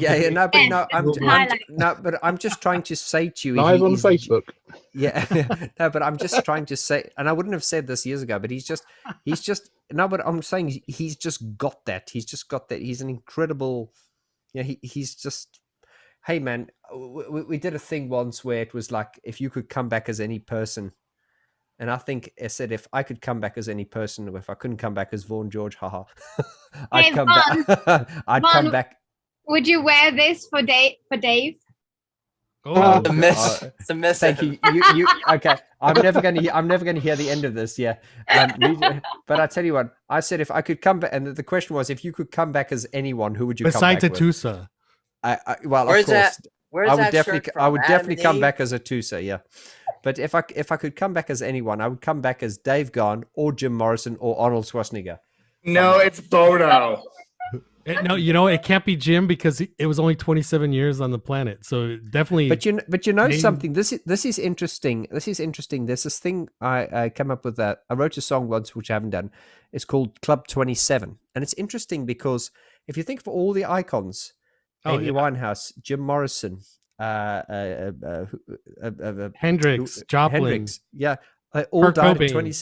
And I'm always interested because I mean, if you listened to the music I did when I was 27, it sucked really badly. And now I'd like to think at my old age now I'm able to release stuff that people are buying. So I'm very amazed. I was talking to Gareth about this, and I said, because Simon and I spoke about this. Is like, we were listening. Simon, we were talking about Construction Time again, and we went, they were like 23 years old when they did this. I mean, how the fuck? I mean, it's just beyond their age and wisdom. Amazing. Yeah, to be able to do that, I could barely write a shopping list at that age. Let alone a fucking album. Yeah. And I mean, just think of that. And this is where it always comes back to this.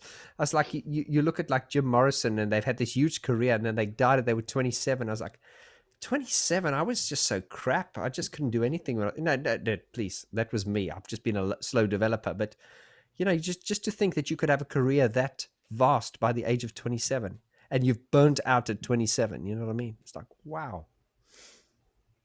Hey Vaughn, do you ever plan on getting like Cherry Ballard for like another one of your Patreon meetings?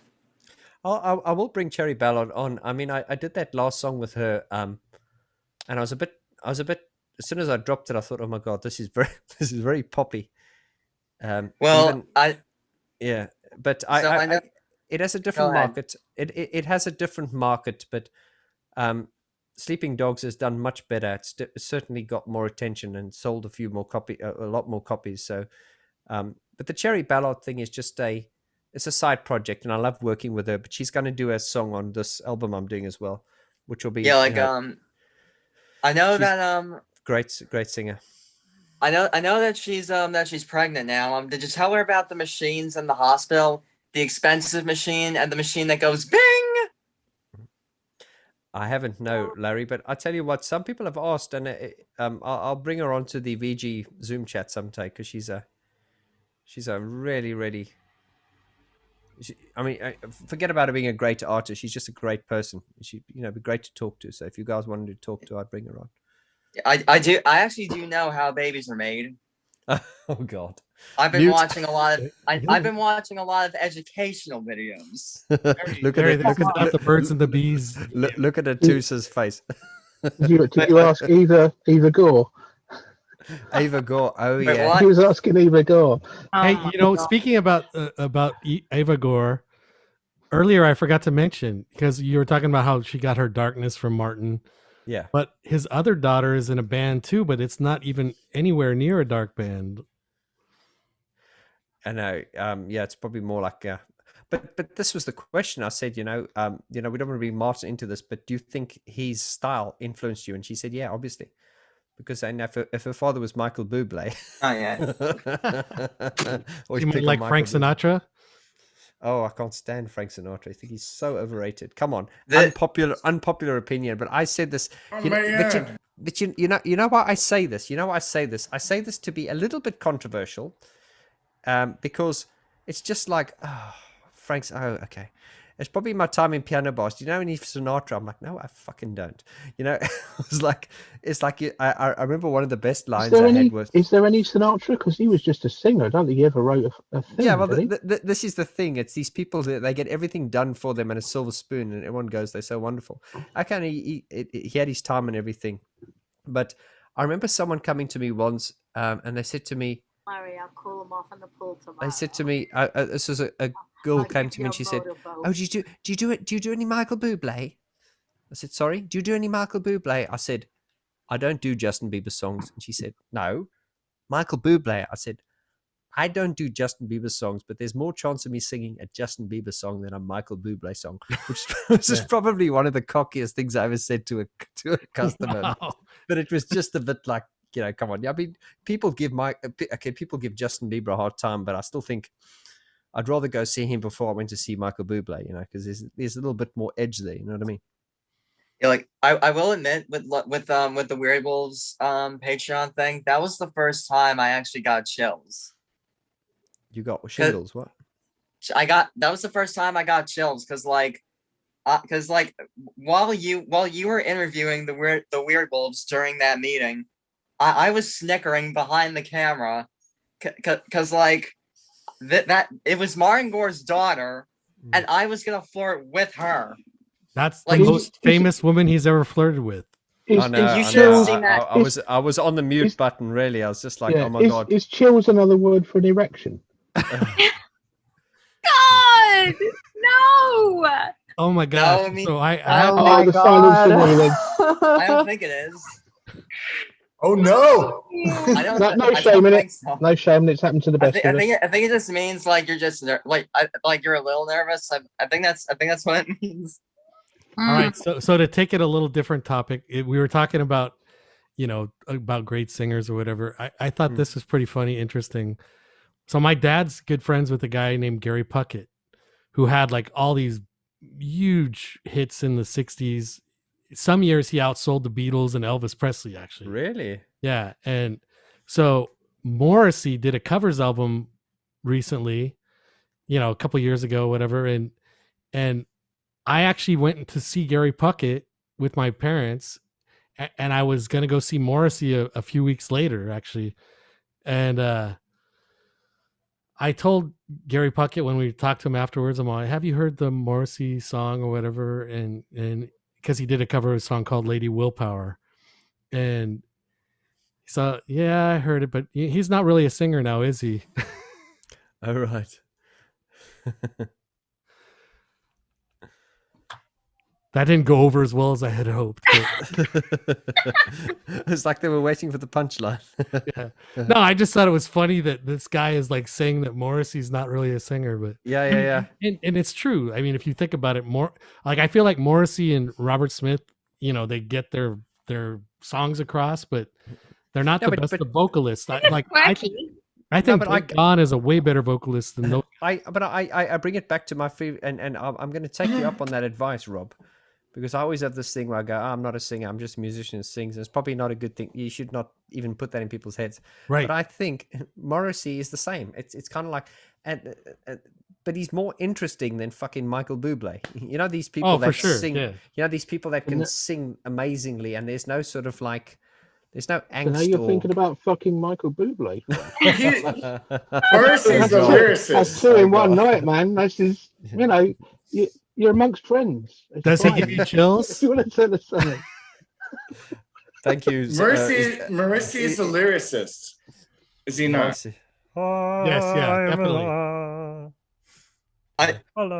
I just have one question. What kind of a name is Michael Bublé? Bubble. You don't want your name to be Bubble, then you're Bublé. Yeah. Okay, well, so that yeah, was your only one question, Larry. You, Yeah. you don't have any more That questions. that just Bye, Larry. All right, good night. That just Thank you very flies- much. Good night. Oh gosh. Yeah, shampoo. Yeah. So if anybody else has any questions, now's your time to get them in before, I don't know, we might be cutting this off in an hour or so. I don't know. Oh, Vaughn, I know that your birthday is on the 29th of this month, so happy birthday. Thank you. Thank you, Larry. Yeah. Your birthday's on July 29th? Yeah. Nice. Yours That's my too? mom's birthday. Oh, hey, there we go. And it's Martin's birthday soon, a week When's before his that. birthday? His is the 23rd. Oh, well. God, yes. Yeah, Vaughn, I had a suspicion that you were a Leo, by the way. I don't know why, but it just seemed right. And now I got my confirmation, so that's great. Who's saying that? Sorry, I'm trying to say. Oh, it's me, Sandra. I'm just hi, not Sandra. Yeah. broadcasting the video. It's kind The of one that I invited. Oh, bless you. Hey, if you want to come on video, we'll put you absolutely. on. We'll put you up on the screen. Oh no. I'm like it's really late. It's about I think 1:30 or something like that. So it's after hours. I would not really come across well on camera right now. Where are you at, Sandra? I'm in Belgrade, Serbia. So it's kind of like I think if there is Sandra, yes. Hello. Oh, yeah. It's that Sandra. Yes. I mean, come Yeah. on, Sandra. You are super duper funky, really. You really are funky. Sandra's the one I interviewed on my I did a video on the younger Depeche Mode fans. Oh, cool. Yeah, she's super. I'm not trying to give you false flattery, but you are super duper funky. I'll follow you on Instagram as well. Yeah, Oh, like thank I've seen her photos on Instagram, and I think that your style, Sandra, it's something that I've never seen before, and yeah, it's unusual. it's just a beautiful style that you have, and it's just so amazing, like the way that you carry this style with you, and I just think that you're a perfect and beautiful woman. Oh, thank you, Larry. I appreciate that. It's kind of odd because I'm like 10 years senior than you, but I appreciate the comment. Larry has no limits, Sandra. I mean, no limits. Oh, okay. Yeah, it's a Little bit uncomfortable. 16. Thank you so much. Careful, Sandra. You're competing with Attosa and Ava Gore now, and Oh Esperanza, no, and absolutely not. Esperanza. I'm not trying to. I mean, Thanks, Attosa Vaughn. and Ava. Please take him. This is hell, so I'm not like trying to compete. But you see, he's the Sandra. worst. He's the worst flirt because he flirts in front of all the girls. You know. He's a ladies' man over here. I'm everyone's guy, all right? Oh, It's Rob. Sandra, you No, sound not him. No, Sandra, not you sound like you're from Colorado or something. Oh, really? Well, that's probably one of the things because I work for an American company. So I've been working for an American company for about 4 years. So I think the accent developed in the meantime because I was working customer service for a long period of time, and now I'm like in sales. So it's kind of, I think it's an imperative for us to, especially us from like Southeastern Europe, to sound more American if you're working for a North American region. So I think I just kind of managed to get an accent. Don't hear Yeah, any kind of and Balkan the accent at all. You got it. You got to stand. Never like. Absolutely, yeah. so did all of you catch Rob Rom's or Vaughn George's Rob Rom impersonation? Oh, good. Do more. Okay. Yeah, I'm Anyway, still Sandra, waiting for him lucky not. to work on impersonation of me. Okay. Oh. He has one, I'm sure. Vaughn George. Okay, hold on. Yeah. No, but Rob, seriously, man, you do have a great voice. I have to really adjust my Gravelly. bollocks. Have some more beer. He's got that great bass. It's very radio broadcaster, and that's great. That's really great. What was the drinking word tonight, by the way? Depeche Mode Global on Rob Rom on Depeche Mode Global with special guest Vaughn George and Attosa, featuring that's it. Larry and the invisible Sandra, who doesn't show herself. How's that? Am I getting there? That's amazing. Thanks. What do you think? What do you think, Rob? What do you think? I'm surprised if I sound like that, but you know, it's sure. I mean, sure, it's flattering you. No, it's Hey, more. It's, something. dude, you're No, like the Vaughn, it's the microphone. Yeah, dude, you're like the Barry White. You've got that velvety, like deep bass. You need to smoke a few joints before you do it, Vaughn. I feel like we need to give Larry his does help. impression. Give what? Larry his impression. I must say that Simon has nice eyebrows. Larry, here you go. Right, Simon? You have nice eyebrows? Let me see. Oh, there you go. There you look that. Really? Nice eyebrows. Yes. Nice Simon? eyebrows. Uh-oh. Mama T's turning into the lady version of Larry. I can't even see my eyebrows on screen, but yeah, okay. Great, thank you. I had to say it. I could trim them off and send them to you. Hey, you are the small sweetest fee. perfection. I can't even see Simon's eyebrows. That's crazy. No, I know. Well, I can't see half of his face because it keeps fading into the. I know. But Sandra, I gotta ask, like, 12-volt what lighting. made you decide to come up with that kind of style with the makeup and like the hair and stuff? Like, what made you decide to do that? Well, as any Depeche Mode fan, I'm also pretty eccentric, and Attosa, I love the hair. I had literally every color on the rainbow except for green, I think. Well, I had green unintentionally, but you know what actually inspired me, I think, mostly like just pop culture in general. Like, I am a big fan of drag, like drag impersonators and drag performers, and I watch pretty much everything regarding like RuPaul's Drag Race. So I'm really into makeup. So I think that drag inspired me quite a bit, and also like retro pinup styles, old Hollywood, and all of that basically. Sandra, I work with the RuPaul girls. Oh my God! No way. Yes, my yeah. I do the celebrity blogging on Facebook, and I've been to like their premiere parties and backstage with them. And tomorrow I'm going to Fire Island, and I will see probably several of them. I'm not sure who's there. Can you get my Simon God. in? That's amazing. I mean, I've seen that a lot of the queens are currently on the Fire Island. Obviously, I'm like a big It is stalker on working really well, Instagram, Rob. so it's great. Yeah, you looks see, really Sandra. You see, Sandra. That's what that's what I like about you. Retro Hollywood. That's what I like. Yeah, that's exactly. Yeah. It's like an eclectic style. I mean, I was a big emo kid when I was a kid, when I was like 13 to 16. Now I'm like. I have like, I've tweaked my taste, but you know, I think the base is there still. So, yeah. Hey, Attosa, do you do makeup in the industry or? In the industry, no. Oh, okay. Do you need? I have a. Do you know who Jared Blandino is? Who? Jared Blandino. Okay. One of my Attosa has industrial makeup. It's not quite the same thing. A friend of mine. No, he owns Too Faced Cosmetics. I love Too Faced. I've got lots of Too Faced. Oh, yeah. Well, I grew up with his family. Can you hook me up then? No, I can't. Get us on the PR list. I can't even get my daughter hooked up. Anyway. I thought you meant different industry. A friend of mine and a member of Global, she's done like Emmy-winning makeup for shows and stuff like that. She's in our group. Wow. Now. Yeah. My sister-in-law. If you're watching or listening, Sharon, hello, cheers. My sister-in-law does all the makeup for EastEnders. Oh, nice. Oh, that's great.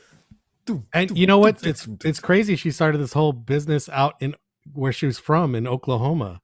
So she used to have to come out here to California all the time, but now, like, there's so many people that are shooting out in Oklahoma that there's so many rewards and opportunities for them that she's got all kinds of cool things happening out there. So right near you, Richard. Oh, so yeah, I want to go back to Vaughn George with we have Peter. We're going to ask him. He has a question, but when we were still on the impressions, I would love to let Larry hear your Larry impression. You are not going to hear a Larry impression. Oh, and someone in the chat said they loved your Gareth Jones impression. So is that what I sound like? Yeah, brother. Yeah. We have to get the record out. Yeah. So yeah.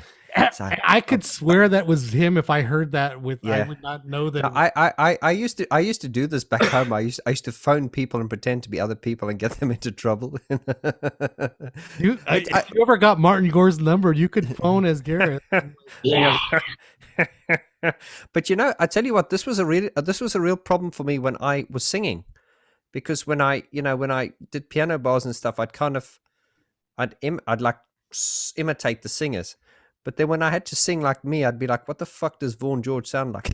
It's just like, so the way I sing now is the way I sound. But I had to, because many years ago when I was singing, even though I wasn't, like if I sang a Pet Shop Boys song, I go, when I look back upon my life. And it just made sense to kind of imitate it, to sort of hit the timbre.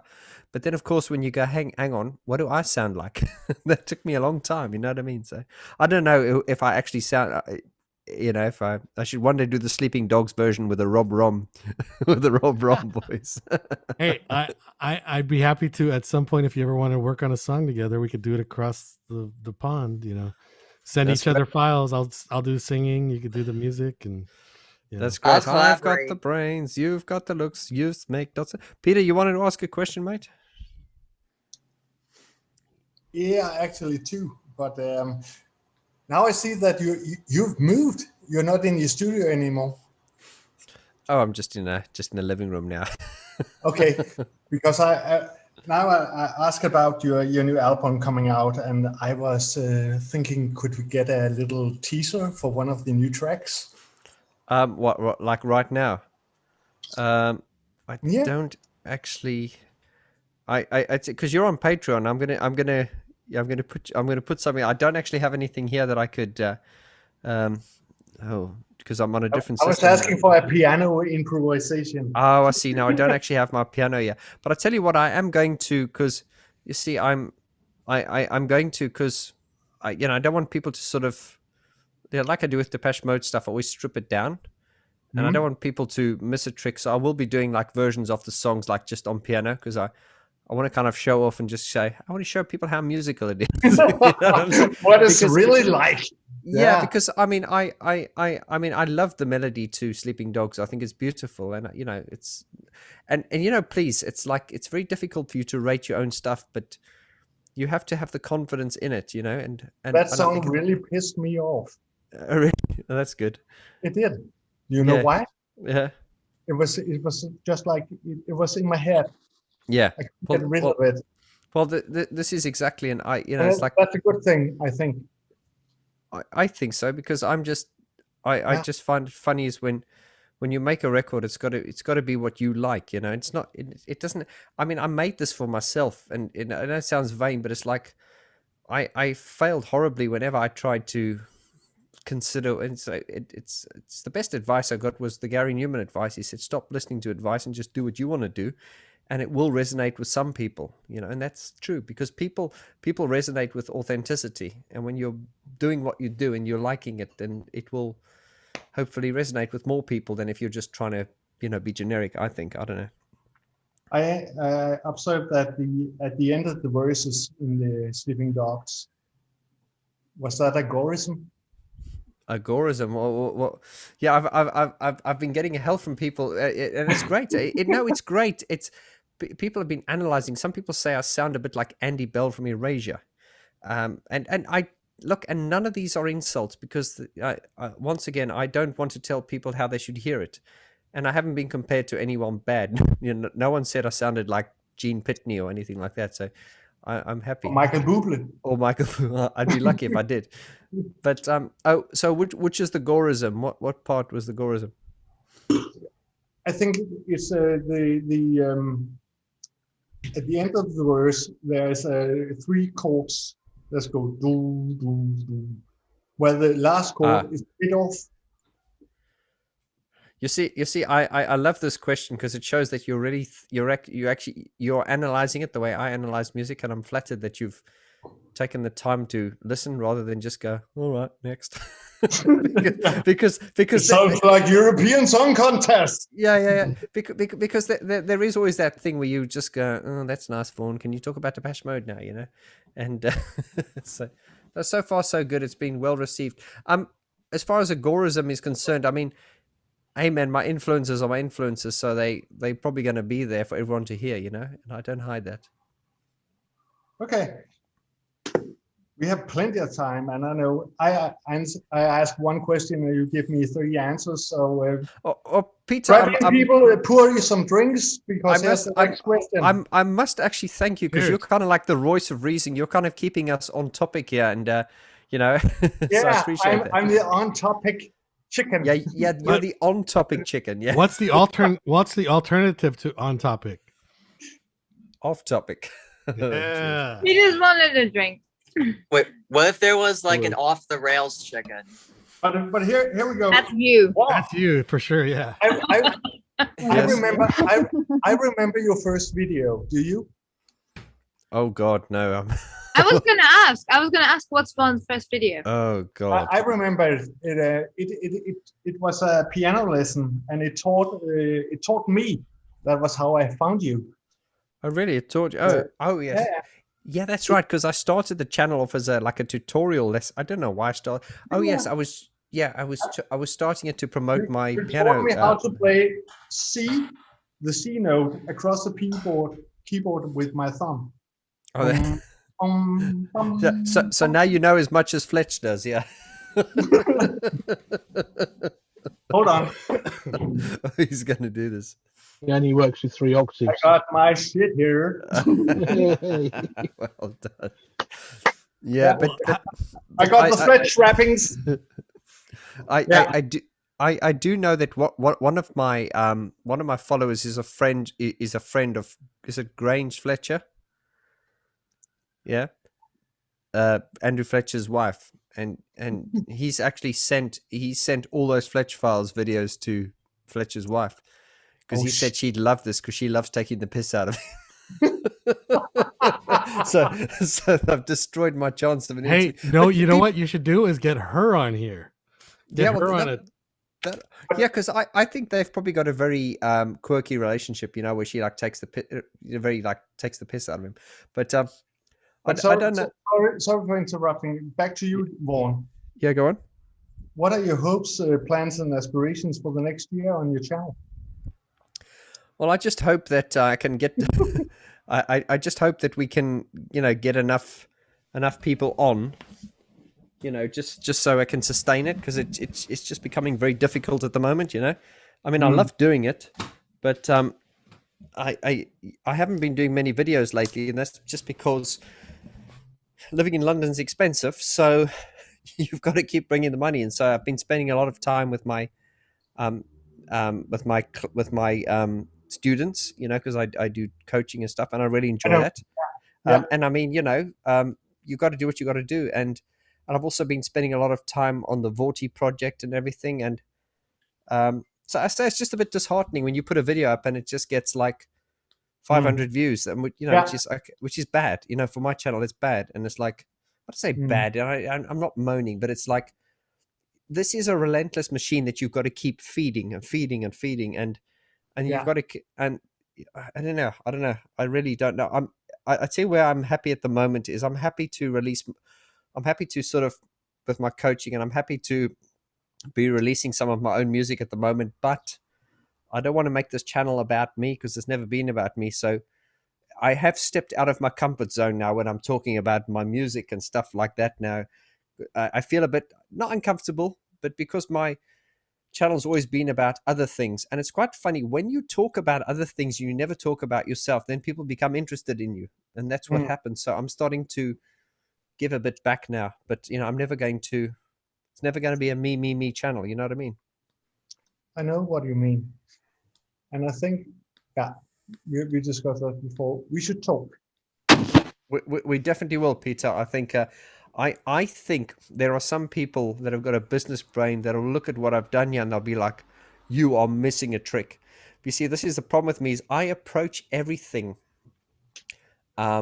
so so much with inspiration. Like I've got the best intentions. I go, whoa, I'm going to do this. And it's like, I don't sort of stop to think, okay, you've just spent, I don't know, 20 hours on a video. It's got 2,000 views. You've got, it's giving you like £5. You've just wasted your time. I don't think like that. But it's going to, it starts affecting you, because it's like you go, okay, because I don't know, it's an economics thing, you know what I mean? And I do understand. It's a sore point as well, because you the few times I've had to make people aware of that, because you're telling them, because look, hey man, there's nothing worse than when you have to tell people, hey man, I'm doing this and it's so difficult, because then they can go, hey man, then just stop doing it. So I'm not ranting.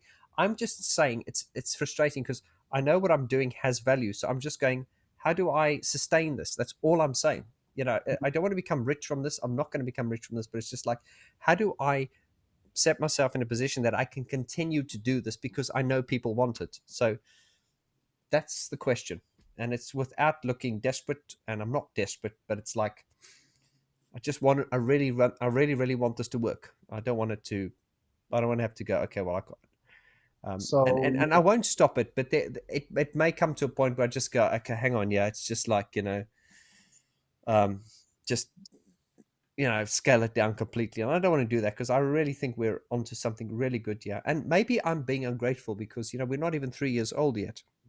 No. But, but you see, people like you, Peter, you're the problem, because you guys get me so fired up in a good way. Like, and this is the thing, it's a feedback thing. It's not an approval thing. I'm not one who's looking for approval, but it's just the whole sort of, you put something out and people go, I like this, and you feed off that and you go, oh, that's great. Well, how about this? And, I guess I've always, if you were friends with me, if you'd known me, if you ever meet any of my friends, you will know that whenever I go out to a club or anything, I'm always the first one to, get the drinks in, or except if Simon Forsyth is there, because he never allows me to pay.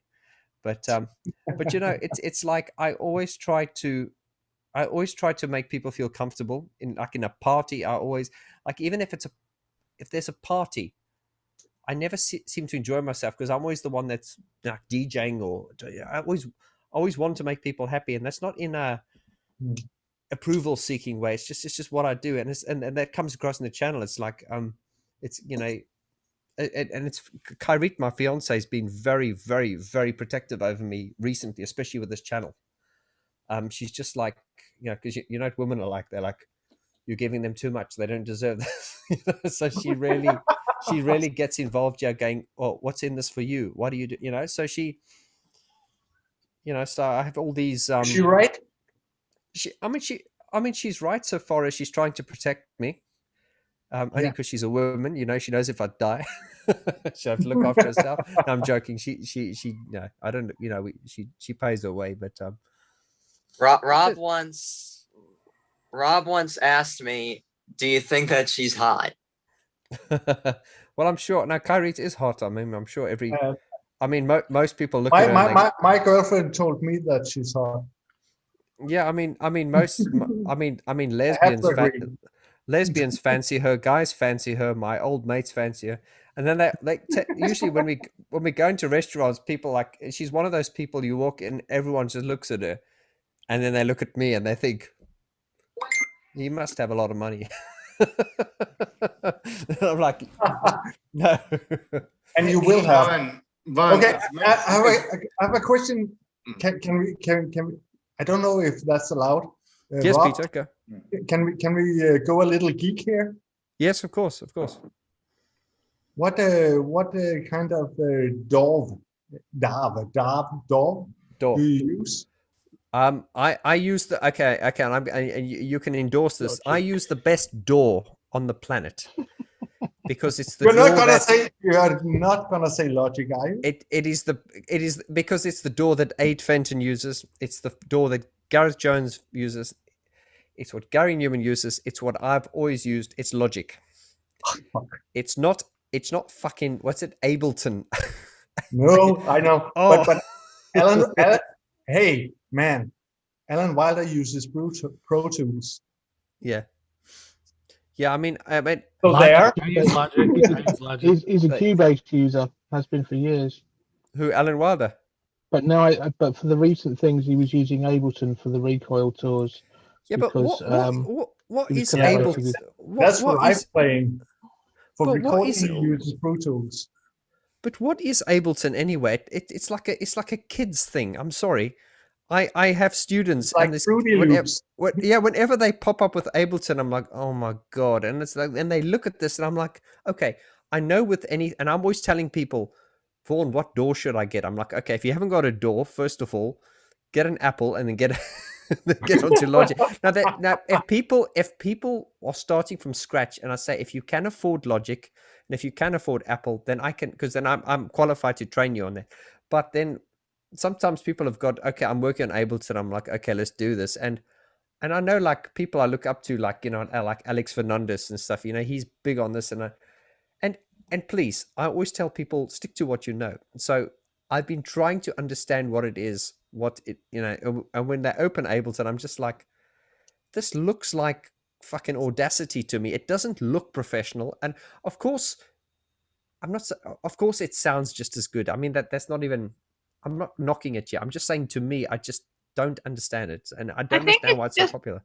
I think it's just because when you buy a MIDI keyboard or something, it's just the one that comes free with it anyway. So everybody has it. Yeah. Logic is not free though. Hey, Vaughn. It becomes part of that sort of like, once a certain critical mass of people start using it, then it increases, and it has taken a big hold in the DJ and dance community, because it allowed you to put things together very quickly.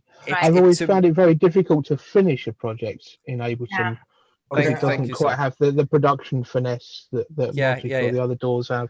That's always been my issue with it. But for getting ideas going and things like that, it's, you know, it is very, very good. And there you and Simon's one of my gurus, so yeah, I agree with that. Yeah, bloody yeah, it's for dance music. That's for dance music. Yeah, you were saying, Peter. So what's the argument about against the Pro Tools? Well, I tell you what.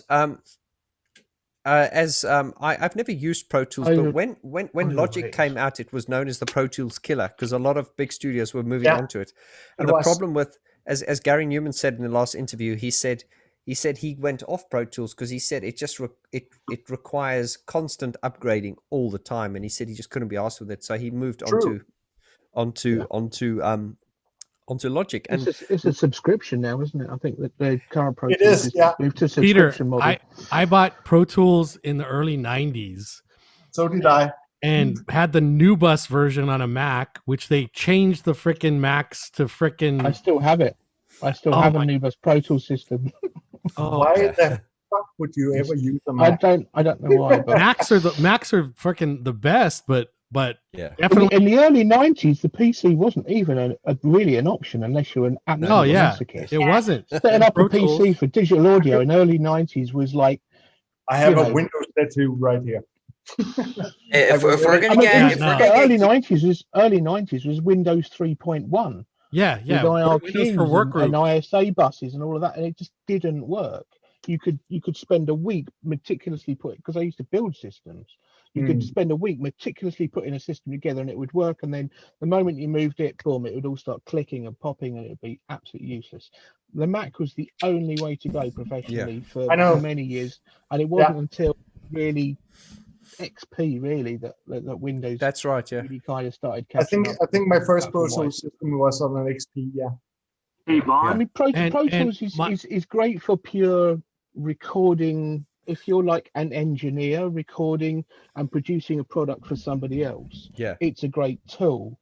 For composition and for writing, it's still seriously lacking in a lot of the kind of compositional aids that the other DAWs provide. you would recommend Logic if you were composing. If you're composing, I mean, I've used Logic since literally before it was released, because I used to work in the industry and stuff. So that's the DAW I've grown with, and I'm too old now to learn another one. To be honest, it's just too much. making that transition, it's got to be so much better that it's worth me putting Yeah. that many hours in learning it. And Yeah. because they're all such parity, there really isn't. The only one that interests me slightly is Bitwig. They're really kind of pushing interesting new things. Pro Tools is it's only being held up by the avid support industry and the fact that they file interchange. Yeah. It's dedicated studios that have to have it on their list of things. But for people producing music themselves and releasing it, it's just too. It doesn't have all of the creative tools that it needs. They're functional tools. They are engineering tools, but not creative tools. And that's the totally big echo difference for it. exactly what he's saying. We had the first Pro Tools studio. I was part owner in Orange County, like back in the early 90s. And it was great for recording bands, but for my composition and stuff, I was into Logic before it was even owned by Apple. Like, Yeah. I forget who owned eMagic. It was eMagic. The lineage was originally, there was a company called C-Lab in Germany that brought out Creator and Notator for the Atari ST, and then they separated the partnership with their business partner. They had the two programmers, and they set up their own company, eMagic, in '93, and the first product was Logic on the Atari. Yeah, and that's then right. they released, and then the audio version didn't really come along to a couple of years later because the hardware wasn't really there, and then it grew and it grew and it grew, and like to the late 90s, people were buying Pro Tools systems just for the hardware and running Logic as the front end for it, and it was supported through totally. PAE, and that dominated the whole market because Cubase audio was a pile of shite when it came out. Nobody wanted to use it, and then that really continued, which is why Apple went, right, we're buying that company, and they bought Logic in early 2000s for OS 10. And my first system was KCS Dr. T on an Amiga. I had a Commodore 64 that I was running a sequencer on. I don't T remember stuff what the was actually software really good. Going old school. Yeah, he did Atari stuff as well. Dr. T KCS was all that you could trigger sequences. I mean, it's like an early Ableton almost. Yeah. I hooked it up to an Emax 2 and a Korg Emit M1. EMU. EMU. Yeah, man. Hey, Vaughn. Simon, you're the guy that refurbished the Emaxes I do. Yeah. No, just Alan Wilder's Well, one. I did that one. That was 10 years ago. Okay. Yeah, now I bum around the countryside. living in Hey, a can van, you get him so- on a chat for us? Alan Yeah, Wilder. no problem. Hey, Hang on, if we're hang gonna on, get I'll just call him now. Hang on. if we're gonna get geeky here, has anybody ever heard of Dr. Mex? Yes, I'm Yes. Dr. Mix. Hello, listen to me. I'm going to make a keyboard here. Listen to this. This synthesizer brilliant. is the best. I've just been to Have- the have gym you- and pumped have my you seen- muscles. Listen to this. Yeah. Have you seen any? What the fuck? I see that you have. Yeah, no, that's fine. Listen to me. Something I learned from my dad, right? He said, never trust a man who calls himself a doctor who isn't a doctor, or Yeah. a specialist or a guru. You know, don't ever call yourself those things. It's okay. like You like can- buying you a can product that has the guru word all the professional time. on it. It's, Yeah. It's a It's but- just- never- I think it was Simon. It was you see. I tell you what, some of the best laughs I ever have. Have you guys seen Lethal Weapon? Obviously, you have. Yeah. So you've got Danny Glover and what's his Mel Gibson, and you've got Joe Pesci. Now, I tell you what, I just love these road trips that I take with Simon and Lloyd. Because I just piss myself. Because I'm such a shit stirrer. Like I will drop something and go, yeah, Lloyd, what was that you were saying about Kanye West being one of the world's greatest producers ever? And then Lloyd goes, yes, Vaughn, that's true. So Kanye was responsible, and then you just see Simon rolling his eyes, and it's so funny. And these two together in a room, they're like chalk and cheese, and it's fucking hilarious. And what I do is I start a conversation there. It's quite funny. When we did that road trip to interview Basco, it was so funny because Simon's like driving. He's like the sensible, rational one, and you've got Lloyd in the back there. and I'm shit stirring. I'm saying like, so Lloyd, what was it you were saying about that synthesize? I just start a topic, and then Lloyd goes, yes, Vaughn, blah blah blah, and Simon starts rolling his eyes, and then they're at each other's throats, and I'm pissing myself. It's so funny. I could make a whole side channel just on that. It's so Simon funny. and Lloyd seem like such a mismatch to me. No, but they are. But I'll tell you what, guys, I'm going to put up a video tomorrow. It's too Fuck it. easy. This is so funny. I've got to do this. There was an interview. This was so funny. This is the funniest thing on the channel ever. We're actually going to put this up on the channel as the funniest thing on the channel ever. We were interviewing. Do you remember, Simon? We were interviewing Gareth Jones. And we were all a little bit, fanboyed out when we got there. We were trying to be cool, but it was clear that we were all a bit like flustered. And it was so funny. So towards the end of the interview, we'd all kind of calmed down. And then Gareth went, hey, brother, could you do me a favor? I just want to, Mugav asked me to send a endorsement video. So if you could just hold the camera and film me tweaking the modular, and then we could send it out. Is that okay, brother? I'm like, yeah, no problem. so it was quite funny. So I had Simon there because Simon understands modulars. So Simon was standing there with Gareth, tweaking because modulars, I understand them to a point, but not to the level that Simon does.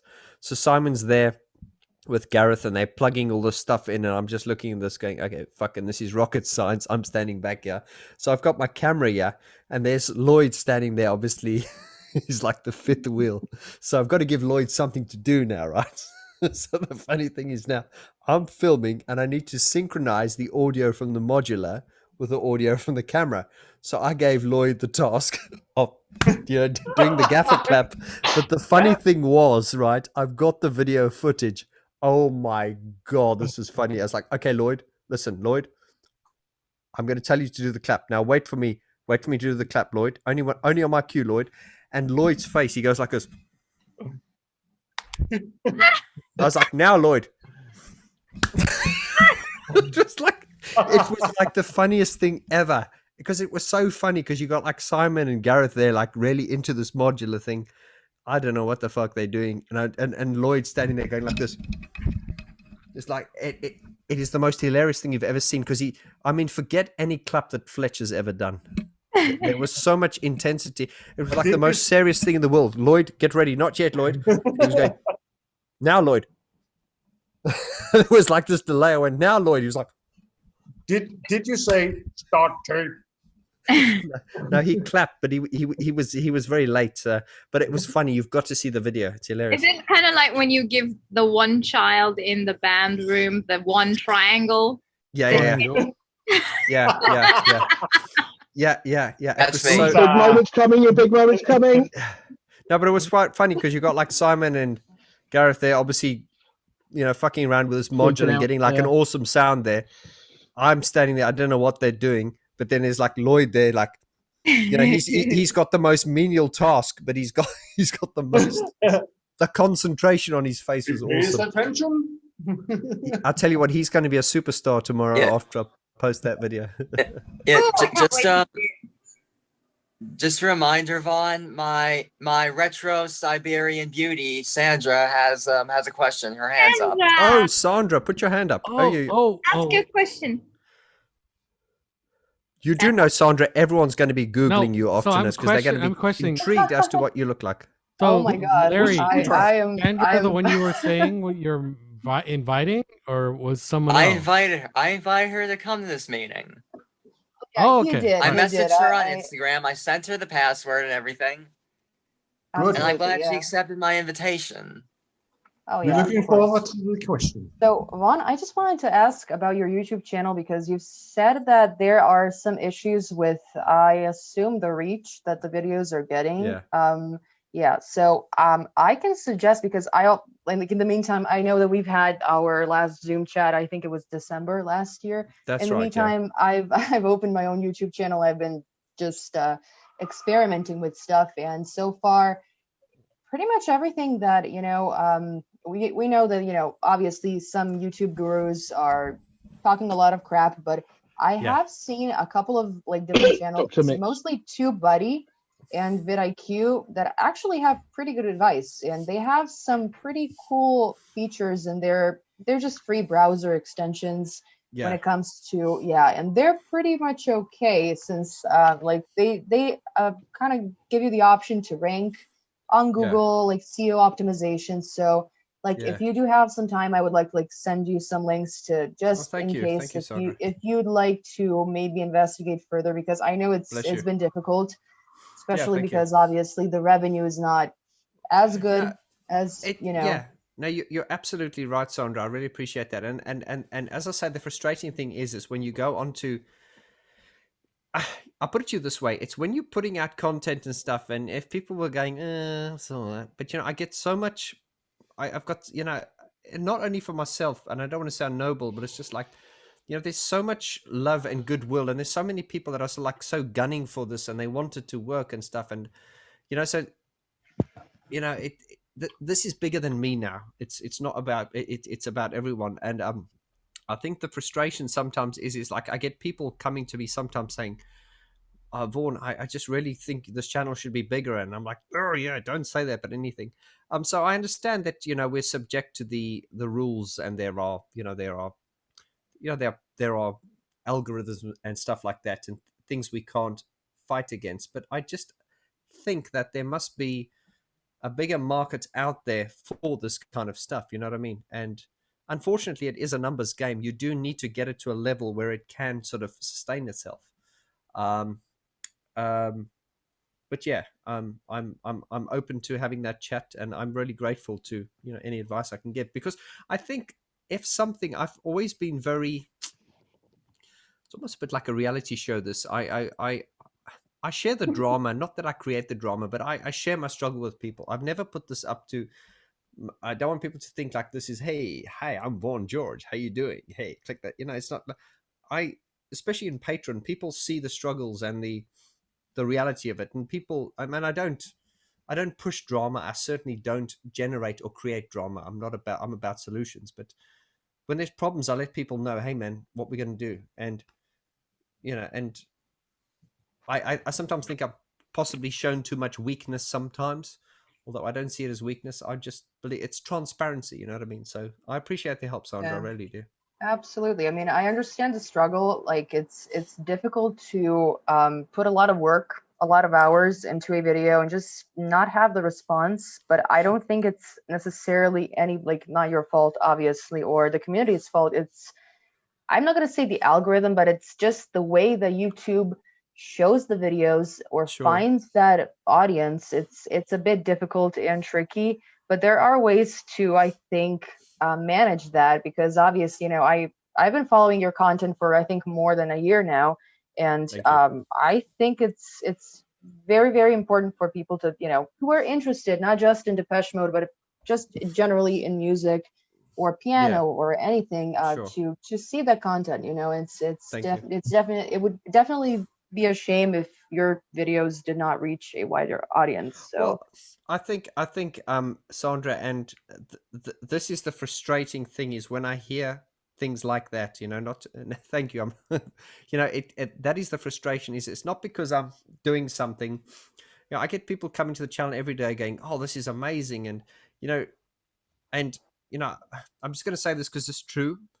During the pandemic, I've had people reach out to me and say that this channel saved their life. Okay, and you look at that and you go, hang on, you're being dramatic. But I realized that I can understand that. Definitely. I realized I had a response. I had because sometimes you think you're being dramatic, but I think you have a responsibility. And I've realized as well, and I've had to tell off my Lloyd. I love him. I really love him. He's a lovely chap. But I think Simon's also been very helpful as this is Simon's help. Simon's had to also point out to me that, Vaughn, you're at a point now where you cannot say things. You have to think about whatever you say. Because if I go, if I take the piss out of Fletch, it's a chance it'll get back to him. So you get to that point where things, where this isn't a conversation with friends in the room anymore. But anyway. Or if you say Dave Gahan can't sing.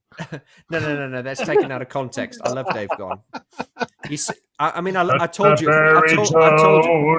I told you, I loved him so much he could even make me turn. I mean, that's saying a lot. But no, what I'm saying is, this is what makes it harder, is when people like Sandra or all of you and people like Peter who are so passionate about this. When I see when I see the reaction to that, then I'm just going, well, surely there's. I'm not saying I deserve more, but surely there's more to come from this, and then we come back to the. You always have to remember that the numbers game is a very different one to the depth game.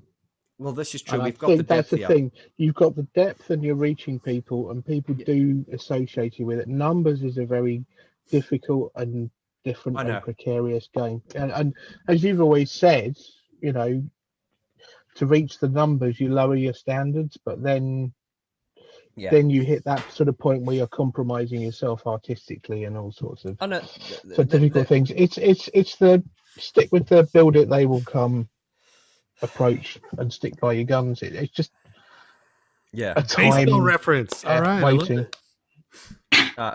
I think I thought it was Wayne's World, wasn't it? No.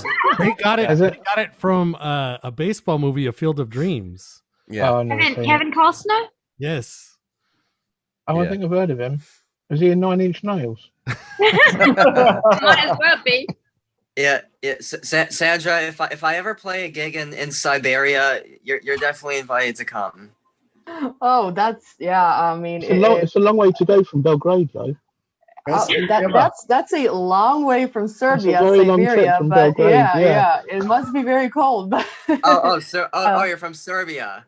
Yeah. I mean, I'm not Russian. Oh my God. Not very close, but it was in the detail. First time talking to you, and that's the first rule in pickup lines. Make sure you don't say the wrong state or country. Absolutely. I've in my 2 years of customer service, Siberia or Syria were the two countries that were mistaken for my country. So I've heard everything. Don't worry. Yeah. Yeah, but you're definitely invited. If I ever play in Serbia, you're definitely invited to come. Oh yeah. Well, maybe I will come to the United States one day. Who knows? I mean, that would be nice. Well, this was the problem back in the old communistic times. The USSR.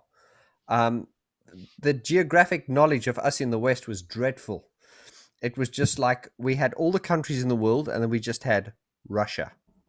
And Russia was basically, it was Poland, it was Estonia, it was Latvia, it was any country. Yeah, everything that was like Eastern from Germany. Yeah, that was Russia. That was the Soviet. Yeah, that was Russia. We called that Russia. Union. Yeah, and even in The recent Iron times, Curtain. you hear these countries, and you're like, "Where's that?" You go, "Oh, Russia." Yeah, and it's disrespectful to the people. But I mean, as it genuinely was like that. Even in geography in school, we had all the countries, and then we had Russia. And then I have this, because I like to stir shit when not stir shit, but it was basically a line that ran around Europe, and then it said the baddies. Yeah. It's basically kind of how it's thought. Yeah, so when I moved to England, and I joked with the Eastern European people, because we didn't have many Eastern European people in South Africa. So when you get here and they go, where are you from? And they go, Belarus. I go, oh, that's part of Russia. And they get really pissed off. Oh no! I used to really, stir. No, that's definitely that's a little bit at home now. Even Kyrie, I call her my Russian beauty. Come to me, my Russian beauty. It's just like, and she's like, I'm like, fuck it, it's all just Russia, It's just like shit stirring, of course. You know what I mean? Oh yeah, well that's kind of like the same thing that they do with us. Like we were a part of Yugoslavia. We were never the part of the Iron Curtain and stuff, but stuff happened in the 90s, and whenever somebody mistakes us for somebody else, we get obviously not most of us, but some people get really they get their panties in a twist. Their panties, a lot, I love that. Yeah, absolutely. So it's like, oh no, you said that I'm Croatian and I'm not Croatian, or ethnic stuff. The accents wave all over. Like I have a nurse at my doctor's office, and I thought she was Ukrainian, and she's like, no, I'm from Georgia. And I respect that, because my friend, one of my really close friends, her family's from there. So that it's because we're neighbors, but everybody mistakes her for Ukrainian because of her accent, but she's really from Georgia. So it's very Oh, very similar yeah. to the accents, and that's what confuses people. Absolutely. I mean, I think there's a common issue like that people mostly hear about Eastern Europe from Hollywood, and obviously, Hollywood movies like to present like that everything is dark and bleak and horrifying.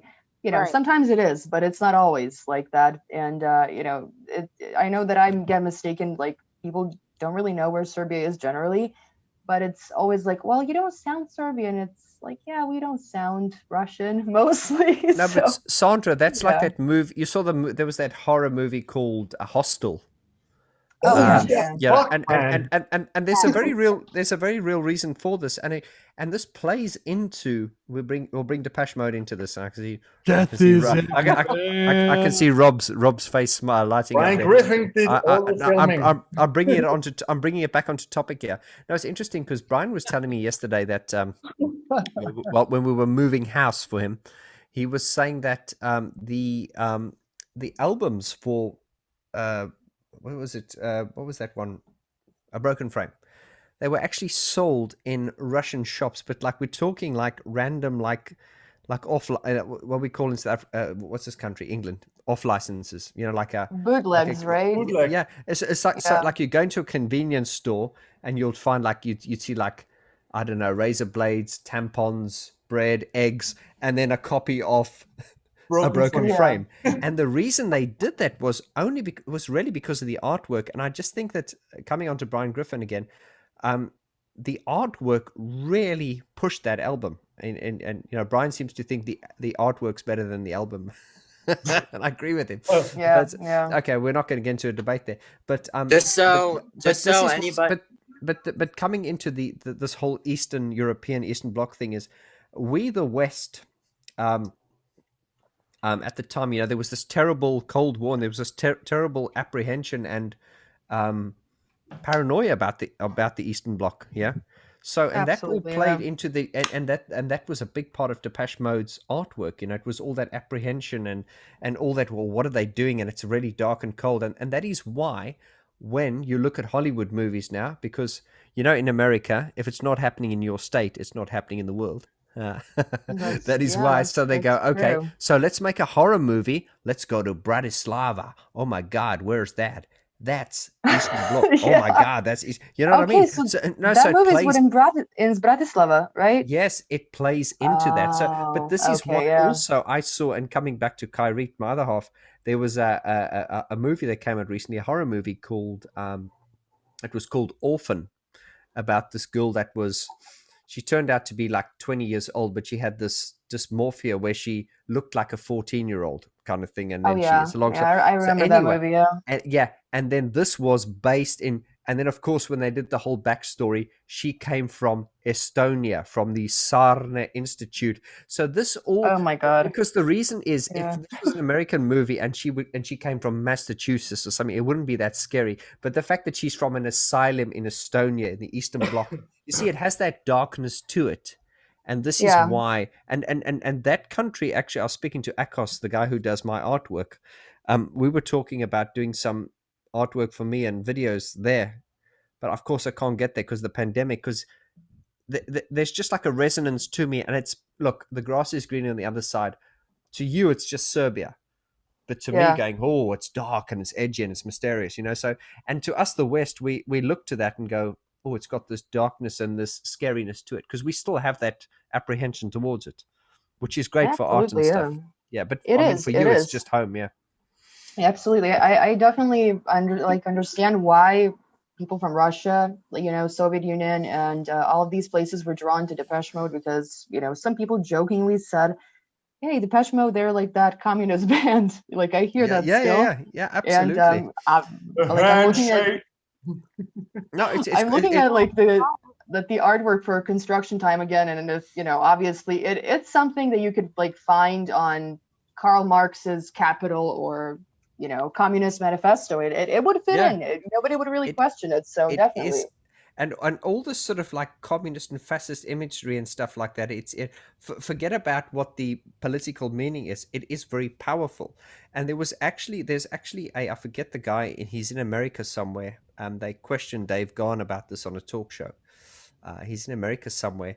He's some kind of, I forget his name, but he's some kind of far right guy in America, and he's actually campaigning for a white ethno state. Like he wants an ethnic. Yeah, and he has actually, he's a huge Depeche Mode fan, and he cites Depeche Mode as the official music of their movement.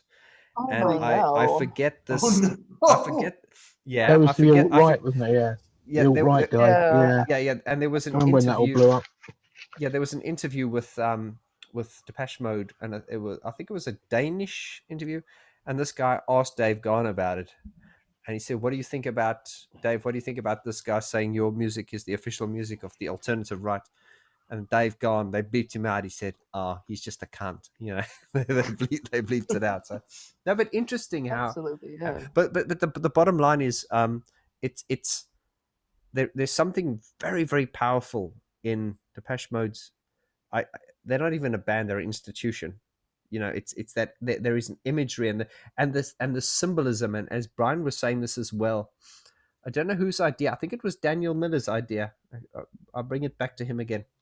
It was his idea with the album covers. Don't put the band in the album covers. Just make the album covers iconic and powerful. And this is why, this was great about these album covers is like, you know, I'm not trying to plug them here, but it's like you can put them in someone's living room and you can go, oh, that's a nice picture, not knowing who the band is, because, you know, so it's that and symbolism was the key to it. They already are. What's that, Peter? They already are. Yeah, it's symbolism. Yeah, absolutely. Yeah, they're in my living room.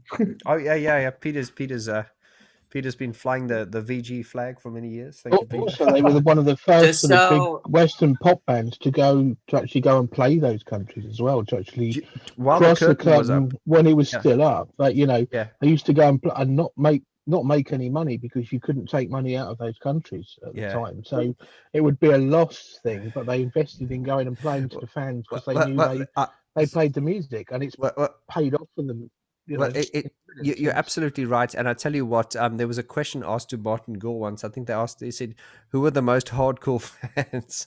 And I think Martin said he didn't really want to go there. But, I think it's somewhere between the Germans and the Polish, but it's definitely the Eastern Europeans. Hungary, there was an entire youth movement based on, Depeche. The Depeches were actually like skinheads or rockers. Or, you know, it was like a whole.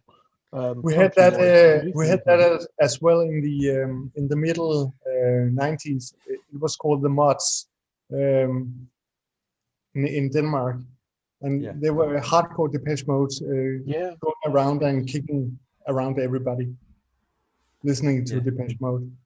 Yeah, it's interesting how they've managed to tap into that kind of angst of no, they have irrelevant of the culture, and they've gone into all of these places and connected with people on a very deep and meaningful level. You know, it is regardless ridiculous of the language and things like that as well. You know, it's something visceral with the music. And they've done it in such a way that everyone loves them. You know, there's not any country that hates them. You know, everyone just loves them. It's just ridiculous. I'm so envious of that success. Ironically, if there's one country that does kind of hate them, it's probably the UK. Well, this is the country where they're probably the worst received of all. But Queen were the same, and I think someone English once said bollocks. Queen were the same. People used to say that Queen and Depeche Mode are Britain's best kept secrets, or biggest exports. Sorry. Because they're huge in those countries. Mm-hmm. Yeah. Just so in case anybody doesn't have to look up what Sandra looks like. Oh, Sandra. Yeah, Sandra. Everyone's going to be Googling you tonight, girl. Oh, wow. I mean, you see, listen, you can't come up like that and make a good impression and not show yourself. I mean, it's just not. I know. I have in the beginning. It's as I said, it's a bit late today, so it's 2 a.m. So it's not really polite for me to show myself right now. Come on, 2 a.m. in Belgrade on a Saturday is not. It's party time, surely. Yeah. Oh yeah, I know, absolutely, Belgrade. absolutely. It is a full-on party time. We don't have any restrictions right now. We are at a full party mode at the moment, and we have this thing that it's called splav, which is basically like a club on the river, and it's just full-on party mode till like 6 a.m. and then there's the after parties that you go to. So Is that yeah. the festival where everybody gets in boats or rafts and things and just floats down the river and gets gradually more and more Yeah, drunk? well, we have that too. We have like the floating party boats, I guess you call them, but we have like an abundance of these clubs that are literally on the water. They have like obviously little bridges that you can cross, but it's like our party culture is very similar to Germany's, I think. Our city never really sleeps. I know that my friend like lived in Vienna for I think 2 years, and she said, well, everything closes at 9, so it's like kind of boring. But here in Belgrade, you don't really come to a party before 1 a.m. So it's like, yeah, it's a party city, definitely. I have Yeah. to vouch for Sandra real quick. I did see her on the camera in the beginning, so she was. Oh, what? Yeah. Come on. You can vouch for her. Can I break I out saw her. the Depeche Mode thing? We did. Come I back. had this like very, very interesting like vaporwave to light, and it was super fun. Aw. Gotta put your hand up. Can I just say can I just say one thing to you, off-topic chicken. No, you can't. Hold on. Absolutely. Come back. Come Can back. I just say Sandra. one thing? Can I just say one thing to you, Sandra? Considering that I saw your face before. Sure. Oh, you look so beautiful tonight. Oh, thank you. I mean, not tonight, but There's another Depeche generally. Mode reference right there. That's another. Yeah, but not tonight. But not tonight. Not tonight. He just got the off-topic chicken there. I can see. Oh, yeah. Oh, Some good branding. let's hope he there. Thank doesn't you, flip it to the A side of that song, but Shit. Larry's got the off-topic wow. coop. But in all seriousness, Was that a harmonic or a baritone, Vaughn? What was that? Was that the singing? Was it harmonic or a baritone? Oh, then that was definitely just somewhere in between, I'd say. but in all seriousness, Sandra, Larry. It you're was Larry beautiful. Tone. It was Larry Tone. so Larry Sandra, Tone. Larry hit Baritone. Yeah, Larry he's had not a hype that he baritone. was He's a inviting- Larry Tone. I'll drink to that. Absolutely. Is there someone next to you, Vaughn? No, God, I hope not. I shat myself. I Fucking swear to hell. God, I thought there was somebody next to you. It's his leg. It's his leg. That's my leg, yeah. Oh, that's what it was. That Yeah, was he really always creepy, keeps- Larry. He always keeps his Don't leg you next to have him. a cat? No, I don't know where she is. She's probably You gone have a off cat. somewhere. Yeah. Lily you have Blofeld. a cat Yeah, person. Lily Oh, Blofeld, yeah. hey, hold on. I gotta bring someone out here. Hold on. Oh, yes, Thomas. Thomas. Oh my God, are we bringing our cats? Because I have 2. I have a Chihuahua. Thomas, you hear us?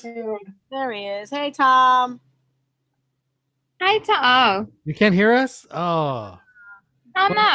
What are you on if you can't hear us? What?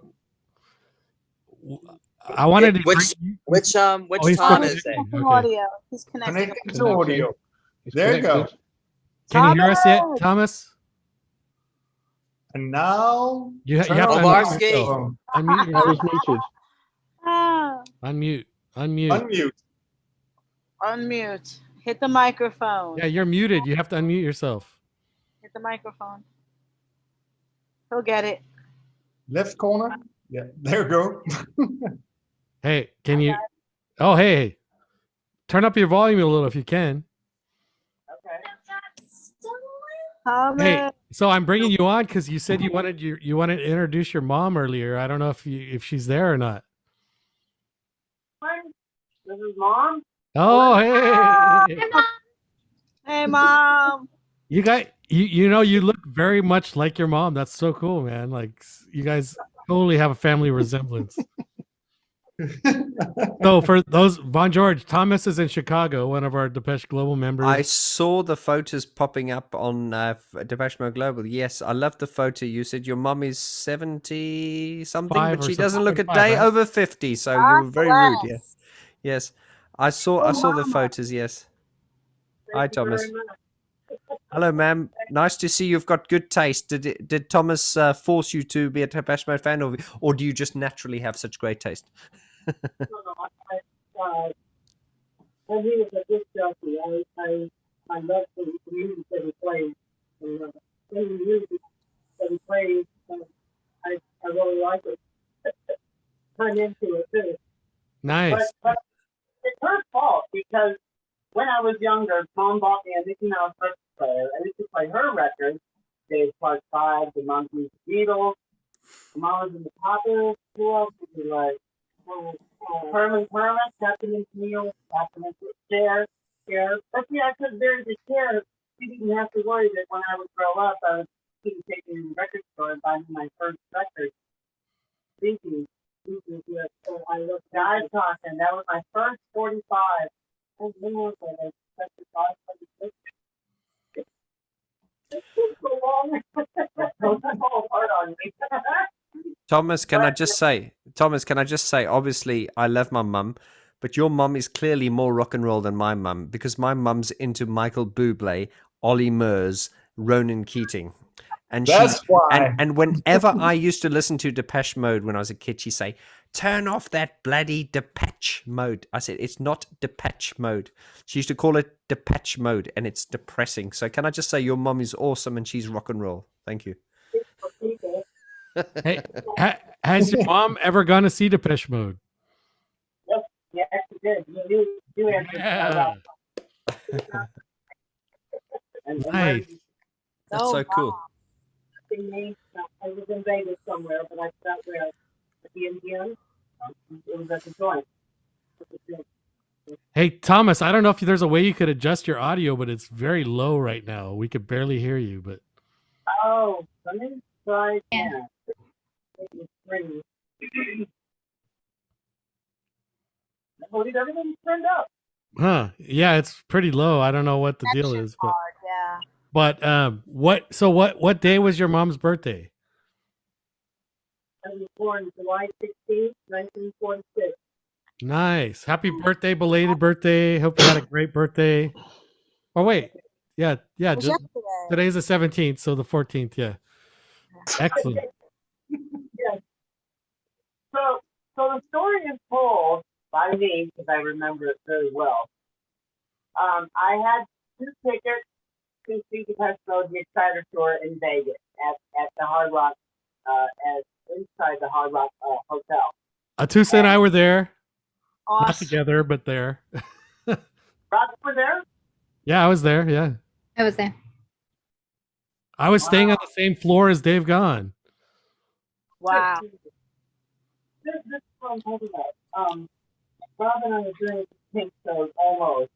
We just came those days. They were the same age. Small world. Oh yeah. So Thomas and I have the same exact birthday. Same day, same year, everything. So yeah.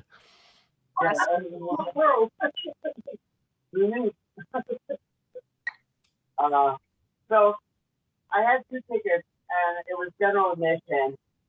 My brother Leon, he was texting my on five that night. He used to jump in the rest of Leon said that he wanted to chat with all of us. So Leon and I had tickets to the show. My son was trying to gamble and see if he could win tickets so that he could buy 2 more tickets to the show. Leon and I get inside. I said, I gotta get a beer. I walk up to the bar. The guy waited for his martini and left. And I looked down at the bar and I said, Leon, there's 2 ticket stubs. We'll save them for Mom. Leon goes, I gotta go pee. I gotta use the restroom. So Leon and I find the entrance to the restroom. The guy says, make sure you have your ticket stub in order to get back in if you're going to use the restroom. I said, Leon, what did you just pick up off the bar? He said, don't say anything.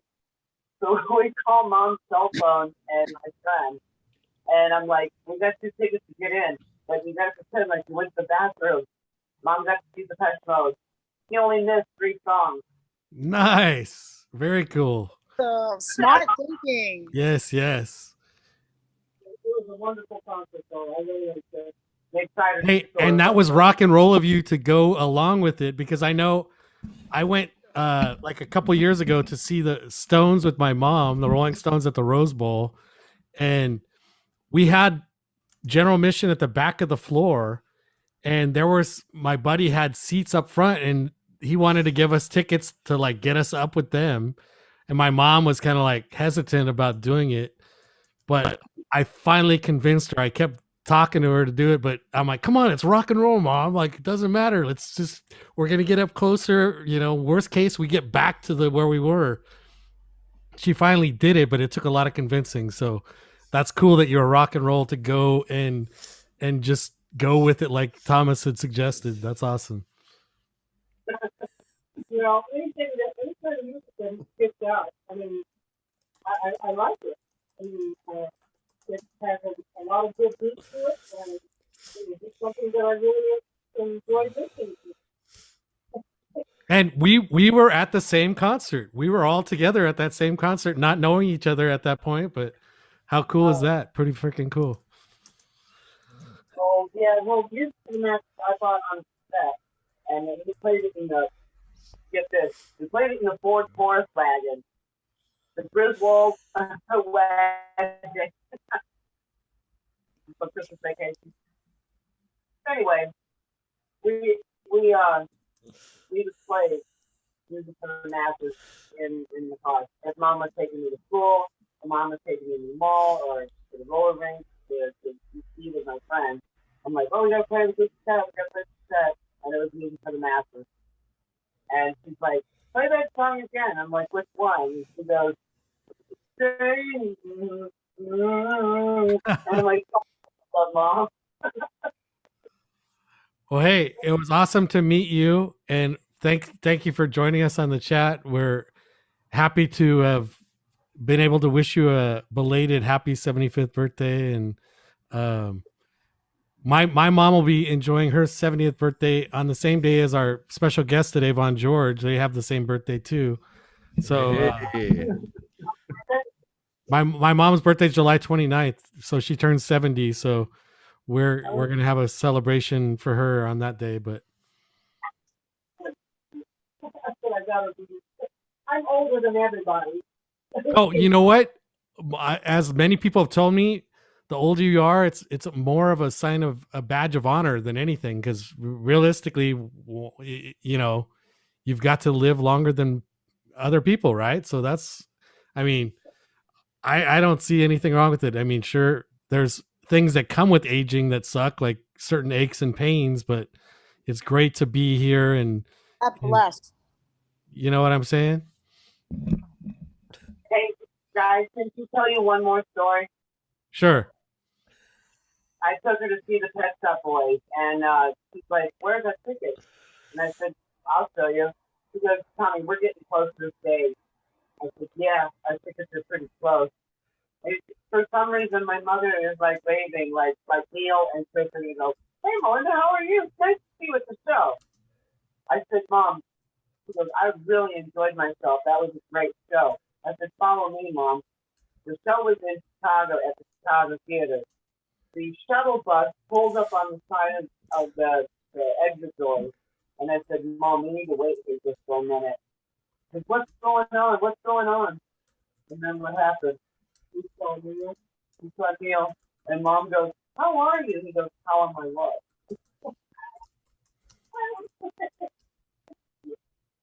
And then he asked me, by the way, what song do you like?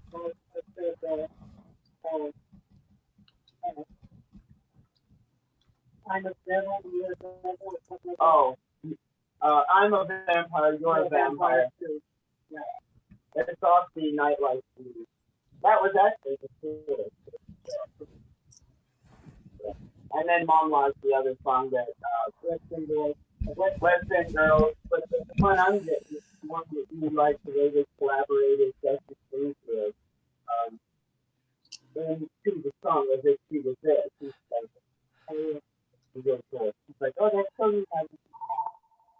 So I hope they play those songs for me when I'm happy.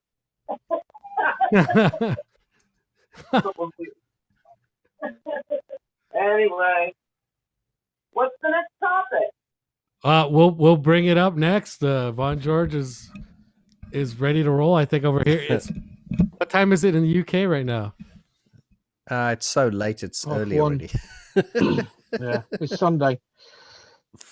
Well, oh, wow. That's a good thing about Depeche Mode Global Drinking Chats. They usually last multiple days, right? Oh, and by the way, our drinking word is off topic, which I just said right now. So, oh. I have to get going, you guys. Really, Sweetest Perfection? You're leaving? I do. I do have to go. Speaking of getting going, you got Larry going there for a minute. Oh dear, we don't need that. What's that supposed to mean, Simon? Larry, sing the Sweetest I don't know. Perfection. Just Go the on. chills. The Sweetest Perfection. Sing it. The Go on. sweetest perfection to call my own. So yeah, Attosa is going to be going, and in a bit I'm going to go as well. But I wanted to see. Did you talk to Simon? Are you able to? Do you want to co-host at all or no? Never done it before, but hey, it's a first for everything, right? Absolutely, every week is a first for me. Wow, it's by the end of the year, I might even lose my virginity.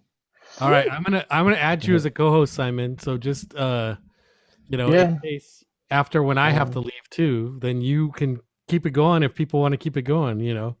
And we are for sure gonna have Vaughn George back multiple times again. We're gonna be doing some of these breakdowns on Global with the songs where he's gonna like have the actual sounds, and then we're gonna have is it Paul Ryan? Kevin Paul. Kevin Paul. Sorry. Yeah, close enough. I know it's like two first names. Kind of. No, it's fine. It's fine. Yeah, because it's kind of like two. It's like a Christian name and a Christian name. Yeah, Kevin said because I was supposed to meet him last week, but in the UK we've got this thing that you get a text and they say you've got coronavirus, you need to stay indoors. So he got that. So no, meaning he'd been around someone who had COVID. Yeah, like the shit lottery. Anyway, so we'll edit this part out of the video when I post it for YouTube. What's it, Paul Ryan? Still recording. Yeah. Actually, now I think about it, isn't Paul Ryan like a candidate for one of the like political? Yeah, I think so. Paul Ryan. Yeah. Ryan Paul. Okay, one of those. Yeah. Things. Don Paul? I don't know. Fuck it. Yeah. So Attosa, thank you for co-hosting as usual, and we will see you on the next. I'll see you next weekend. Oh yes, so check this out. Next weekend, Christian James Hand has a sold-out performance locally in Orange County, 350 people, where he's breaking down Bohemian Rhapsody. Depeche Mode Global has almost the entire front row. It is the front row. It's the whole front row. Is it the whole front row? Okay. Yeah. So we have the entire front row that we blocked off, and we are all going to be there. Attosa and I are dead center. And we have everyone else like around the king and queen. Yeah. It's going to be amazing in-person breakdown of Bohemian Rhapsody from Queen by Christian James Hand. So we're looking forward to that next weekend. And there's a lovely bonus at the end as well. Not the Kanye West version, hopefully. Oh, is it the Wembley? No, Glastonbury in front of 200,000 people. Oh my god. No, I think Christian might be doing the Wembley performance. Oh, right. Of Radio Gaga, perhaps, I'm guessing. Yeah, that'll be interesting. Great. That's gonna be awesome. Like it'll be fun. Yeah, and see, that's one of those things. It's a bummer when all of our friends from across the globe can't necessarily join us for these cool events like that. But when you guys can get here, it's gonna be fun when One we can day. do some stuff. Yeah. When I do get the chance to actually come to California, will I get the seat next to Attosa? No, I get it.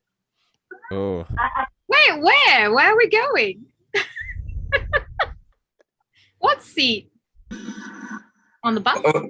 You could put like an extra chair next to Attosa, and then I can just sit in it.